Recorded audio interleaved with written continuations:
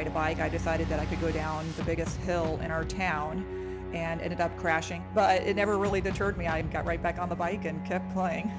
I enjoy competing, I enjoy cycling, and I enjoy meeting new people, possibly inspiring others to compete as well. I think the most inspiring thing to me is just being out there in nature. Someday you will not be able to do this. Today is not that day.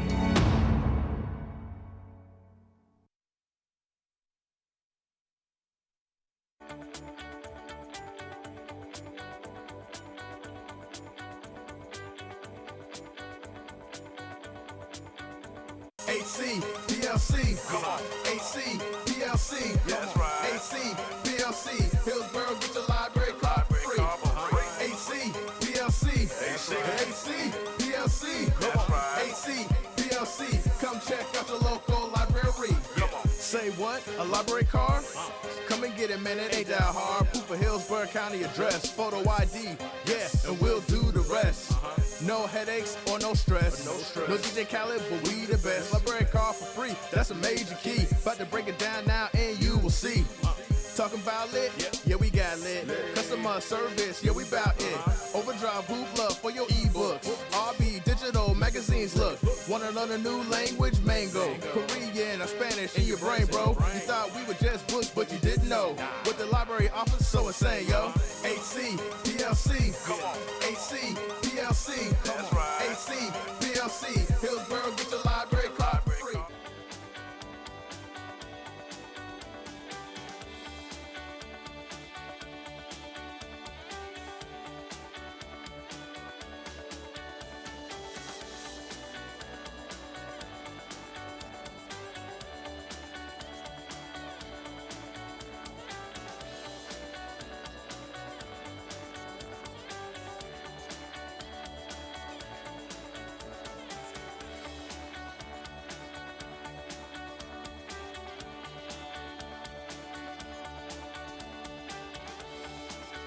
Let's all properly recycle. Let's all properly recycle. Let's all properly recycle.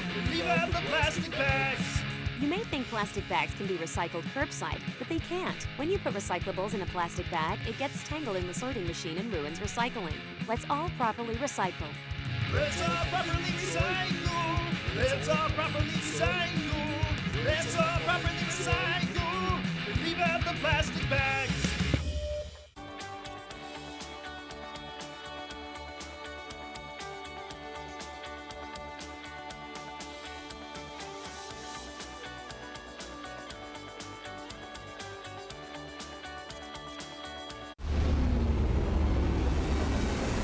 In a world he didn't create,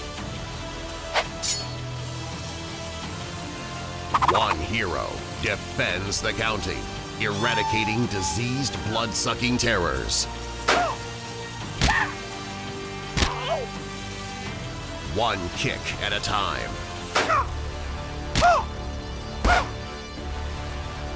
A hero we deserve. Coming soon to a yard near you.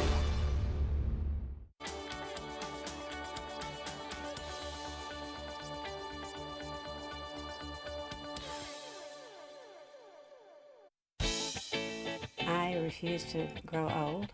I'm interested in a very active life, and in order to do that, I get out and engage with other people. It's not all about the competition. It's about the social aspect of it, and it's fun. You don't have to be an athlete. You can just come and have a good time and enjoy what you're doing. I love every minute of it. My favorite quote is, "Can't, never could." You have to at least try something.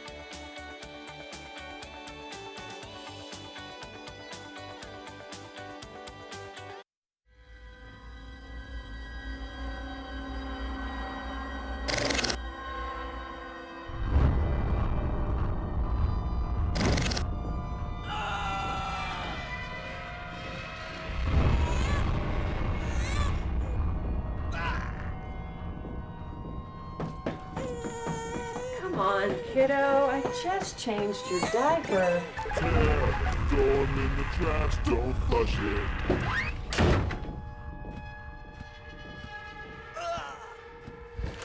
What is it? In my 25 years of plumbing, this is the worst stench I have ever smelled. How did this happen? You fed the monster these so-called flushable wipes. Monster? They call it the clog. With 2 G's because it's extra gross. You see, packaging will have you believe they are safe for plumbing and flushable. But in fact, they are not. They combine with other sewage in the pipes and become the clog. This is the monster you created. I didn't know. Next time, save yourself the headache and the repair bill and throw those flushable wipes in the trash. What? Oh my... Tammy, do you see how much this is gonna cost us?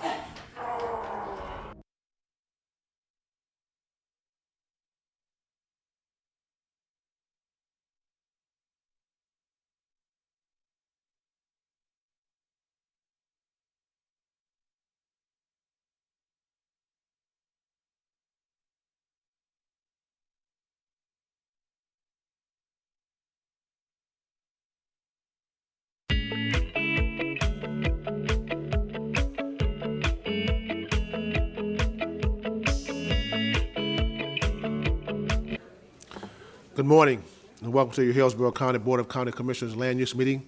Will everyone please rise for the Pledge of Allegiance and invocation given by Chaplain Commissioner White. Thank you, Mr. Chairman. We'll begin with the Pledge of Allegiance. Attention, salute, pledge. I pledge allegiance to the flag of the United States of America and to the republic for which it stands, one nation, under God, indivisible, with liberty and justice for all. Heavenly Father, I pray that you'll guide this board, our staff, and community stakeholders this morning as we make decisions where there is sometimes division within the community.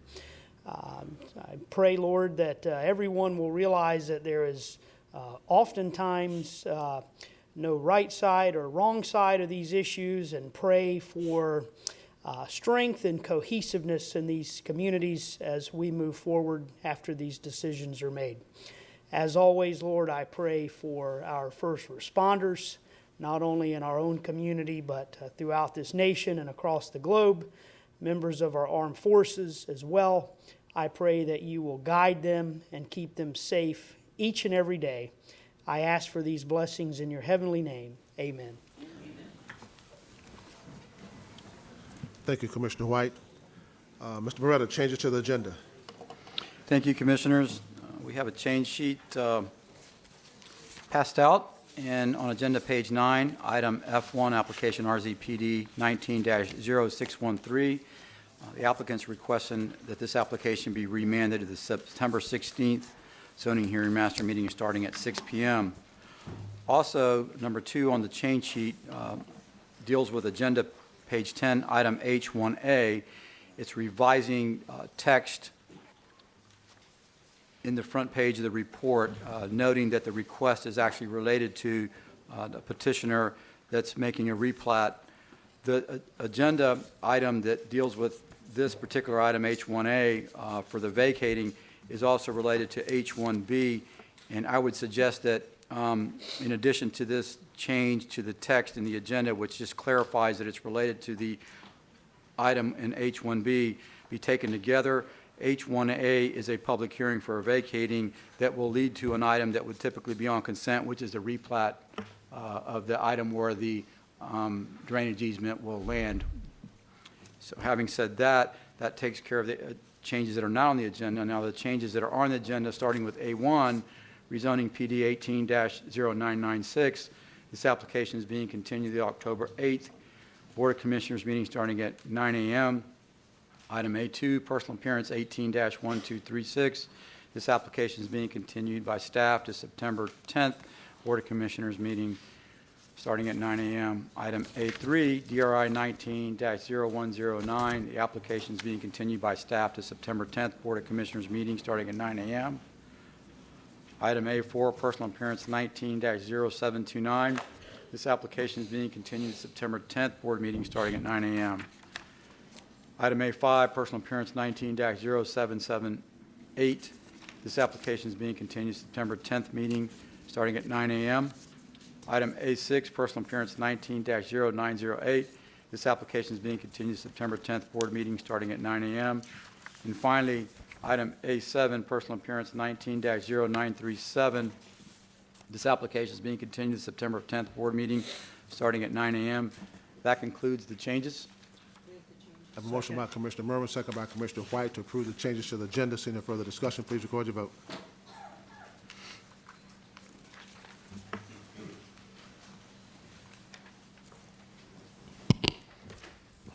Motion carried 5-0. I have a motion to accept the consent agenda. Motion by Commissioner Merman, second by Commissioner White to approve the consent agenda. Seeing no further discussion, please record your vote.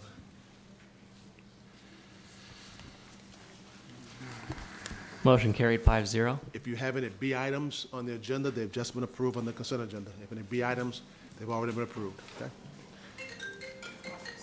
That is $20 now. Anyone who intends to present testimony, evidence, or otherwise be heard on any matter scheduled for consideration at today's meeting, please stand and raise your right hand so the clerk can swear you in.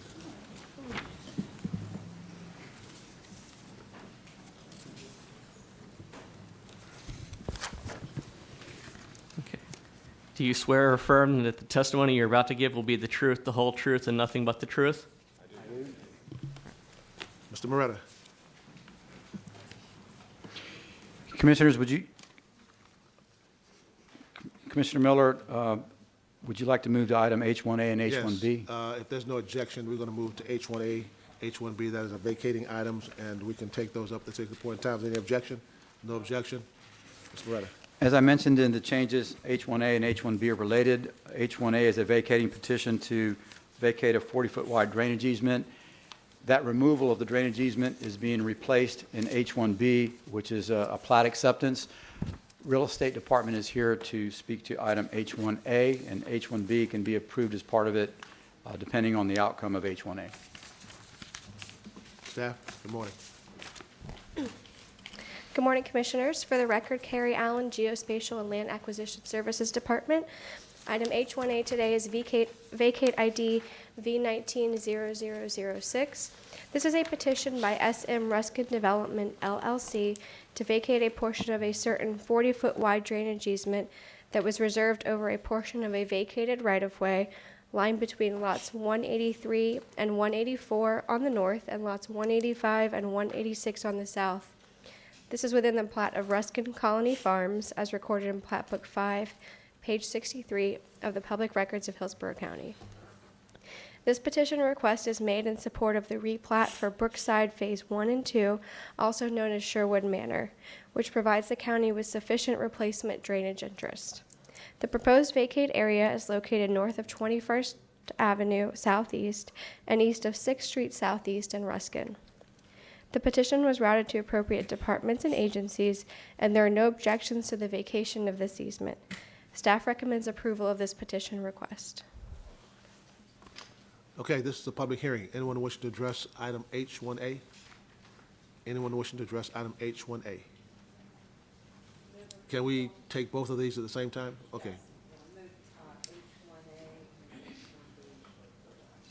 There's a motion by Commissioner Merman, second by Commissioner Overman to approve items H1A and H1B. Seeing no further discussion, please record your vote.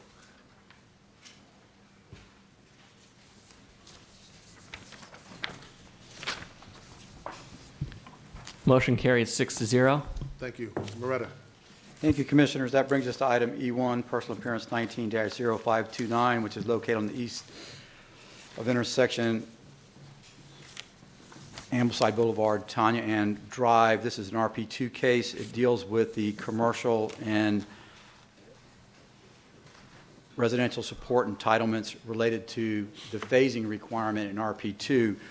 Commissioners, currently the site is approved for approximately 48,000 square feet of service uses.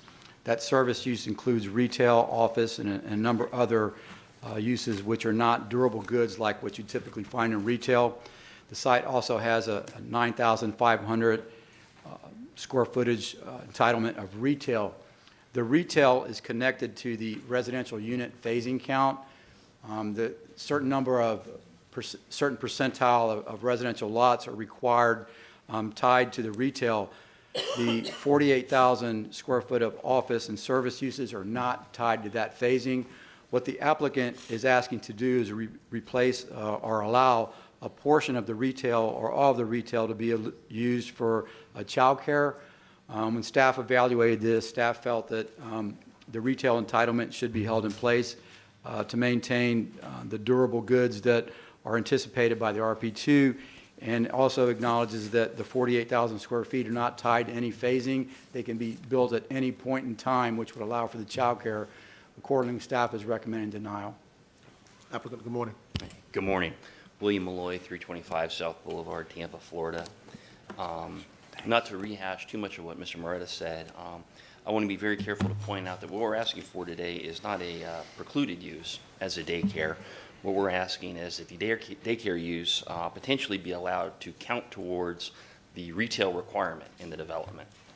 The reasoning for that is a little bit complicated, and it doesn't necessarily track with the land development code or the comp plan. It's argument that first of all, as the staff report states, the daycare use is a very beneficial one to the neighborhood. It would be very appropriately located in the center of the neighborhood, which is where it's earmarked on the PD plan. And furthermore, we've really struggled so far with the idea of putting a retail use in this small space in the middle of the neighborhood, knowing that the viability of a retail use is completely tied to roof counts and traffic counts. Where this location is relative to Summerfield and Big Bend, the demand for a retail use in the center of the community, we feel would be, it'd kind of be a vacuum there, that we'd really be just looking at an empty shell that was CO just for the purposes of obtaining building permits for the surrounding residential. So again, we feel that the daycare is a very good fit for that spot. Unfortunately, it's precluded by the wording of the zoning conditions because it's classified as a residential support use. That's the crux of it. I'm happy to answer any questions about that. Okay, thank you. This is a public hearing. Anyone wishing to speak as a proponent? Anyone wishing to speak as a proponent? Anyone wishing to speak as an opponent? Anyone wishing to speak as a opponent? You waive your time as a rebuttal? What's your pleasure? There's a motion by Commissioner. Pardon me? I'm sorry. Commissioner Overman, you recognize.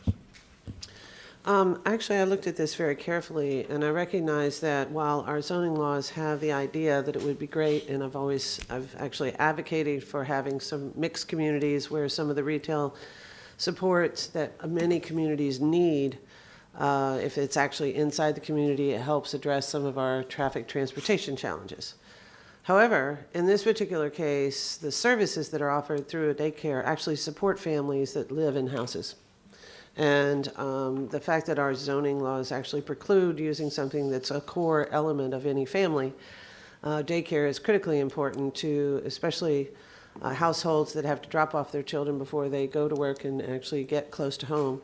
I would actually support this effort because I think maybe as a service, because they're selling services that actually include childcare, it is still something that is purchased that creates jobs. So maybe the zoning in the future may need to be able to address that is actually a service that's sold. But in this particular case, I really would like to support this effort, especially given that the applicant is considering partially the retail component as well as adding daycare as an element of the retail services that are offered.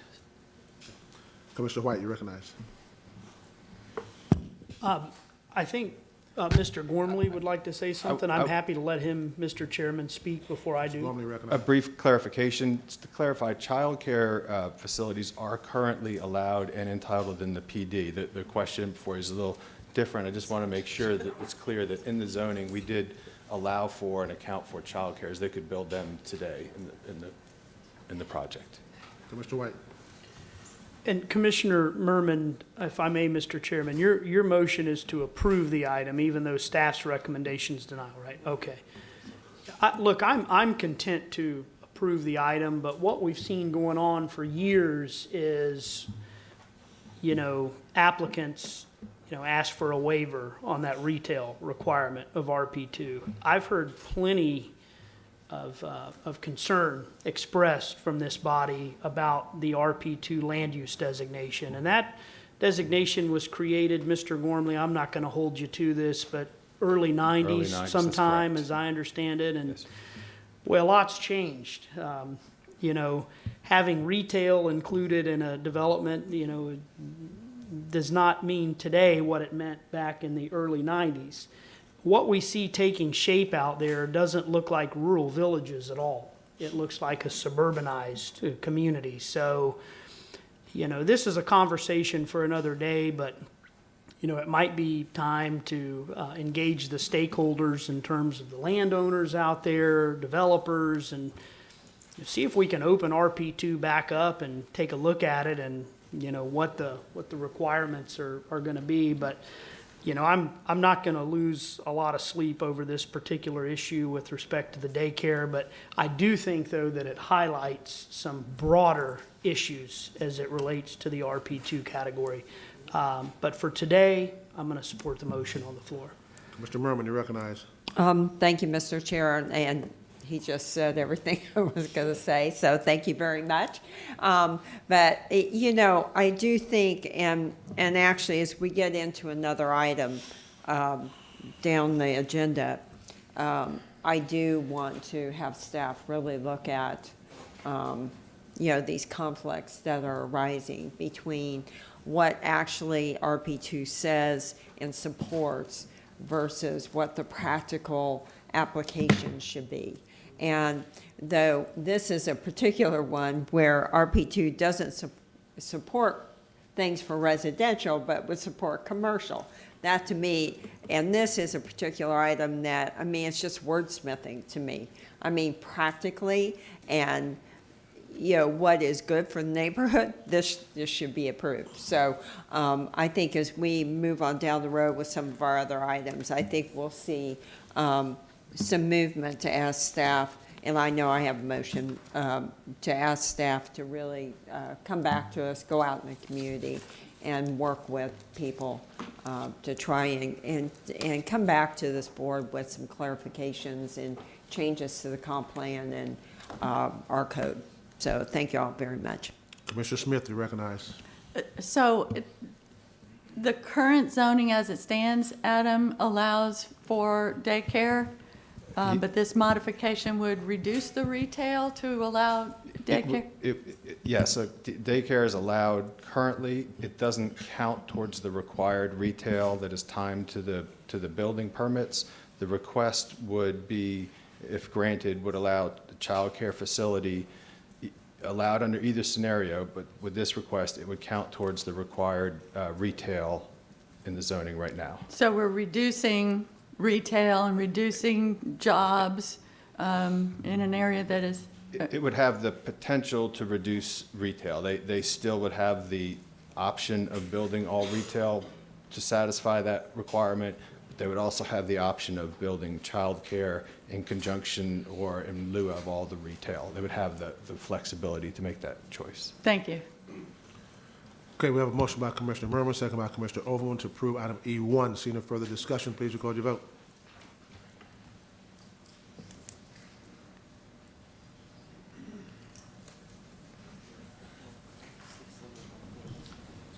Motion carried 5-2. Commissioners Kemp and Smith voted no. Mr. Beretta.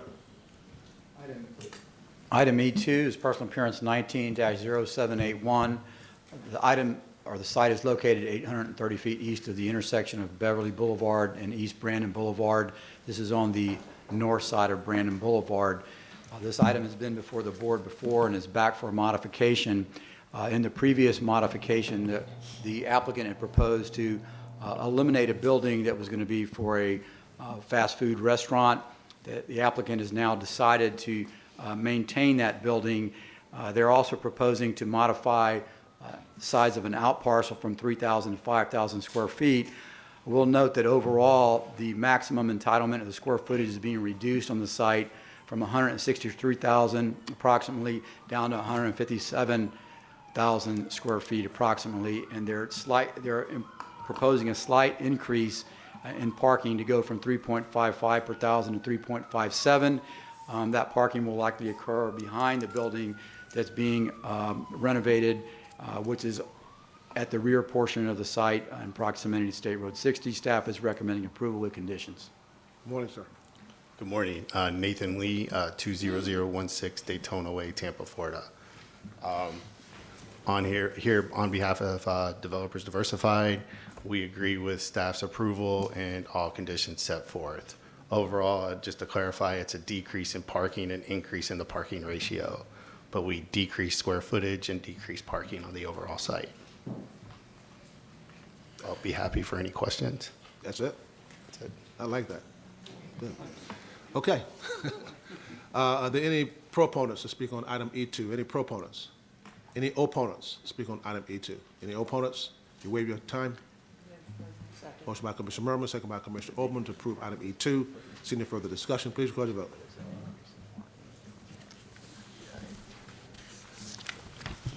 Motion carried 7-0. Thank you. Loretta. Thank you, Commissioners. This brings us to item E3, personal appearance 19-0692. This is located at 13408 Boyette Road. This was heard and continued by the board to allow the applicant to explore conversations dealing with a 15-foot buffer, primarily on the east side of the site. The buffer that's proposed now includes to preserve trees, not including the invasive species, and also the buffer will not be part of the platted lots. Additionally, during the development process, if any trees are to be mitigated, that mitigation will occur in the buffer area to increase the number of trees that will occur in that buffer. Staff at the time was recommending approval. That approval also deals with modifying the lot size to allow duplex development, essentially from 4,180 to 3,850. The orientation of the lot, or the perspective of the lot, will appear generally to be the same as a single-family home, and is that they're duplexes. So effectively, when you combine the 3,850 square foot lot, it will look much larger than what it appears in the text that I'm presenting. Staff considered all that and is recommending approval with conditions. Mr. Brickelmeyer, good morning. Good morning, Clayton Brickelmeyer Law Group. I don't want to rehash, so I'll just focus on the condition. Mr. Gross was nice enough to go out and actually walk the site with us, and it's not, the revised condition, I hope, got distributed already. Joe, did they get the new with the additional tree language? In the background. It's not in the staff report. That's why I'm asking. Sorry. I'm going to double check the staff report. Let's see if the new language is in there. I will talk while I'm looking. What Joe found was that there were some trees that were worth saving, so our original idea was good for 10 feet. And there will probably be some replacement inches required as part of the clearing of the rest of the site. And that, the language we went with, I'll just read it into the record. It's here, Joe. I'm sorry. The first location for the planting of replacement trees required in accordance with the code section shall be within the 15-foot buffer. So there's going to be a 15-foot buffer that's platted separately, that's maintained by the HOA, and to the extent we need to replace some tree inches, those inches are going to go into that 15-foot buffer. I've spoken with at least the Sheffields who were here, who I think have counsel here today. They're okay. That's the only representative that I've spoken to from this neighborhood, but I think we've done as much as we can do for down zoning, and I hope that this mitigates some of the difficulty, and I'd ask for your support. Thanks. This is a public hearing. Anyone wishing to speak to item E3 as a proponent? Anyone wishing to speak to item E3 as a proponent?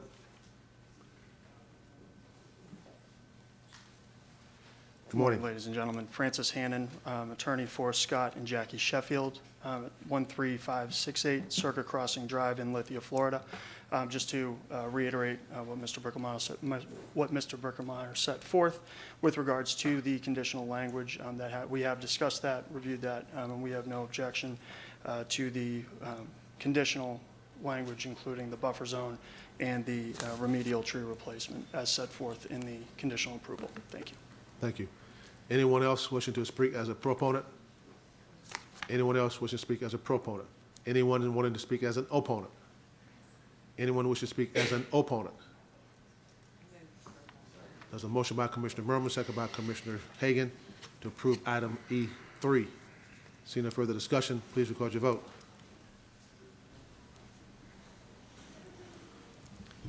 Motion carried 7-0. Mr. Moretta. Thank you, Commissioners. This brings us to item E4, personal appearance 19-0983, which is located 40 feet northwest of the intersection of Fern Drive and Sims Road. This is a minor modification to a plan development to reconfigure, relocate charter school, recreational facilities, and parking. This is an existing approval for a charter school. I want to ask Brian Grady to go through the changes on the overhead, which are depicted on the site plan. Good morning, Commissioners. Brian Grady, Development Services. The picture on the left is the existing layout of the PD on the general site plan, and then on the right is the changes. You'll notice the main changes in the blue area. They had a gymnasium that's being removed from that area. It's being consolidated with other buildings in the red area as depicted here, and that's being replaced with parking. And then they're making slight adjustments into the extent of the play fields, slightly extending them further to the west, and then this one's just being adjusted a little bit smaller and further to the east, and those are the natures of the changes. Okay. Is the applicant here? Morning. Morning, sir. Chris McNeil, 15957 North Florida Avenue, Lutz, Florida, on behalf of the applicant. As Mr. Brian Grady stated, there's just minor adjustments, mainly with the shifting location of the building. Other than that, everything else still stands as is, and we accept the conditions as written. Okay. Thank you very much. Thank you. Public hearing. Anyone wish to speak on item E4 as a proponent? Any proponents on item E4? Any opponents on item E4? Any opponents on item E4? What's your pleasure? Motion by Commissioner Merman, second by Commissioner Overland to approve item E4. Seeing no further discussion, please record your vote.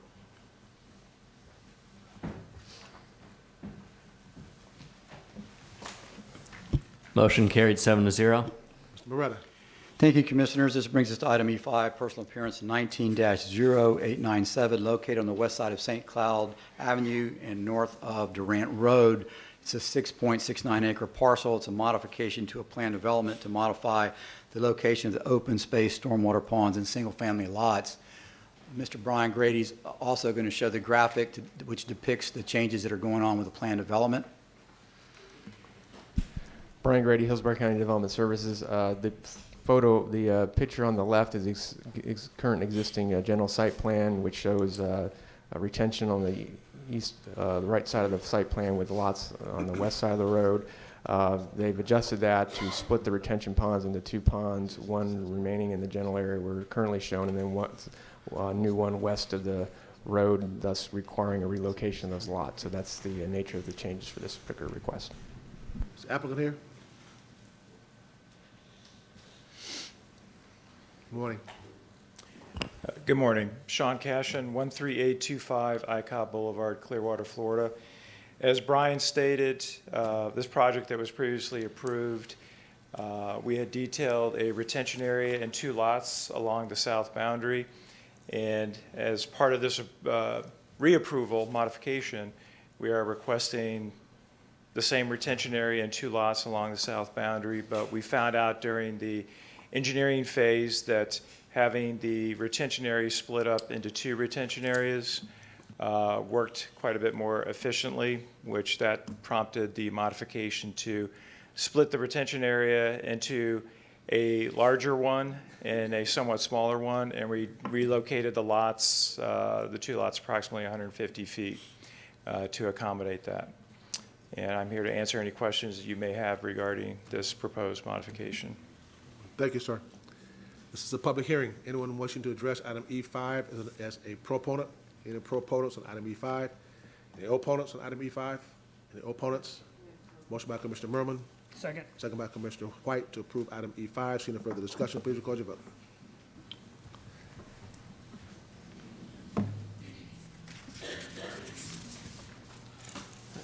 Commissioner Kemp?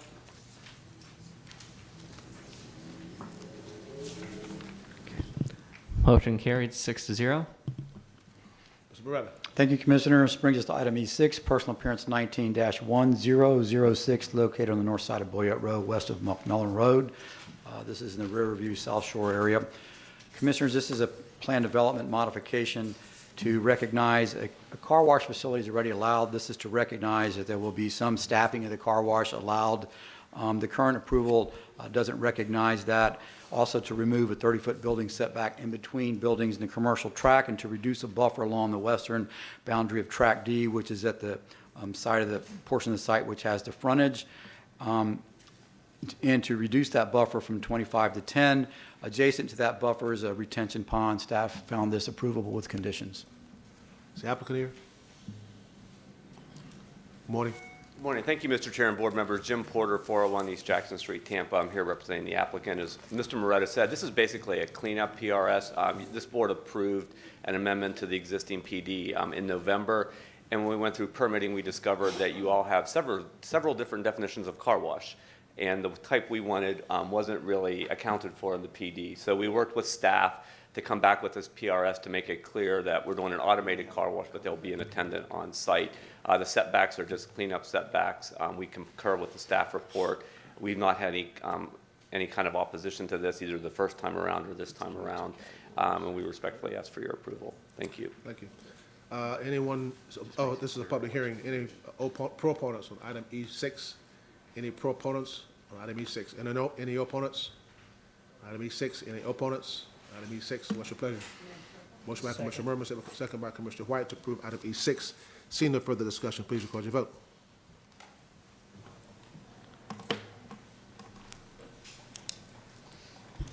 Motion carries 6-0. Moretta.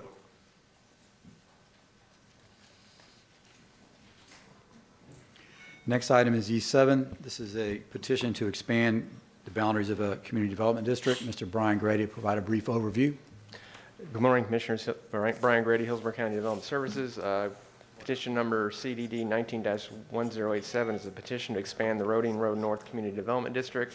The petition has been submitted by the Roding Road North CDD to expand the CDD by adding approximately 17.252 acres to the CDD.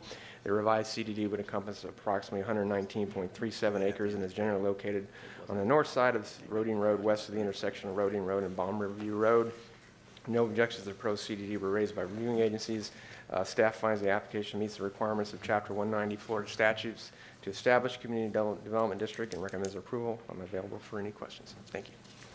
Is there an applicant? Are you applicant here? Okay. Good morning. Good morning. Good morning, Commissioners. Rennie Heath with the chairman of the Roding Road Community Development District. We agree with everything that was previously said, and we would request an approval on this, and I would be happy to stand by for any questions. Okay, thank you. This is a public hearing. Any opponents, any proponents to speak on item E7? Any proponents? Any opponents on E7? Motion by, are you the opponent? Yes, come forward.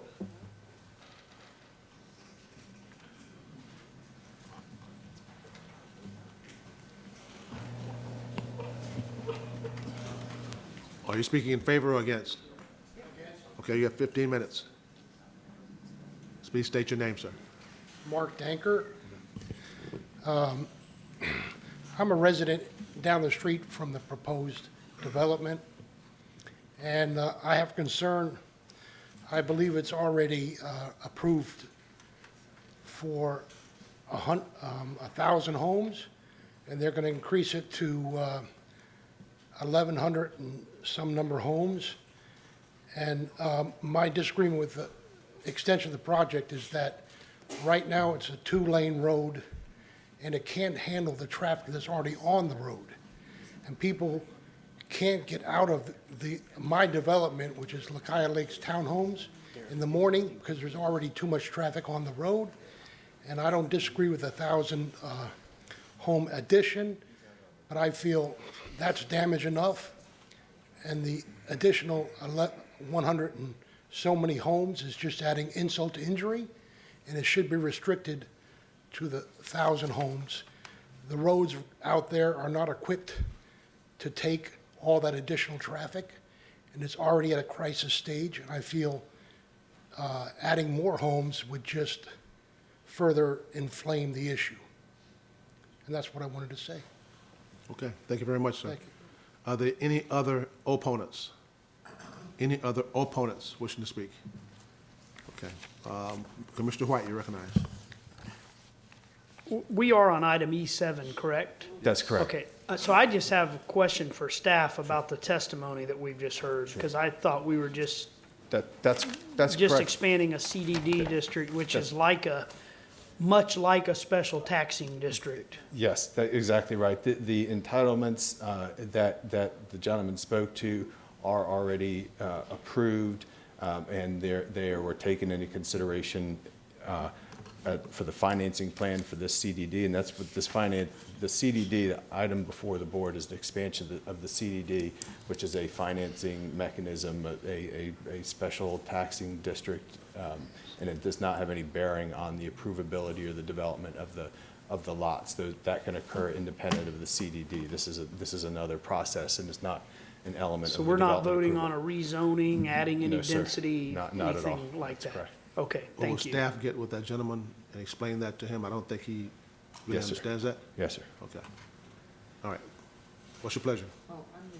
Motion by Commissioner Merman, second by Commissioner White to approve item E7. Seeing no further discussion, please record your vote.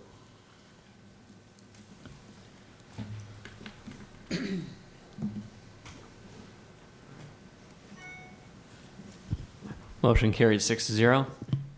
Mr. Moretta. Thank you, Commissioners. Item F1 was remanded in the changes, so that brings us up to the regular agenda, item G1. An oral argument has been filed for these cases. If you want to move for oral argument now or after the... May I have a motion to open for oral argument? Or motion by Commissioner Merman, second by Commissioner White to open for oral argument. Seeing no further discussion, please record your vote.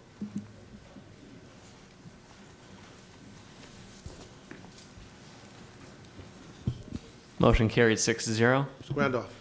Good morning, Mr. Chairman, members of the County Commission. My name is John Grandoff, Suite 3700 Bank of America Plaza. Before we proceed this morning, may we await a full board? Hold on. And, Mr. Moretta, did you have any explanation of this? I can provide the overview if you'd like. This is a... Sorry. Do you want me to? You need to? Typically, we do. Well, go ahead. Well, I'm asking if we could postpone the presentation until we have a full board seated. Mr. Hagan is absent. We don't mind being skipped over. I'd like to have a courtesy of a full board. Move to defer the item to the end of the agenda. Is there a second? That's a motion by Commissioner White, second by Commissioner Merman to defer item G1 to the end of the agenda. Seeing no further discussion, please record your vote. Thank you. Motion carried 5-1. Commissioner Kemp voted no. Hold up. Now, Move to reconsider. there's a motion by Commissioner White, second by Commissioner Overman to reconsider item G1. Seeing no further discussion, please record your vote.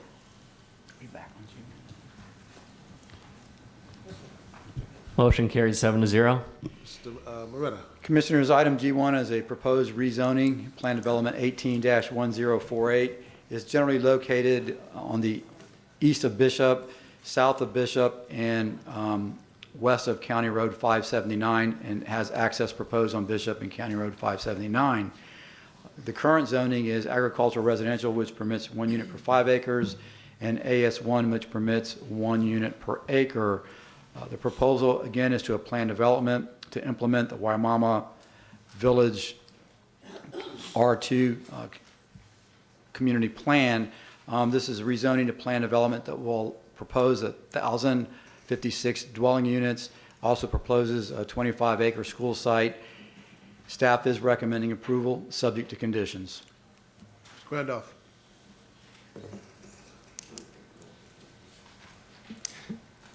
Good morning, Mr. Chairman, members of the County Commission. My name is John Grandoff. My address is Suite 3700, Bank of America Plaza.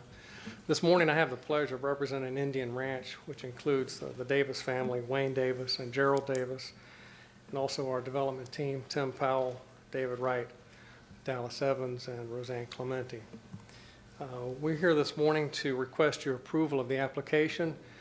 The zoning hearing officer, the land use hearing officer, has provided a thorough report to you following 2 plenary hearings on this application, including a remand. We find no error in his report, and we respectfully request your approval this morning. I will reserve the remainder of my time for any rebuttal if necessary. Thank you very much. Okay. The testament is limited to those that are listed in the party of record. So for support, Isabel Albert.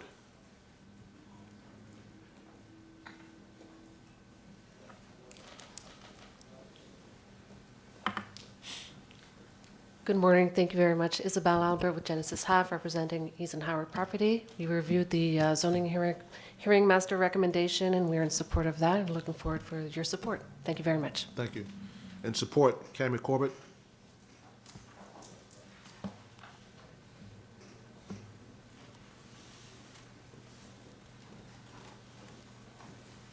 Good morning, Cammie Corbett for the record. I'm here also representing Eisenhower Property and respectfully request your approval based on the hearing examiner's recommendation. Thank you. Thank you.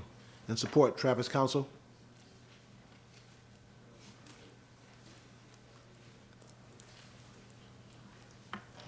Good morning, Commissioners. My name is Travis Council. I live at 3935 24th Street Southeast, Ruskin, Florida. I'm not a public speaker, so bear with me. I come to you today to support this project as it was originally submitted with no existing jobs requirements being added as a condition. I am a Wimauma business owner and the adjoining landowner to the Davis property. I come to you as a 4th-generation resident of Hillsborough County. I also come to you as having attended every meeting regarding the Wimauma plan since the first meeting in December of 2004. Kept notes from every meeting as well. I'm here to make certain that the original interpretation of the Wimauma plan is used in approving this application. The group of residents and stakeholders that I worked with tried hard to put together a plan that all could agree upon, a plan that would help to revitalize the existing town of Wimauma and not scatter commercial growth away from it. We knew that the old RP2 zoning was not the answer. We tried to keep the rural character of the area in our planning while bringing in well-planned growth to support the area. The plan was a win for all as it protected the area from unplanned sprawl and would bring jobs to the area as it grew. Fast forward to today. Suddenly there is a new interpretation that makes no sense. Planning any future development in the WV2 on existing jobs and commercial development in downtown Wimauma. This is not what we worked hard to put together.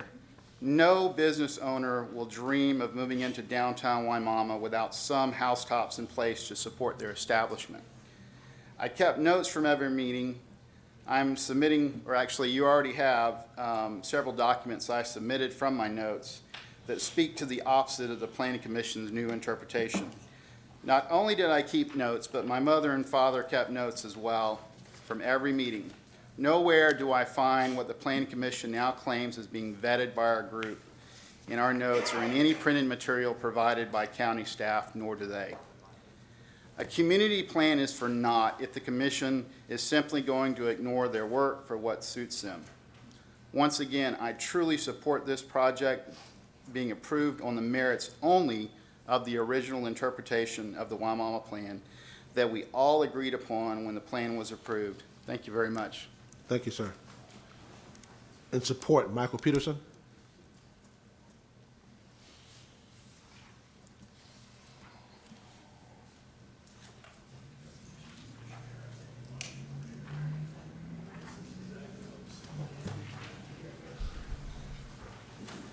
Ms. Lugman, was this presented to the zoning hearing master?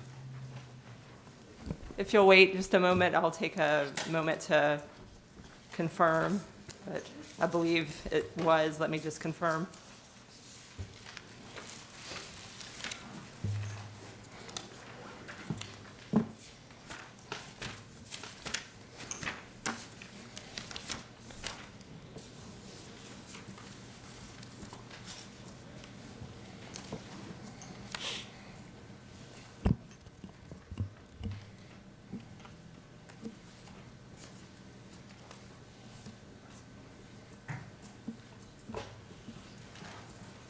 Mr. Peterson, were those submitted at the first or the second meeting? It have been the second zoning hearing master. Second zoning hearing master remand hearing. Correct. And exactly as you see them.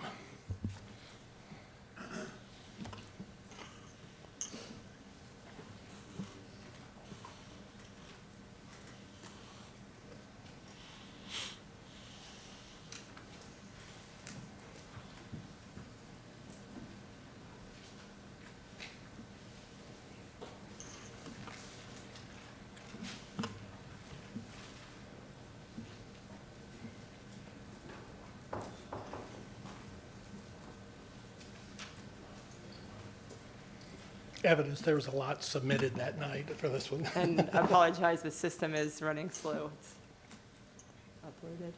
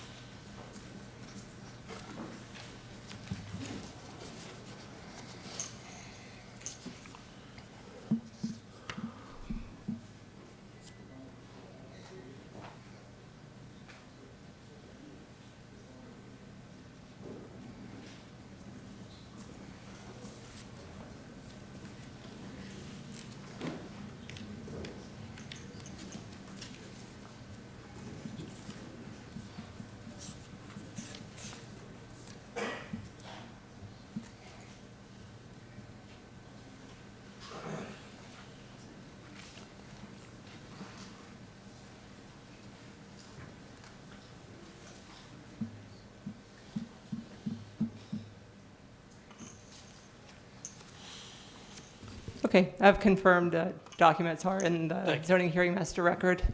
You may proceed. Thank you. Michael Peterson, speaking to you today as one of the prior actual participants in the creation of the Waimama Community Plan.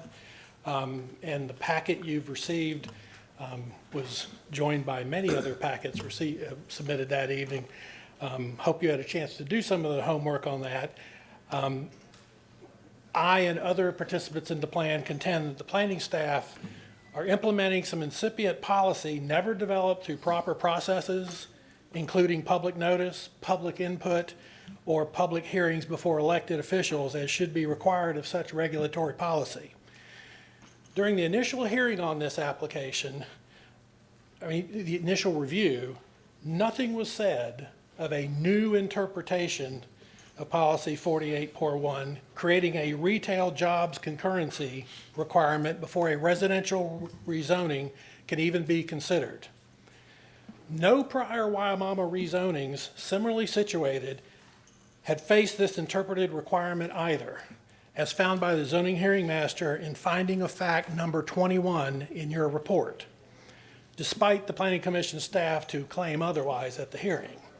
Furthermore, his finding of fact number 20 found, quote, a requirement that employment and services criteria must be in existence to support a new residential PD approval does not exist within the comprehensive plan and was not intended by the text of the plan. His conclusion in that report you have similarly states such. So why such a rejection by the hearing master? Beyond all the proof that was submitted at the hearing, of which you've just seen is voluminous to prove against that,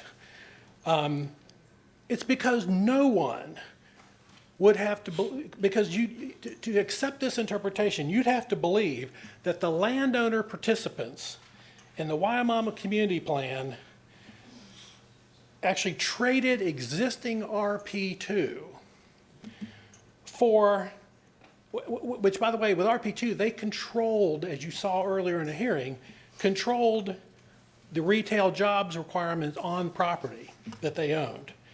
They would have to trade that for a WVR2, whereby they would have to develop new retail job buildings in downtown Waimama on land they don't control, in competition with existing businesses, despite everyone's intent to try to help build up the existing businesses. And to do all this before they would qualify to apply for a residential rezoning, they might not get approved if politically unpopular. Who truly believes that was a bargain that all the landowner participants jumped into?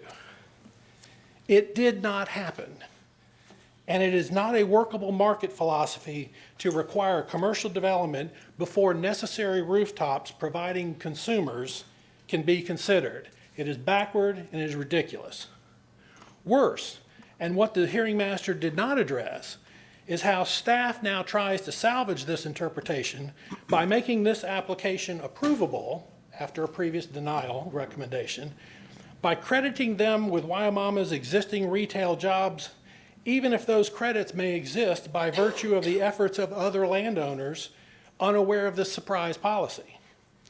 Council growers, DL Farms, and other participants in the community plan's creation are now to be disadvantaged by a first-come, first-serve application of a surprise retail job concurrency requirement never discussed or intended by the community plan approvable.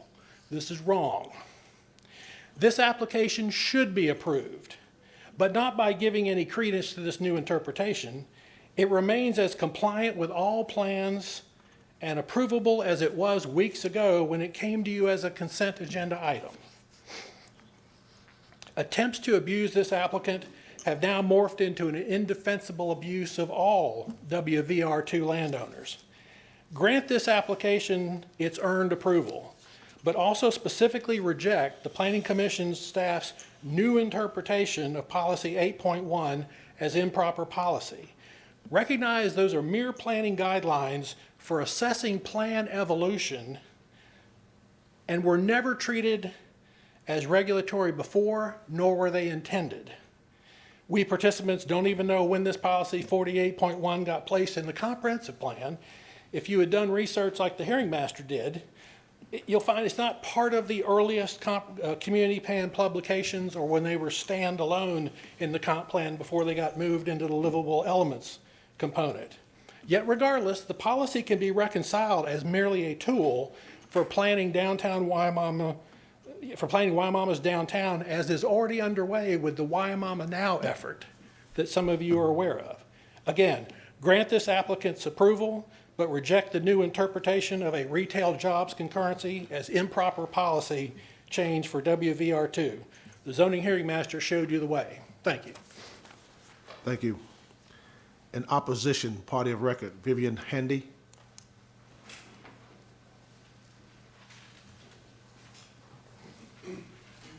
Good morning. Vivian Handy, 1080 Chert Rock Trail, Waimama, Florida. I am a business owner right in the heart of Waimama and an employer right in the heart of Waimama. I'm a homeowner, a property owner, and a resident. And I've been in Waimama for about 20 years now. And this is not what I had planned to say, but I feel like I can represent my friends and neighbors in my community who don't have the luxury of driving over an hour in traffic to get to this hearing to represent their interests as residents of our rural community. The actual abuse of the interpretation of the Waimama Community Plan would be to approve these urban sprawl developments, such as this one that's being proposed.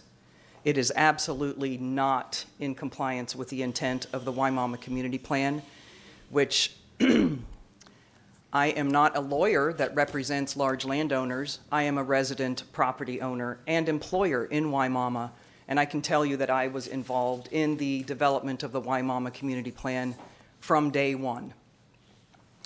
I have plenty of notes and memories and input from all of my neighbors, and the intent was not to create urban sprawl, not to create traffic and congestion, and not to prematurely create rooftops that could not be supported by anything other than more commuter traffic driving to jobs. This development is outside of the urban service area. It will create major safety issues for existing and future residents. There are plenty of so-called rooftops within the urban service area currently being developed in Waimama, and no need for the sprawl outside of the urban service area at this point in time. 1,000+ homes, significant wildlife habitat, and the traffic and congestion that will be created are a major concern. I can point to the Waimama Community Plan right here, and the specific intent of the category is to avoid a pattern of single-dimensional development that could contribute to urban sprawl. It's to designate areas inside the boundaries of the village plan that are suited for agricultural development in the immediate horizon, but may be suitable as described in the plan.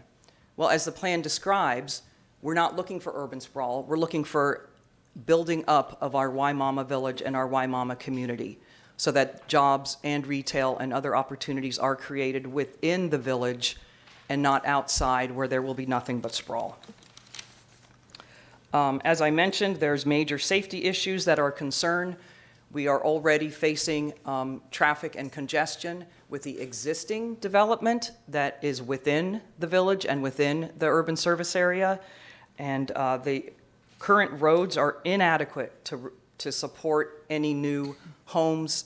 There are not sufficient sidewalks or bike lanes or anything like that will ensure the residents' protection and safety moving forward. I urge you to please do what is right for your rural residents. We don't want another Brandon Boulevard. As Commissioner White pointed out previously regarding that daycare case, the intent of the RP2 prior to this village plan was not to urbanize these areas. It was to maintain the rural character and protect those of us that enjoy a rural quality of life. So please oppose this really bad development. Thank you. Thank you. Party of Record Opposition, Nicole LaCour. You have 6 minutes and 5 seconds left. Okay. It's actually Noelle LaCour. I'm sorry. That's okay. It happens 5 times a week. What did she say? So good morning. I understand that the farmers are wanting to rezone their properties and sell them to residential developers so that they can retire and move away. While I do believe in property rights, I do not think that us taxpayers should have to subsidize these residential developments, nor should we have to deal with a subpar infrastructure that cannot handle our current population. If developments paid for themselves, then we wouldn't be in the mess that we are in now. In South County, our roads become worse every day. Our schools are over capacity. We're 20 fire stations too short for the county, with the biggest need being in South County, where this proposed development is located. And in the comprehensive plan for unincorporated Hillsborough County under growth management strategy, it says this plan provides for the development of planned villages within rural areas. These villages are essentially self-supporting communities that plan for a balanced mix of land use, including residential, commercial employment, and the supporting services such as schools, libraries, parks, and emergency services. The intent of these villages is to maximize internal trip capture and avoid the creation of single-dimensional communities that create urban sprawl. This proposed development is urban sprawl. And then as for the employment, I know that they're saying that it's being interpreted wrong, but also in the comp plan, underemployment areas, in the Waimama Village Residential 2, it says, to satisfy the employment requirements of the plan, the proposed commercial square footage shall be contained in the Waimama Village downtown. It says proposed, not existing. And so I have the list here that's in the PGM store that shows the, I guess, the commercial establishments and how many jobs they they produce. So there's a few problems with this. The strawberry market is permanently closed. The tax land is seasonal. They have hundreds of jobs listed for churches in Waimama. For example, one of them, the Church of God, they have 121. But those are homes where people live. There's no work going on there. Also, Big Jim Storage, they have 124 employees is what it says. They actually have 3, and they are not hiring. I guess they use the storage units themselves since they are air conditioned and heated, climate controlled, and those square footage should not have been calculated for that. And even if these numbers were accurate, they're not actual jobs that are available. They're already taken.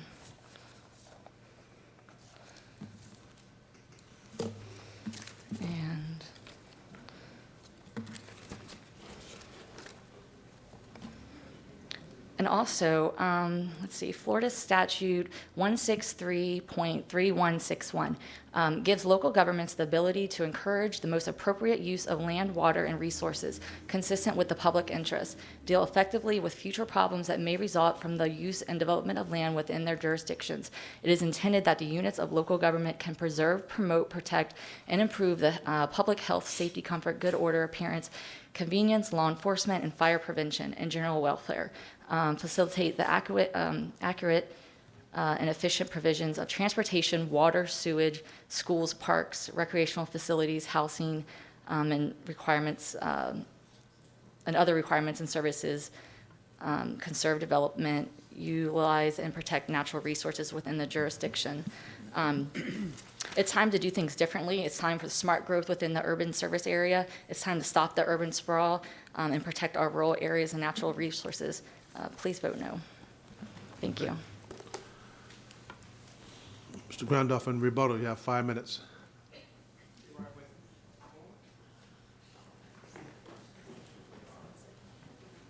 Thank you, Mr. Chairman. I have a few statements I'd like to provide to you on rebuttal. Ms. Handy's statements, Ms. LaCour's statements are simply conclusory statements of opinion in their own eyes. They're not grounded in competent substantial evidence, which is the test this morning in a quasi-judicial forum. In fact, Ms. LaCour quotes to you Chapter 163, which cautions you to assure the public health, safety, and welfare. Those are good words. That's exactly what the Planning Commission does in its review of the application. That is what Mr. Scarola does as the land use hearing officer in considering that evidence in that forum and writing his findings of fact, which he provides on page 29 of a 33-page exhaustive report. And if you look at paragraph 5, the applicant has demonstrated that the development allowing density of 2 units per gross acre complies with the following WVR2 comprehensive plan requirements. He is the finder of fact. He heard the testimony. He concluded that the gross density is permitted. He concluded that the project is connected to open space, which will account for at least 40% of overall private acreage. I'm reading on these 5 bullet points if you want to follow along. Number 3, the project shall provide a mixture of uses when 10 acres or more on the site. The project is 528 acres in size, 25-acre tract for residential support, 25-acre tract given to the Hillsborough County School Board for a new school. Number 4, development must be on central water and wastewater at the expense of the developer. It will be without exception. In compliance with the Waimama Village Plan, a minimum of 50% of the internal roadway ends are to terminate within another roadway, and through streets are to be established every 1,320 feet. He continues to make specific findings of fact on page 30 with respect to the Waimama Village Residential 2 special area of consideration. And this is on the remand, a full plenary hearing on remand.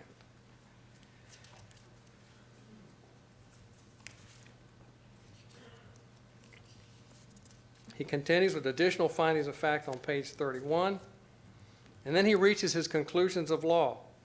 The middle of the page 32, he finds, after considering all this evidence and going through this detailed report for 32 pages, he finds, based on the findings of fact cited above, there's competent substantial evidence to demonstrate that the requested plan development rezoning is in conformance with the applicable requirements of the Land Development Code and with applicable zoning and established principles of law.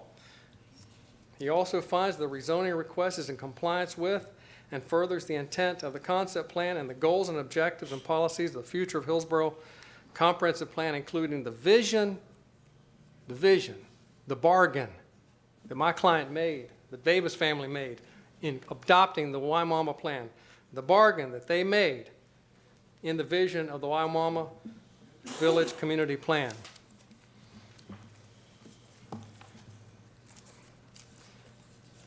In considering these applications, we have a burden. We must prove that we comply with procedural requirements of the zoning ordinance and that we are consistent with the comprehensive plan. The burden then shifts to demonstrate that maintaining the existing zoning classification accomplishes a legitimate public purpose. That has not been demonstrated to you this evening in any of the opposition. We have met our burden for approval as found by the land use hearing officer. Neither the county nor the neighbors offered any experts, independent studies, or any consensus to support concerns against the project. Absolutely nothing but conclusory statements. These complaints and objections constituting opinions without more do not amount to competent evidence and should be rejected. As such, the opponents have failed to satisfy their shifting burden. For all these reasons, my client's application should be approved this evening without question. And I am quoting from a case that was recently rendered in the circuit court, Sutton versus Hillsborough County, in which Judge Foster reached the findings that I just read to you. I respectfully request your approval this morning. Thank you. Planning Commission. Thank you. Melissa Leinhardt, Planning Commission staff. The subject property is located within the Waimama Village 2 future land use category. It is located in the rural area and also within the limits of the Waimama Village Community Plan. This case was remanded back to the zoning hearing master to consider the employment and service requirements as contemplated by the WVR2 policies within the future land use element as well as the Waimama Village Community Plan. The proposed plan development for a maximum of 1,056 single-family residential units and residential support units is, residential support uses is consistent with policies in the Waimama Village 2 future land use category and is compatible with the existing development pattern in the area. The character of the area is mainly large lot, single-family, and agricultural uses. The site is heavily treed along its western border, which will help to mitigate any potential impacts to the uses to the west. The applicant is clustering the units in order to achieve densities in excess of 1 dwelling unit per 5 gross acres, as well as providing residential support uses, which meets the intent of policy 48.2 of the future land use element. The subject property is located within the WVR2 future land use category. This category specifies that contiguous open space must constitute no less than 40% of the gross site acreage. And open space is also an important component of the village residential as per the Waimama Village Community Plan. The applicant has reserved 228 acres of the site, of which 112 acres are wetlands. This exceeds the 40% requirement for open space. This meets both the intent of the community plan as well as the WVR2 future land use category. The application has been reviewed by Hillsborough County School Board, and the applicant has dedicated a 25-acre school site on the site plan, meeting the intent of the community plan, which states that residential projects with 50 or more units should consult with the school district with regard to potential school sites. The applicant is also meeting the intent of creating a balanced transportation system as envisioned by the community plan. The site plan displays a pedestrian trail throughout the site. And additionally, as part of the conditions, there's a requirement for the establishment of future cross-access points. Policy 48.1 in the future land use element states that in order to achieve densities in excess of 1 dwelling unit per 5 gross acres in the WVR2 future land use category, developments shall achieve the minimum clustering ratios job opportunity provisions, and shopping provisions. After numerous meetings with the applicant, Development Services, and after reviewing previous WVR2 rezoning applications, it was determined that the previous applications, which are rezoning numbers 10-0147 and 19-0093, the employment and service requirement numbers were formulated using the square footage of the existing non-residential square footage from the entire community plan boundary.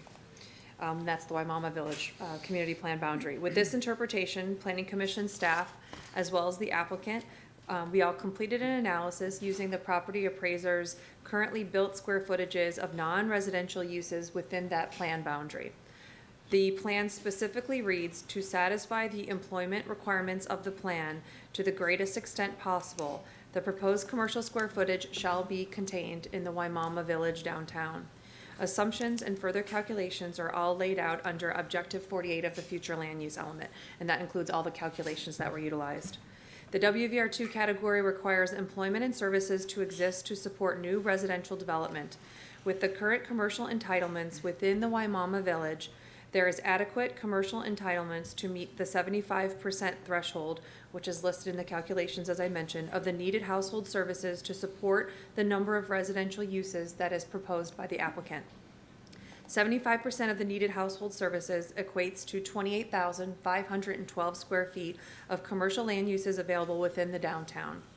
There is currently a total of 80,927 square feet of commercial uses contained in the Waimama Village. This adequately supports this development as well as the two prior approvals. Also, as part of the Waimama employment and service requirements, it is the requirement to provide 55% of the needed household jobs. There would need to be 871 jobs provided within the community plan boundary to meet this requirement. To ensure that tracking of the commercial is completed in a uniform manner, job requirements will be assigned specific folios that accommodate the number of commercial entitlements needed to meet their job requirement, which would meet the intent of the language regarding approvals and tracking. Also, to meet the vision of the community plan, the tracking will capture the jobs within the downtown first, and then capture the jobs from outside of that prescribed area. The current non-residential entitlements from the West End Commercial District, the Waimama Village Downtown, and the Light Industrial Office District equate to providing a total of 1,696 jobs.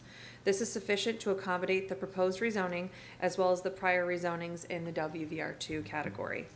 The proposed rezoning would allow for development that is consistent with goals, objectives, and policies of the future land use element, as well as the rest of the future of Hillsborough Comprehensive Plan for unincorporated county, and it is also compatible with the existing and planned development pattern within the area. It also meets the intent of the Waimama Community Plan and the future land use element with regard to the employment and service requirements. Based upon those considerations, Planning Commission staff finds the proposed plan development consistent with the future of Hillsborough Comprehensive Plan for unincorporated Hillsborough County, subject to the conditions proposed by Development Services. Thank you. Thank you. Zoning hearing master. Zoning hearing master considered the applicant's request for a plan development zoning to accommodate development of 1,056 units of single-family residential on this 528-acre site located within the southern portion of the county along County Road 579 east of Westlake Drive. The site is currently vacant agricultural land, and of the 528 acres, approximately 112 acres are wetlands. The proposed plan development is presently zoned AR and AS1 and lies within the WVR Waimama Village Residential 2 future land use category of the comprehensive plan within the rural service area and within the boundary of the Waimama Community Plan. The zoning hearing master noted the existing land uses located surrounding the subject property, including scattered single-family residential to the west, agricultural lands to the south and north, and that land owned by the Southwest Florida Water Management District is located to the east.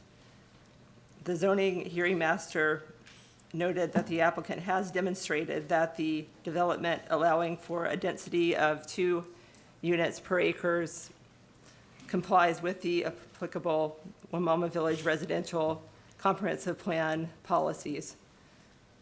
The zoning hearing master stated that the applicant is clustering residential units in order to achieve densities in excess of 1 dwelling unit per gross acre, to 5 gross acre, as well as providing residential support uses, meeting the intent of policy 48.1 and 48.2 of the future land use element. The zoning hearing master noted that the applicant is indicating a potential 25-acre school site shown on the site plan, meeting the intent of the Wamama Village community plan that states that residential projects with 50 or more units should consult with the school district regarding potential school sites. The zoning hearing master stated that the applicant has exercised extensive environmental planning diligence in advance of infrastructure design, and that there are no proposed wetland impacts for increasing developable acreage. As you heard, the Planning Commission report on this remand interprets and further confirmed through the testimony by the Planning Commission staff that was provided in the hearing that the Wamama Village Residential 2 category requires employment and services to exist to support new residential development. That's policy 48.1 that Ms. Linhard explained. The zoning hearing master stated that there is, however, competent substantial evidence in the record that demonstrates that such language does not exist within the comprehensive plan and was not intended by the text of the plan. And to quote the zoning hearing master, nonetheless, on this remand, the Planning Commission has found that the employment and service criteria are met for the subject application. The tracking of employment and service uses is made a part of the recommended conditions of approval. The zoning hearing master noted that the county engineer has further supported the transportation safety of the project, stating that it has been adequately considered and that any design deviations are appropriate and normal to the design process. And also went on to say that school concurrency requirements must be met at the time of platting, and that the project is subject to the mobility fee ordinance. The zoning hearing master concluded that overall the proposed rezoning would allow for development that is compatible with the existing and planned development pattern found in the surrounding area and consistent with the comprehensive plan, and recommended approval.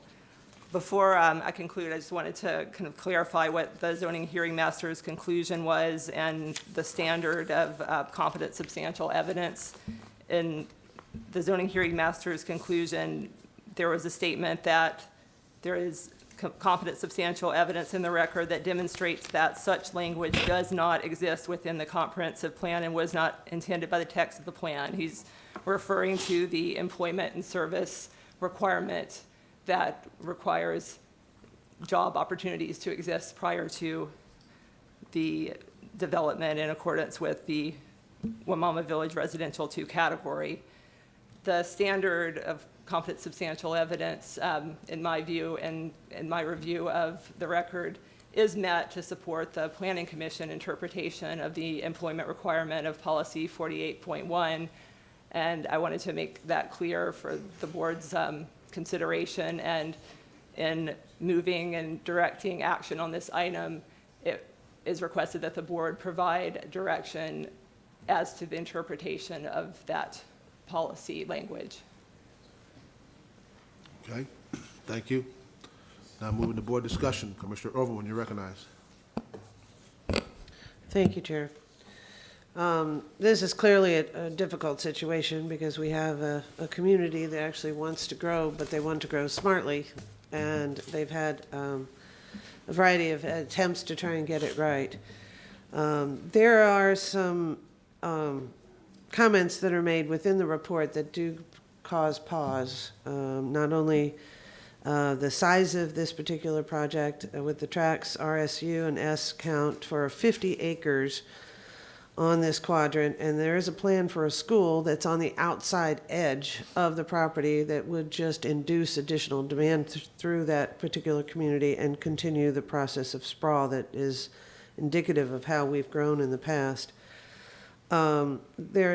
Honestly, my biggest concern is referenced in the Transportation Agency review comment. revised on June 6th. It mentions that there's only one access point is proposed to serve tract RSU and S, which have the potential to contain significant amount of trip-intensive development, i.e. charter schools, daycares, etc. Since the amount and the type of development within these pods is not known, it's impossible to evaluate. This is the comment in the record. It's impossible to evaluate at this time whether the proposed single-access driveway to CR 579 is sufficient to accommodate projected traffic. The staff has proposed a condition requiring an internal connection between tracks RSU and S and the project's internal roadway network. As currently conditioned, such a connection, while such typically required by the Land Development Code in order to avoid unnecessary trips on the collector and arterial roadways, and to promote connected integrated developments, would not be required if approval of any of the potential wetland impacts could not be obtained by the developer from the EPC or another reviewing agency. So I have a motion, but I have a follow-up motion if possible. I'm not quite sure how to do that, but my initial first motion is that given that I'm extremely concerned about the connectivity to this site and the lack of sufficient ingress and egress, which demonstrates an inadequate access to the lack of functionality to the site, I move to deny this application. Second. I have a motion by Commissioner Overman, second by Commissioner Smith to denial. Commissioner Smith, you recognize. Thank you, and thanks to all the citizens who came here. I see a lot of citizens besides the ones that spoke. I know that the citizens throughout South County will have to live with our decisions impacting their communities and their quality of life, and we have to answer to them. The remand was open-ended, all-inclusive. At the original hearing, 3 commissioners expressed objections and serious concerns to several aspects of this proposal, including the transportation design exceptions that leave 2 roads substandard in the face of a massive influx of new traffic, insufficiency of schools, environmental impacts, and the lack of jobs and services to support this much residential development at this time. However, at the remand hearing, only one of those points was deeply delved into, and that was the jobs and services availability. And we can talk, we should talk later about that. But there are plenty of other very serious problems with this proposal on which to base a denial, and I'm happy to be supporting that motion. For many reasons, the timing is not right for this, and it is premature to change the zoning, to multiply the density to 10 times their entitlements, from 1 per 5 acre to 2 per acre. Even if you think the time is now, there are many reasons to limit the density to something less than the maximum. This is far too much. 1,056 houses adding 13,168 trips per day on the roads. This proposal is requesting the absolute maximum density that could possibly be allowed if we only consider every single thing that permits maximum density, and if we consider nothing that would suggest reducing the density from the maximum allowable. There are many reasons to limit the density something less than this maximum in this place at this time. This is a de facto expansion of the urban service area boundary, allowing urban-sized lots 40 foot wide with 5 foot setbacks clustered into urban densities. This will look and function like a suburban subdivision outside the USA, the urban service area. And it will set precedent for an urban service area expansion without our having reviewed it as such. If we approve this, we're approving extending county water and sewer services outside the urban service area boundary. We're approving a school site way outside the urban service area boundary. We're approving urban development with urban services and urban traffic in the rural area. And commissioners, we get to decide when to expand our urban service area boundary. The timing is wrong for this de facto expansion. It's premature. It's incompatible with the surrounding area, which is rural farmland and large lots. It's incompatible, inconsistent with the Waimama Community Plan, and I really appreciate the testimony of one of the original framers of that plan that is considered competent and substantial evidence. By the way, I participated myself in the Waimama Community Plan, not to the extent of every single meeting, but I was at the major meetings and I worked with the citizens on that plan. I'm very familiar with their intent. I have a real problem with the design exceptions for the two main roads. That's utterly unacceptable.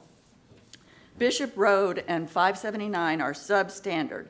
This huge development will increase traffic on those rural country roads with an additional 13,168 trips per day, and we have the safety issues of a school site on 579. Yet they are not bringing those roads up to standard. Instead, the developers have asked for design exceptions. The great volume of additional traffic will make this road more dangerous, and the design exceptions exacerbate the safety concerns. We need to do more to protect the drivers, pedestrians, and bicyclists that currently use these roads, and the thousands more that will be using these roads, including hundreds of school children. The Waimama Plan, under the goal of safety, goal number 7, directs us to, quote, discourage waivers to required sidewalks, quote. The design exceptions are inconsistent with that policy. The developer proposes no bike lanes with road lanes that are too narrow without enough room for the legally required 3-foot passing around a bike while pouring an additional 13,000 plus trips per day on the road. In this area of the county especially, there are many people who cannot afford to own cars and many people who rely on bicycles to get around. We are responsible for their safety. In fact, this is an area in the top quintile of environmental justice protected populations, populations that are federally protected from disproportionate impacts because of low income, race, or Hispanic population. We should not be making the decision to add a massive amount of traffic to the roads while we are simultaneously deciding to constrain those roads to substandard conditions without a plan and commitment to provide standard, safe bicycle pedestrian infrastructure to those roads. That would disproportionately impact this federally protected class of people in this area. The approval of these design exceptions, lowering our roadway standards, is ultimately up to us, not staff. Page 7 of the Transportation Agency Review explains the policy decisions being made by staff, policy decisions that are ultimately up to us. It explains that the county engineer has tried to balance adopted technical and safety considerations against physical and policy constraints and economic considerations to ensure the roadway is reasonably safe, and he provides his opinion in light of all of these concerns. But ultimately, the buck stops here at the County Commission, and our decision may balance these concerns differently. And I submit we should weigh our commitment to Vision Zero and safety considerations higher than other considerations in light of the fact that our county is consistently ranked as one of the most dangerous places in America for bicycles and pedestrians. We should also give greater weight to the 2-mile safety zones we are now implementing around schools. And here's another policy decision that we should make. On page 8 of the Transportation Agency Review, it says staff's positions about granting these design exceptions are based on their belief that certain levels of area roadway improvements are outside the reasonable ability of private developers to construct, and therefore should instead be programmed as capital improvement projects, should the BOCC desire to do so. So these design exceptions are based on the belief that we should allow the developer to put too much traffic on substandard roads, and then we can add those roads to our long list of capital improvement projects and make the taxpayers pay to fix them. Well, that's not my belief. Our taxpayers are already paying for all the sprawl that has gone before. We cannot afford to keep approving development that will force our taxpayers to keep bailing out the development that is overcrowding their roads. We have to stop digging taxpayers into this hole while we are trying to fill it, or we will never catch up. the buck stops here. We can and should say no to these design exceptions. The school district has determined the schools in this area are already overcrowded with negative availability, so this project includes a school outside the urban service area. We should be careful about where we approve school sites. And I'm just going to wrap up with Please. 2 sentences. The clustering. One of the requirements in the Waimama Community Plan for gaining this 10 times your density is clustering the houses. But here the clustering is done in a way that is contrary to the intent of the Waimama Village Plan. The intent of clustering is to provide extra open space to the community, 40% of the site, and that's the bargain. The county gives them the density if they cluster it to give us open space, but here the developer is counting the 112-acre wetland, along with some smaller wetlands, as a large part of their contribution of open space. But since they can't develop in the wetland anyway, that's not contributing additional open space to the community. And they get the density off the wetland. So they get 2 bites of the apple and the community gets nothing. They don't get anything they wouldn't have gotten, except the wetland is protected, which can't be developed anyway. And that wetland is a huge cypress wetland, 112 acres, part of the Little Manatee River watershed. That and the significant wildlife habitat on the site are both things that the Waimama Plan calls out for special protections. These ecological features of the site are additional reasons to limit the density to something less than the maximum possible. Thank you.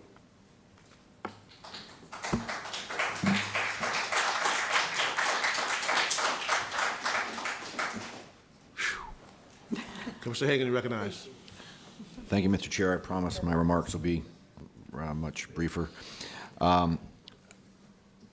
Admittedly, I don't know everything that occurred throughout this process, but from my perspective, not only does something smell, but this case and likely others are a recipe for legal action against the county should we deny this application.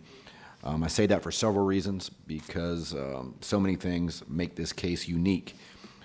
For starters, as we all know, it has all recommendations of approval and has met the comp plan and site plan design requirements. We hear about a new interpretation of policy 48.1, and then only after threat of legal action does it suddenly meet the policy. I've been on this board a long time, and I think it's extremely rare, and Adam, I'm going to ask you this, that we have an item that's actually on consent and then gets remanded. Adam, would you say that's fairly rare?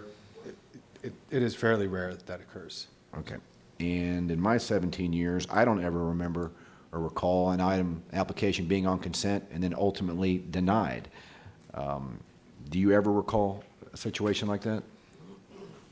I don't clearly recall. There may have been one case dealing with some cattle dipping vats, but I can't say for sure. Okay. I just want to have on the record that we have no legal basis to deny this application, and should we do, I promise you the county will be sued and we will lose. Last question to you, Adam. Do you feel that we have any legal basis to deny this application? I'd say that our review of the application in light of the board comments, the code and the comp plan, we found it to be approvable. I think that it is a supportable project. Okay. Based on that, I'm going to make a substitute motion to approve the ZHM recommendations. Second. A substitute motion by Commissioner Hagan, second by Commissioner Merman, to approve item G1. Commissioner White, you recognize. Thank you. Well, I can appreciate everyone that's come out to participate in this process. I see all the signs out there. In fact, I've worked very closely with some of the members of the community, not on this exact project, but in general terms on navigating the land use process. And I appreciate their participation in this. I am working very hard, diligently, to provide for planning that will protect rural areas that are outside of the urban service area and not currently designated by some type of a village plan. And I think Mr. Gormley and Mr. Moreta can attest to that. I think I have them in the conference room a couple times a week working diligently on that. I recognize the shortcomings of, frankly, both the RP2 plan and the Waimama Village plans, but those plans both predate me as a commissioner. This land, lies within the Waimama Village area. Although I can appreciate Commissioner Smith's concerns, and some of those concerns very much resonate with me, I cannot disagree with Commissioner Hagan on this one in the sense that we're dealing with a comprehensive plan category, again, that predates me by a long shot. The land lies within that category. We're sitting here in a quasi-judicial capacity where the board as a body sits like a judge, listens to the testimony from both sides, and determines whether or not the request is consistent with what's already in the comprehensive plan. Unfortunately, and I'll say unfortunately, I believe that what we have here is a request that is consistent with what's in the comprehensive plan. I very much want to continue to work, again, diligently on what we can do outside of what I'll call the true urban service area. Although this is technically outside of the urban service area, it is encompassed by that Waimama Village plan. So, as difficult of a decision as this is, remembering the quasi-judicial capacity that we're sitting in today, I feel compelled to support the substitute motion. Commissioner Kemp, you recognize. Thank you, Mr. Chair. I want to thank the audience for coming out and for the compelling issues, words put forward by Commissioners Overman and Commissioner Smith. I would say, as the only lawyer on this board, we most certainly can do this. And in fact, I would say I profoundly disagree that we don't have a strength in our legal, in making a decision to deny this legally. That is, I believe, utterly untrue, but it's again, we don't have legal opinions up here, but I'd say we're on sound legal basis. We're sound legal foundations to deny this. And I want to go through some of that. Again, just to emphasize, 13,000 trips in this area that has 2-lane roads with all kinds of exceptions. The comprehensive plan. The comprehensive plan does not require this board, to increase densities in planned villages just because it's requested. That's what we have here. And let me go to the plan.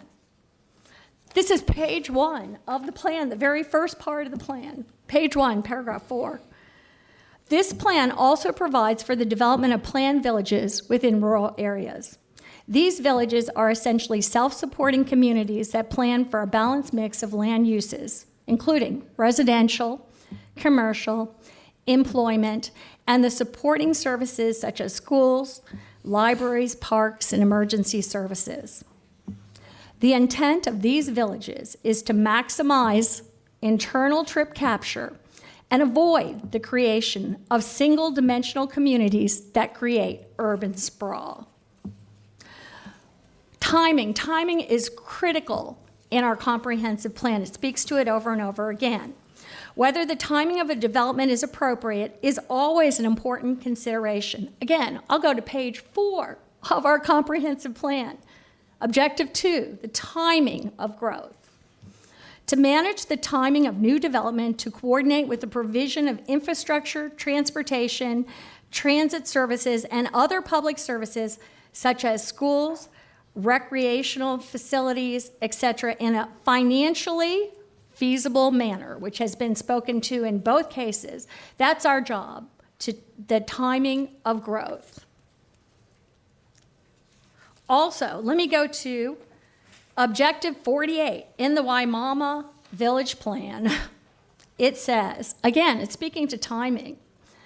From that, Objective 48, in the Waimama Village Plan, that are suited for agricultural, inside the boundaries, that are suited for agricultural development in the immediate horizon. We're talking again of the plan, we're talking again about timing, but may be suitable for expansion of the village, as described in this plan in the future. May. One of the ways the Waimama Village Plan does this is to look at job opportunities, which are measured in terms of square feet of commercial, office, light industrial, government services, and neighborhood development. It was always in the plan, always contemplated. I'm going to look at this, which is written in the plan under Waimama Villages, under Objective 48, employment and service requirements. It's very obvious that this was meant to be a timing trigger. The following assumptions will be used in determining compliance with the Waimama Village Residential 2 employment and service requirements. This was a very serious undertaking here, all written at the time of the plan. 1, there are 2.7 persons per household. 2, there are 1.5 job holders per household. 3, 1 job is created for every 500 square feet of commercial development. 4, 1 job is created for every 250 square feet of office development. 5, 1 job is created for every 400 feet of light industrial development. 6, 1 job is created for every 400 square feet of government services, schools, parks, fires, and residential support uses, churches, and daycare. 7, neighborhood, retail, and community commercial demand is 10 square feet, respectively, per person. 8, the village shall provide 55% of needed household jobs, households times 1.5 needed jobs. It's all in there. It was all done at the time. Spoke to this over and over again. Again, policy 48.1, which is a lot of what we're talking about here in terms of the job triggers, if we move from already kind of the appalling things that have been referred to in terms of the traffic, the open space, everything else. But if we just even focus and look at the job requirement here, policy 48.1, that's what everybody's talking about, that's what they boiled this down to, says, in order to achieve densities in excess of 1 per 5 acres in this Waimama Village category, development shall achieve the minimum clustering ratios, job opportunity provisions, and shopping provisions required by the plan. Job opportunity speaks to places where a resident might find a job now, not places where one day, perhaps if we build some houses, there might be some jobs somewhere. The speakers who are seeking a different interpretation are seeking to do more development now than should be allowed under the Planning Commission's interpretation. We should follow the Planning Commission's guidance as to the timing of jobs. I think others, we might look at what counts.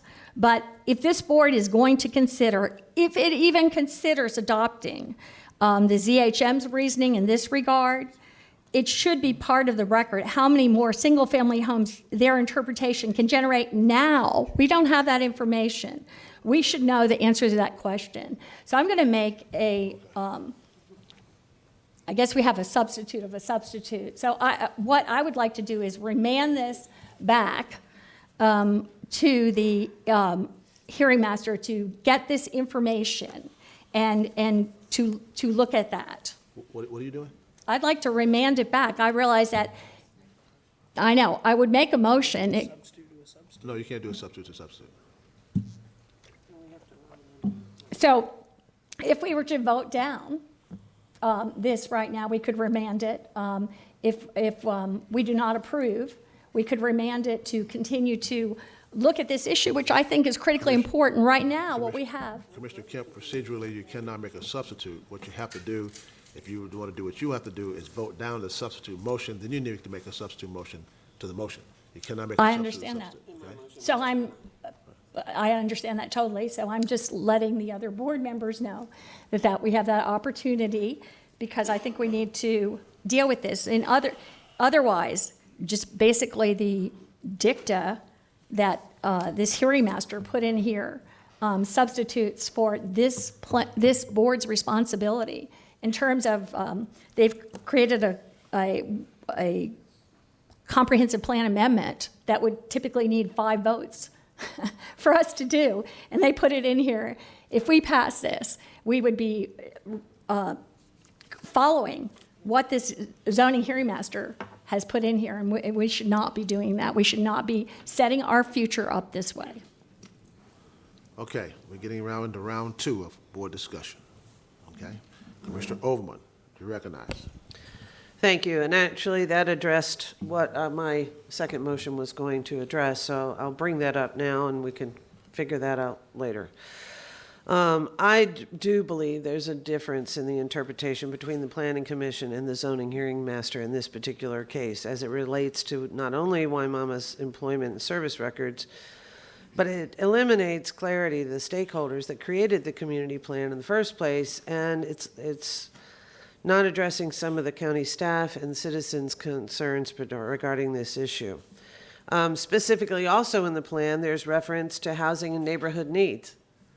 And that's been ignored in this particular situation, given the income levels of the community, as you know, asking for non-really gated communities, connectivity, the clustering you mentioned earlier that is only being centralized in wetland area that you couldn't build in anyway.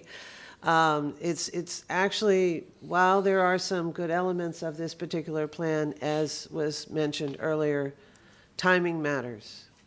And where there is an inconsistency between the Planning Commission's opinion and the zoning hearings master, it's clear that we need to really identify the Planning Commission's interpretation as it relates to the employment service requirements and make sure it is incorporated in the Waimama Village residential policies.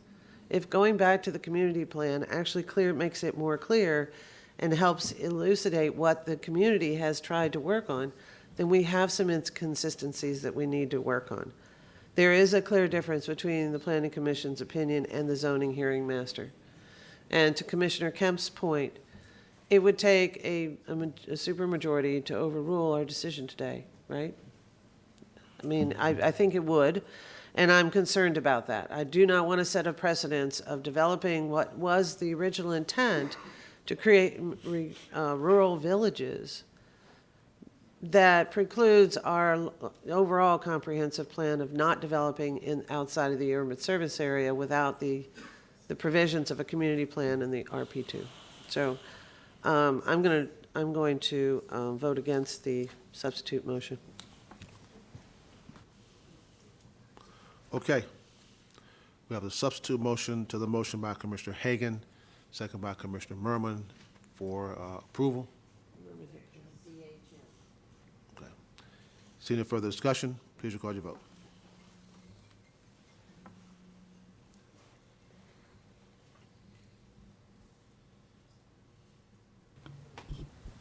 Motion failed with Commissioners Kemp, Miller, Overman, and Smith voting no. We're now back on the main motion.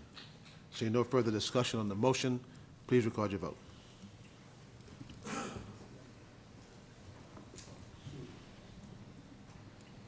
This motion is for denial, I'm sorry. Clear the board, clear the board, clear the board. This motion is for denial. Am I correct? Okay. Okay. Clear the board. Now, please record your vote.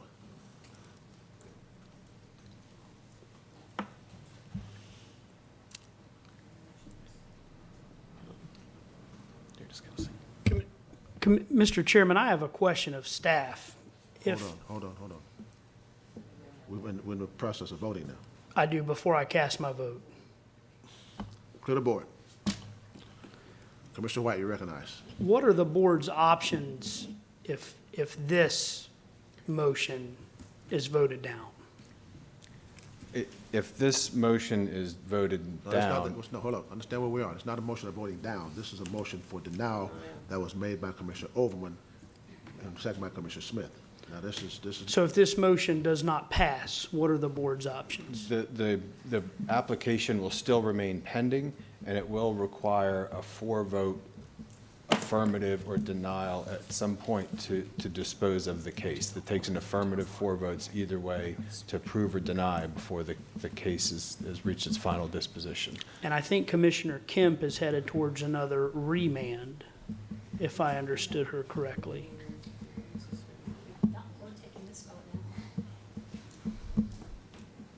Okay.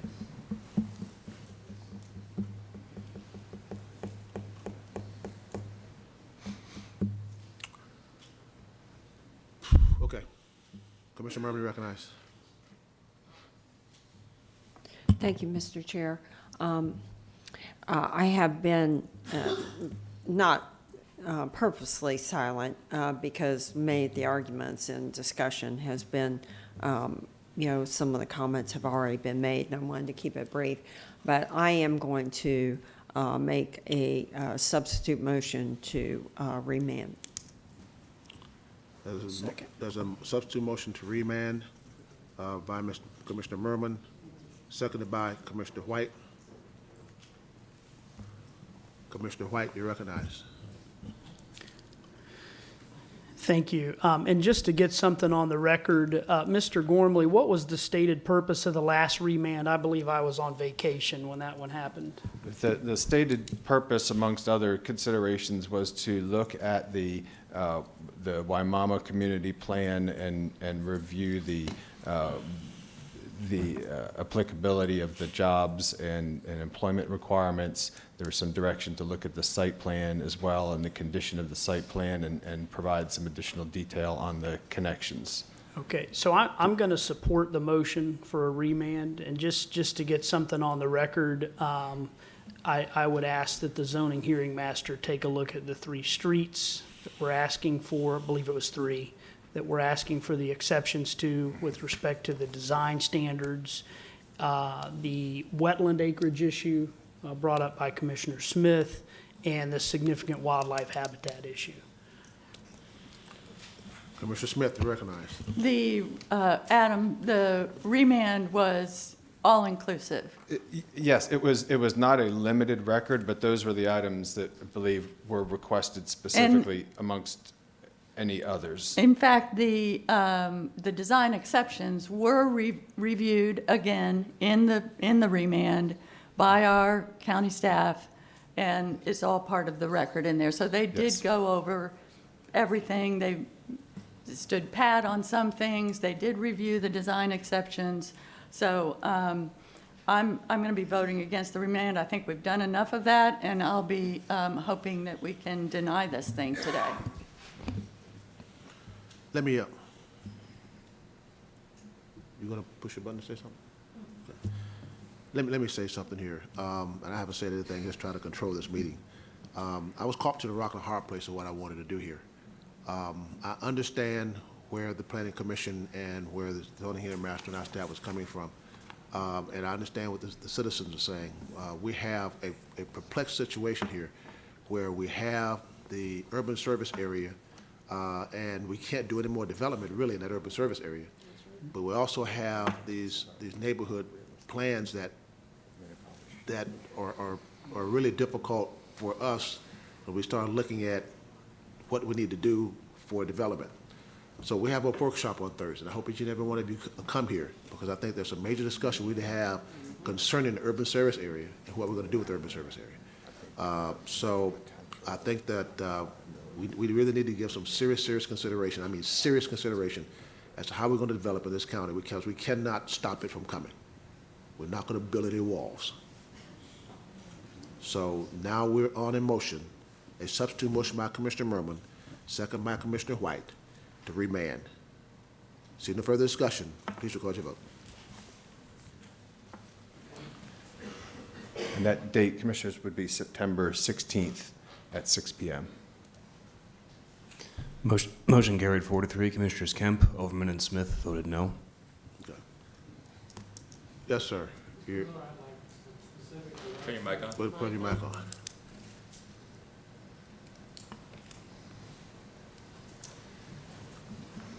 Now, be short, because you're really not supposed to say anything, but since you were caught between this rock and a hard place of remand, you got 30 seconds. We're certainly caught.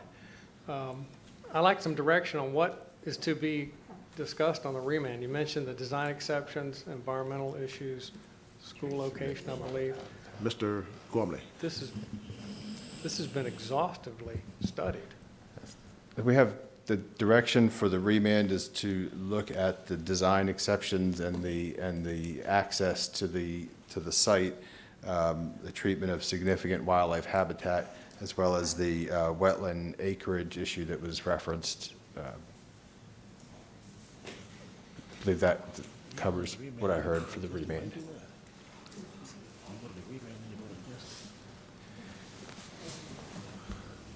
Mr. Chairman, I respectfully request that the board reconsider its denial of this application. There wasn't a denial. There was no denial. There was a remand. Of the remand. Yes, there was not a denial. And entertain a motion approving this project. No, sir. This is preposterous. It's already been entertained. There was a substitute motion, Mr. Gorman. I asked for a motion for approval to be considered by this board. No, sir. Thank you. We've already covered this. Thank you very much. Mr. Moretta. Oh, I'm sorry. Hold on. Commissioner Overman, you recognize.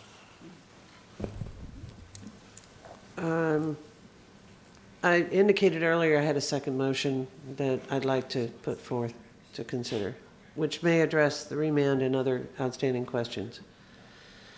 As I believe there is a difference in the interpretation between the Planning Commission and the Zoning Hearing Master in regards to the Waimama employment and service requirements, as well as the waivers associated with interconnectivities of the site and the lack of sufficient ingress and egress, it demonstrates inadequate access and lack of functionality of this particular site. I move that this board adopt the interpretation of the Planning Commission as it relates to the employment and service requirements as contemplated by the Waimama Village Residential 2 policies within the future land use element and the Waimama Village Community Plan.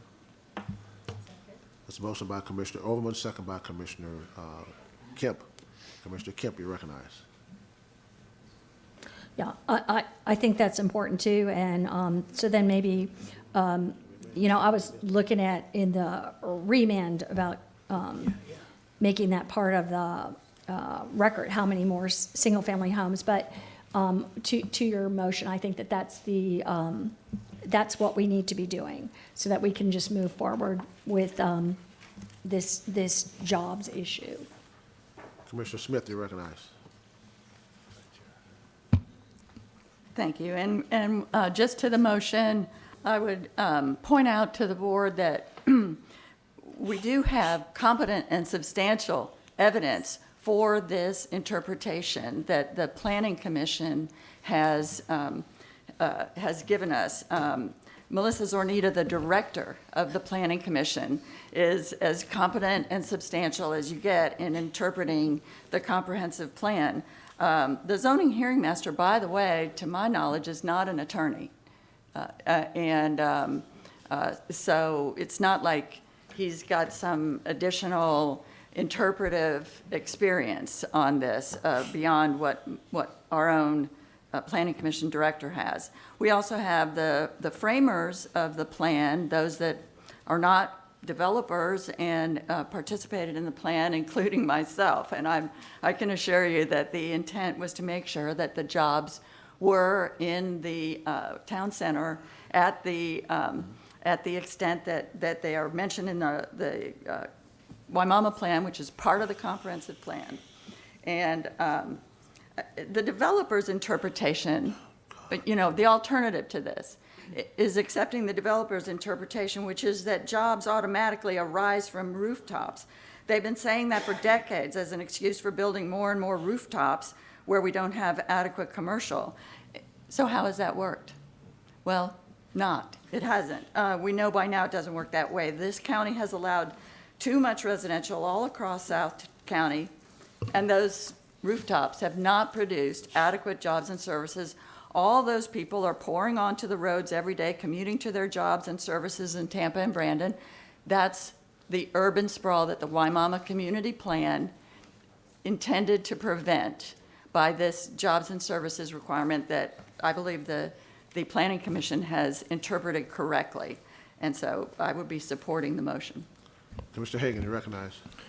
Quickly, clearly there's a difference in policy interpretation. The ZHM may not be an attorney, but neither is Melissa Zornito. And again, reading from the ZHM, there's, however, competent, substantial evidence in the record that demonstrates that such language does not exist within the comprehensive plan and was not intended by the text of the plan. We also have in the backup from Mr. Peterson, it wasn't until there was threat of litigation does suddenly this case come into compliance with the new interpretation. Clearly there are issues here, and I'm not in position today to vote for either one of them. If we want to get additional information and maybe consider taking a position down the road, that's the route we should take. But I will also tell you, I cannot recall a case, and Adam, correct me if I'm wrong, that we have approved an item and based it on the Planning Commission's interpretation or recommendation. We always move the ZHM recommendation. Am I accurate in that, or did I cannot recall a time where we've had an issue where it's approvable under two interpretations and one has been rejected over the other. I don't know that we've actually had that. I think this is precedent setting, and it would be bad policy for us to make a decision on either direction today. So I'm going to oppose the motion.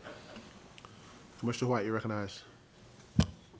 Commissioner Overman, I can respect the spirit of your motion. I'm hesitant to move forward on making that policy decision without some stakeholder meetings, stakeholder engagement. And that means to the community at large, by the way. Perhaps there are other ways to get there. I'd be happy to have ongoing discussions on the issue, but I can't support the motion on the floor as it stands today. Commissioner Kemp, you recognize. Thank you.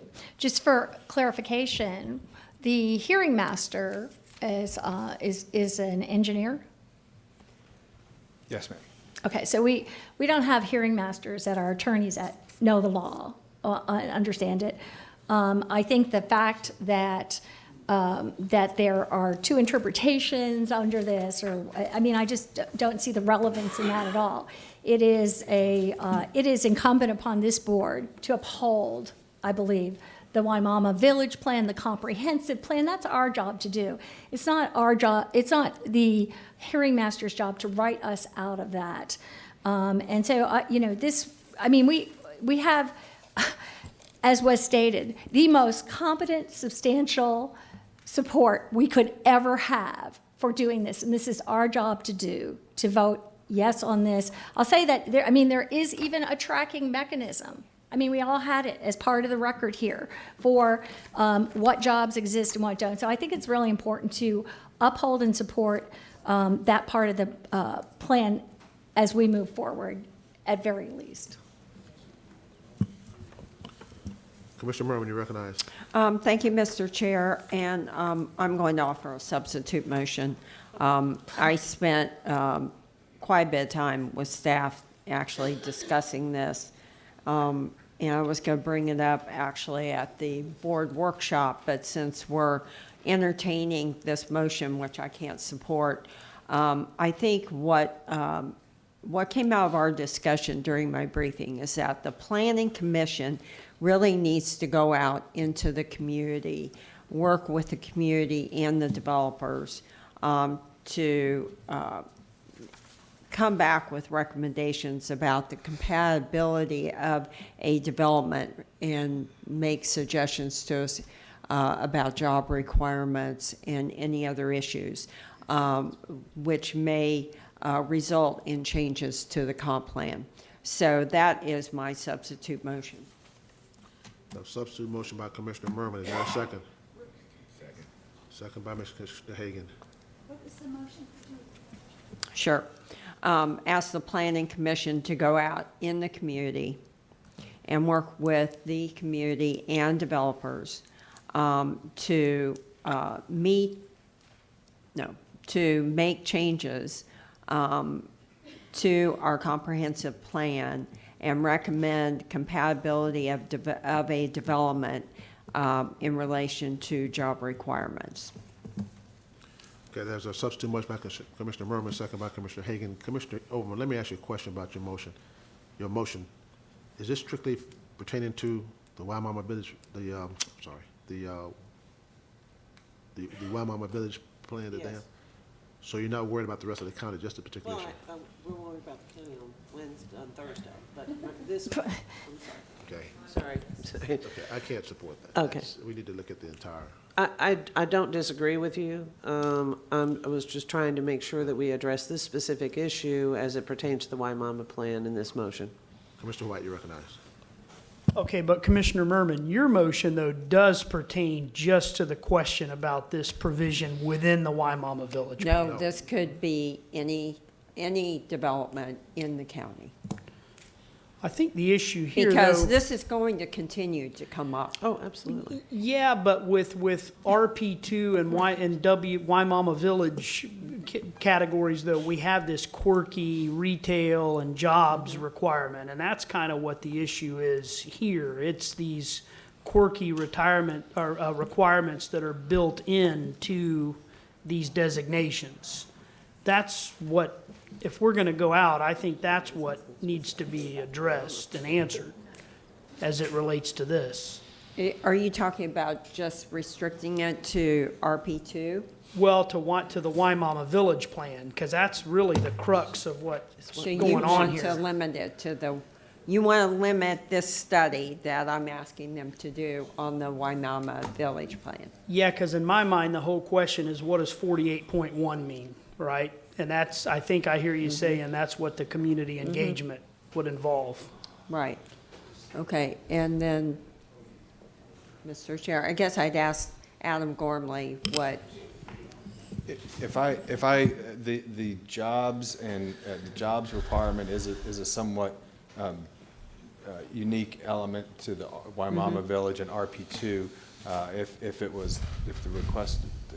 motion were to look at how those are currently configured, do they make sense? Do they reflect the current requirements and trends? I think that limiting it to Waimama Village and RP2 would be effective because they have that structure already built in. Okay. And the data I is agree. somewhat.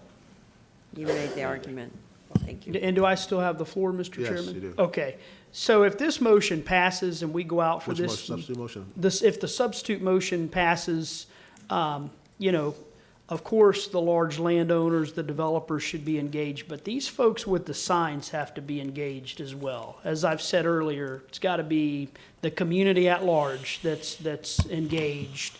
And, it's really like sort of like a mini version of the process all over again, just as it relates to 48.1, right? So I'll support the substitute motion, but I just want to clearly put it on the record that I want to see, full-scale engagement as this is addressed. Mr. Kemp, you recognize. Thank you. First, Commissioner Miller, to your point about it not being the whole county, I would say it doesn't even apply, as Commissioner White says, to RP2. I mean, we're just talking strictly about a provision in the Waimama Villages plan. I think we should have a no vote on this today, not to adopt what the hearing master has set out. A no vote on, a support of what Commissioner Overman has said. And then that opens it up to, they can all go at it and start to negotiate and talk about it again. But I just don't even see, what does this do? Does this hold up this process, the remand? I mean, it's really unclear unless we just support the Waimama Community Plan as it is now, which is the essence of Commissioner Overman's motion. We need to support that. And then afterwards, after we support that, these discussions can take place and whatever, but they're put in a position where it's truly negotiable. And there's it respects the plan that everybody spent forever putting together. And as you heard me say, how precise and absolute it was written in there. So I'm going to be supporting the of course, we need to go out there. We've known that. But I will not support your motion in this process, the way you've put it out here now. I'll vote no on that motion to talk to the communities. I'll vote yes on Commissioner Overman's motion, and we'll put this in place. And then we certainly will start, and I think we can do that through our land use process and whatever, start to go out there and start to renegotiate and look at this. I'd ask for Commissioner Miller, Commissioner White, your support in doing this, because this would respect the plan as it is now. So it gives some negotiating strength to both sides to really work out something, if indeed some changes are needed, to go and do those on the playing ground that exists now. And that's what it should be. Commissioner Smith, you recognize. I have a question for you, Mr. Chair. Yes.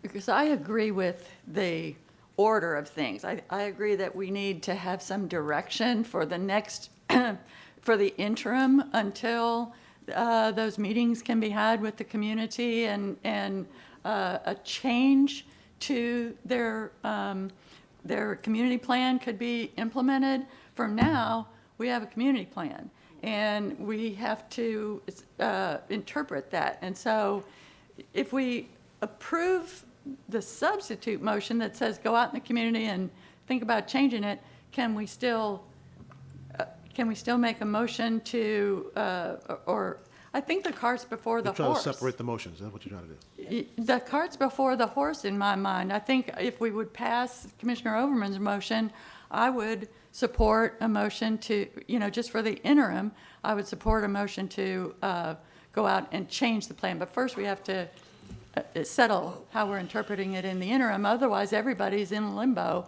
until that can happen, and that could be a year. You asked that of me. Yes. I don't know why you asked it of me, but anyway.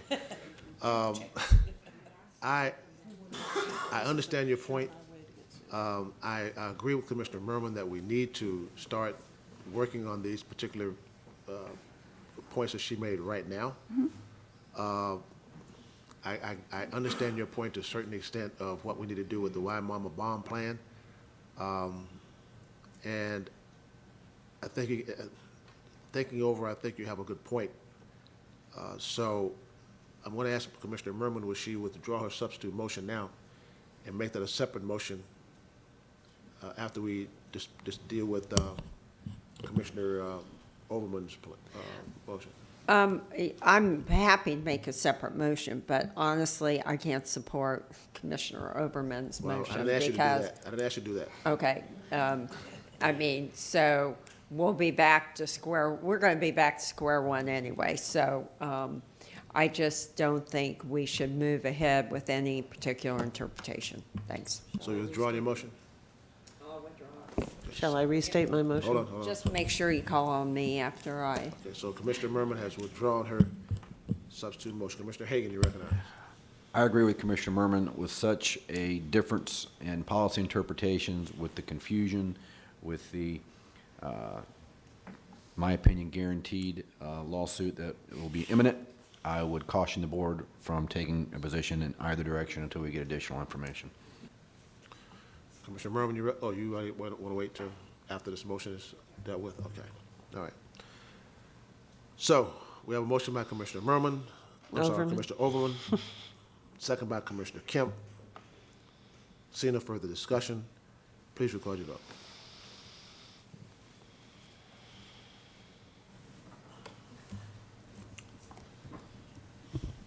Motion carried 4-3 with Commissioner Hagan, Miller, or Merman, and White voting no. Mr. Randolph, you know the rules, don't you? I know the rules, Mr. So Chairman. please have a seat. This is an extraordinary meeting. I would like to be heard for a moment. Please have a On seat, behalf sir. of my client, the applicant. Please have a seat, sir. May I have 30 minutes, 30 seconds. No, have a seat. Please have a seat, Mr. Grandal. All right, as a Mr. point Grandal, of, please have a seat. well, I need to protect my client's rights. I know what you need to do, And but what I'm gonna you know do- you know the rules and the policies of this I know the board. rules, So I know the please US adhere to them. Constitution Please also. adhere to them and have a seat. Please, sir. May I- Don't let me do it. May I Don't let me do it. I'm May I happy be to- heard before the board recesses on this I'm gonna ask matter? you one more time. Commissioner Mervin, you recognize. Thank you, Mr. Chair.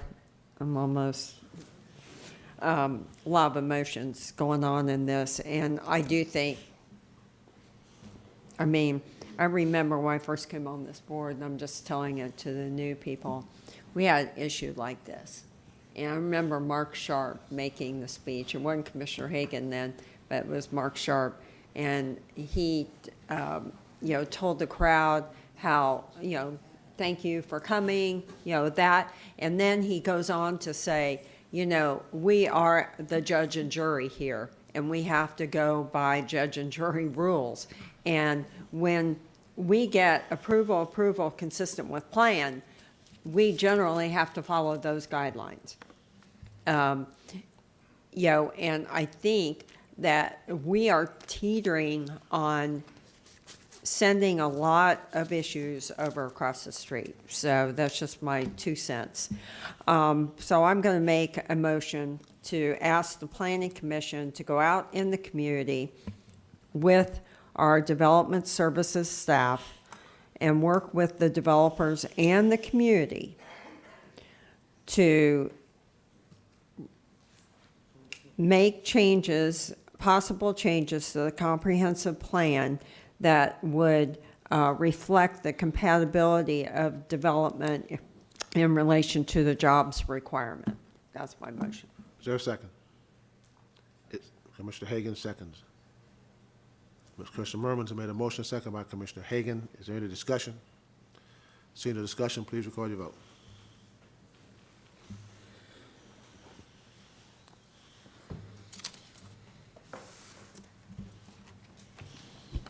Motion carried 7-0. Mr. Moretta. Thank you, Commissioners. This brings us up to item G2. This is rezoning PD 18-1. I have, pardon me, Mr. Moretta. Mr. Chairman, I have to preserve the record, and this is a point of order. I'm not arguing the merits of the case. Mr. Randolph, please, I'm going to ask you one more time. May I have an exchange with Ms. Lundgren? Adhere to our rules and policies. That's all I'm asking you to do. Please adhere to them. You're out of order. I don't want to do anything further, so I'm going to ask you, please, sir, we're moving on. May I ask Ms. Mr. Lundgren if my Grandolph, question's out of order? Mr. Grandolph, I can speak with you at sidebar, basically. Before the next matter is considered. Miss, you out of order also. Mr. Randolph, this is the last time. My last time. Please, sir, adhere to the rules, which you are very familiar with. You have been before this board for many, many years. So I'm asking you to please adhere to the rules. We're going to move on, okay? Mr. Miller, Mr. Chairman, will somebody please remove him from the chamber, please?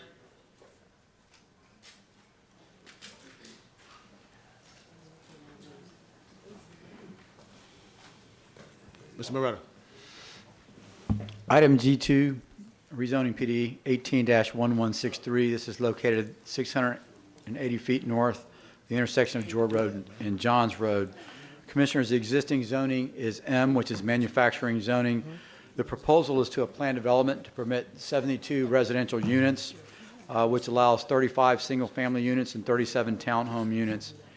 Commissioners, this has a recommendation of approval, or excuse me, a recommendation of not support from our department. However, when our staff reviewed this, we looked at the case in terms of the to and from, evaluated it, and came up with one discrete issue that really influenced our recommendation. Brian Grady has the plan up on the Elmo. The issue that really was the discrete issue that concluded with a recommendation of non-support was an environmental wetland encroachment. Subsequent to the filing of the application, the applicant had worked out a review with EPC, which concluded that the wetland encroachments were authorized. So having said that, our recommendation was made before having the benefit of the EPC information. Brian Grady is available to walk you through where those potential encroachments would be. If not, we are recommending denial based on the information we had prior to the public hearing, but I just wanted to make you aware that subsequent to that and at the hearing, that additional information was presented. The hearing officer did recommend approval and oral argument has been filed. Were you gonna? No, wait, hold on. Were you gonna say something?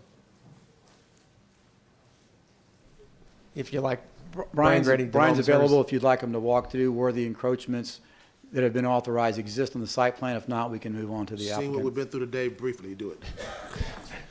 Real quickly, Brian Grady, Hillsborough County Development Services. The areas of encroachment are in this area right here, and then encroachments to provide for the access drive right in this area here, and then some additional in this area here, and those are the areas of encroachment. Okay. We have a motion to open for oral argument. Motion by Commissioner Merman, second by Commissioner Hagan and Smith to open for oral argument. Seeing no further discussion, please record your vote.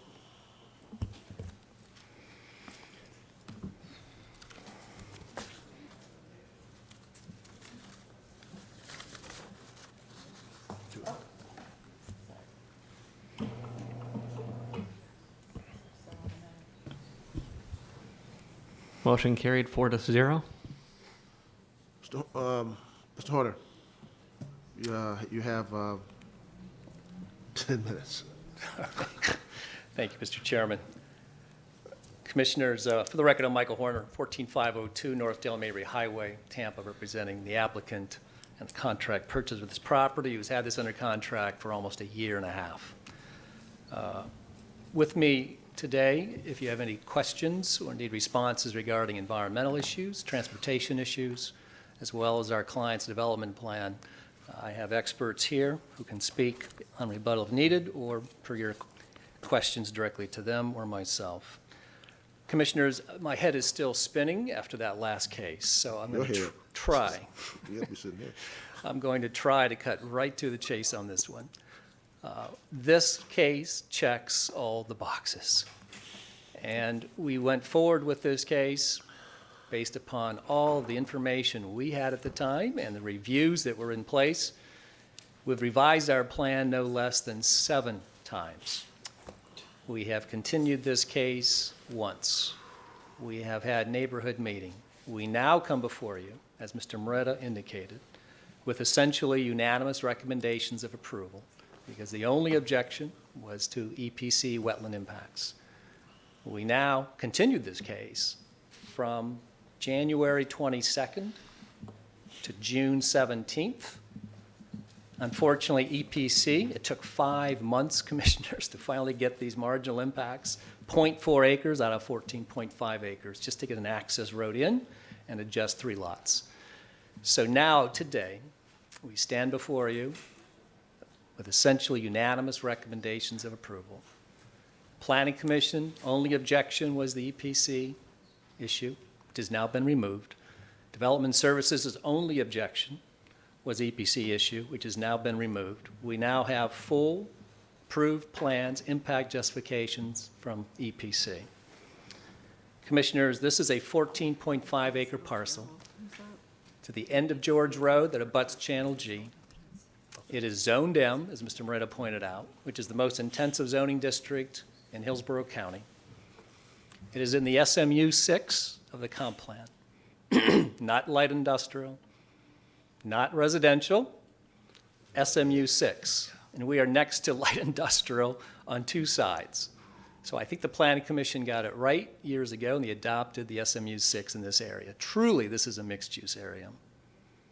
My client is proposing an infill urban service area development with all improvements proposed, with all wetlands protected, with the exception of 0.4 acre shavings to allow access to our site. We have no reductions in, we have 1 reduction in the buffer in the south because we're abutting light industrial and M zoning.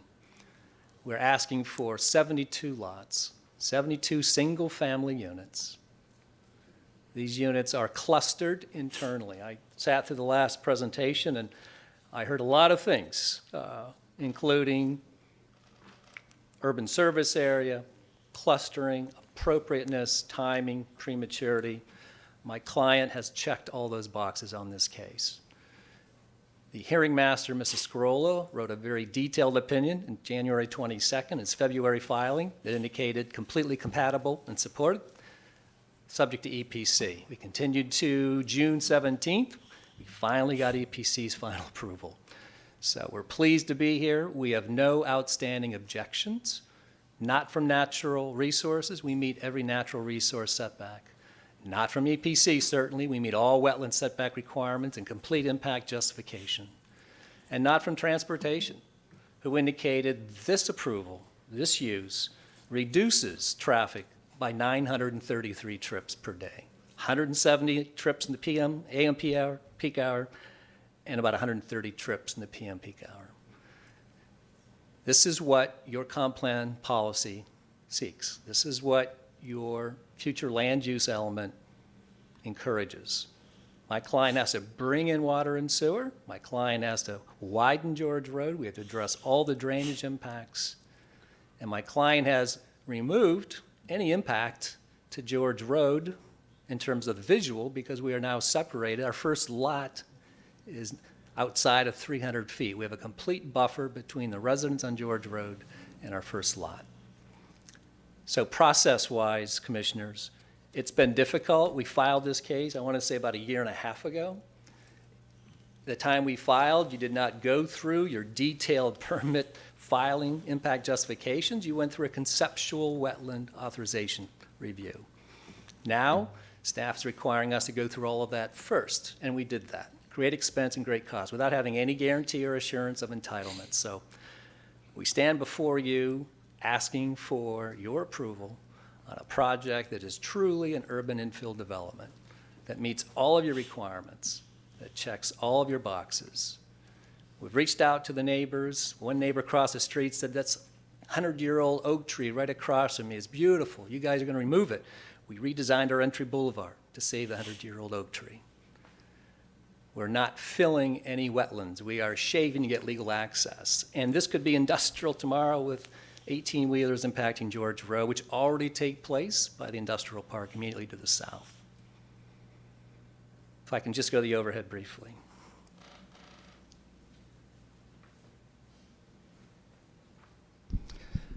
Commissioners, here's our site. This is an out parcel. This is Channel G. This is the trailhead for the Town and Country Trailway. It's a beautiful opportunity for residential use. Industrial users, warehousing, they could care less about the trail.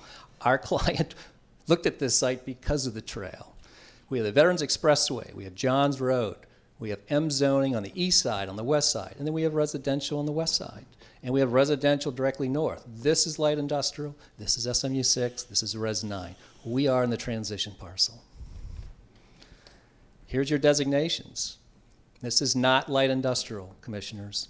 This is light industrial. Precludes residential. Cannot do light industrial, a residential and light industrial plan. This is the SMU 6, and then we have the Res 9 that wraps around to the west. This is the transition the Planning Commission anticipated for urban infill. And here's our site plan, commissioners. You can see we are shaving just 2 sections, and this was an old stormwater pond, actually, from the light industrial use that EPC has now claimed. We are just shaving 2 sides of these wetlands to get a road through. Then we have slight shaving on 2.5 lots here. 72 lots clustering, only abutting the M zoning and light industrial with access to George Road. Why? Because we cannot access through a light industrial park for residential use. And you can see our first lot is at least 300 feet east of George Road. So none of these residents will even see this impact.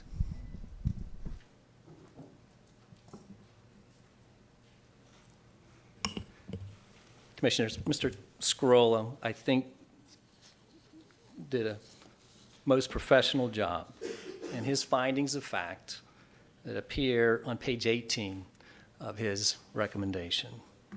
I'm not going to recite them, but if you have them, please review them because it makes it very clear that through natural resource protection, through EPC protection, through compatibility, through transitional use, through urban infill, that this case is absolutely approvable, permittable, and now we've established EPC has absolutely blessed their impact mitigation plan. It stands before you with unanimous recommendations for approval. I'll be happy to answer any questions. Thank you, Mr. Horner. We have two parties of record, both in opposition. First is John Sidney Davis. Yes, sir. Opposition totality, you have 10 minutes.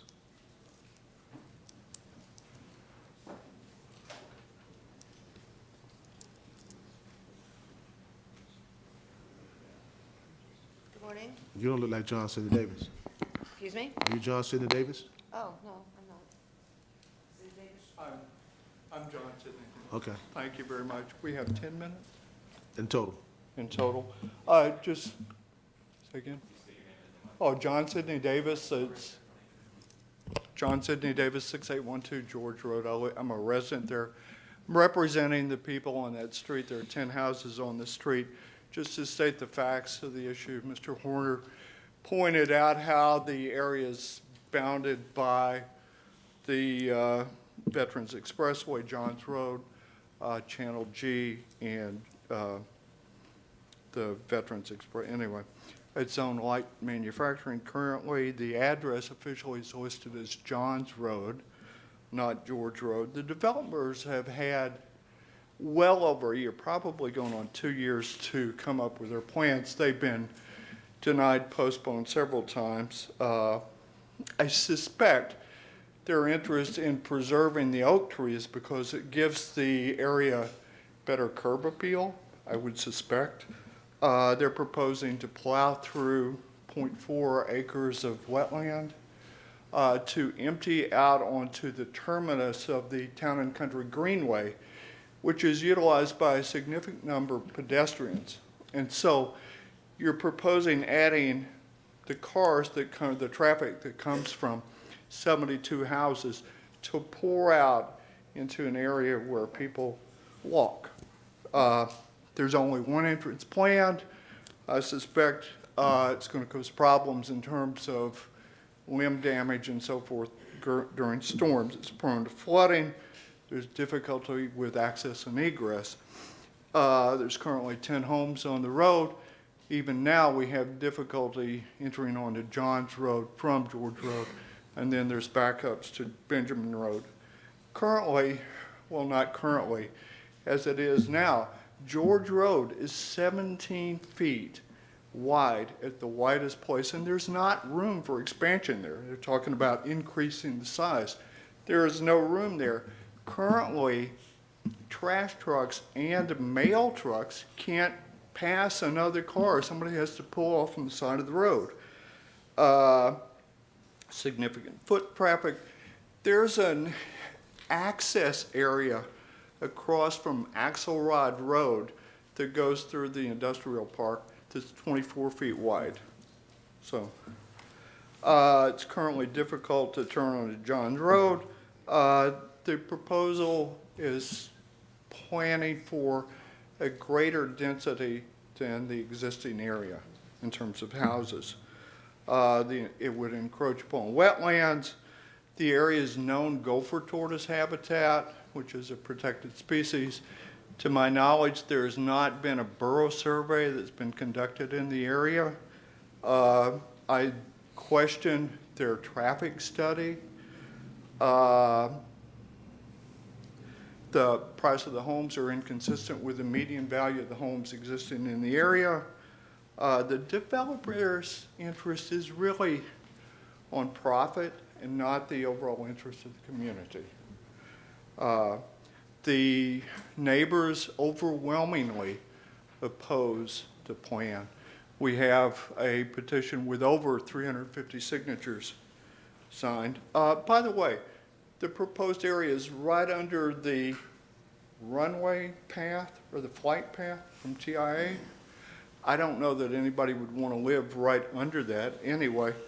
Mr. Horner talks about checking off the boxes. I may check off the boxes to run for President of the United States. That doesn't mean it's a good idea.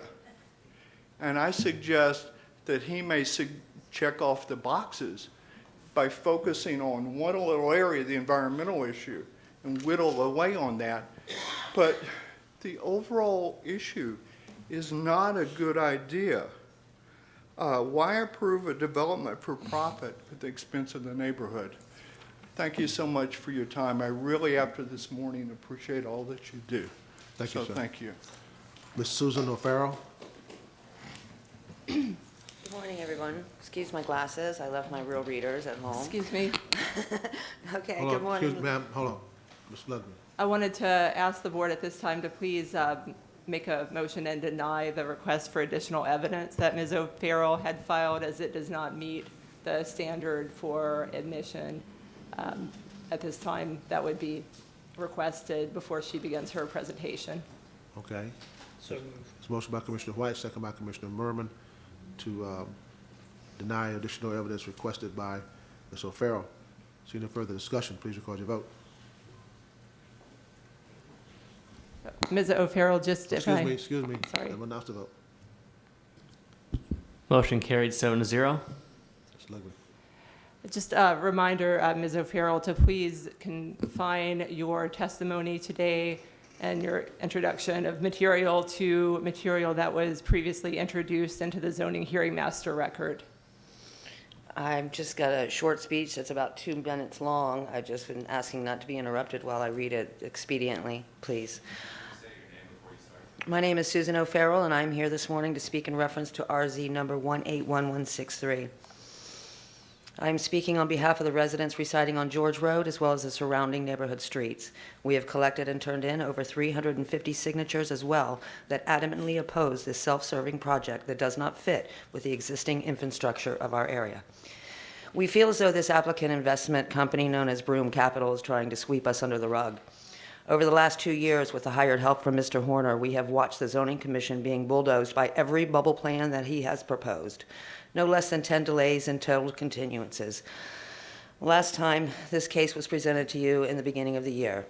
No one can ask for time off every month to show up for these land zoning meetings that had occurred. That's how he broke down our united front, rescheduling every single meeting until he was forced to show or lose his application. Now we are here for the second time and finally able to speak. So let's start with the physical address of 6001 Johns Road.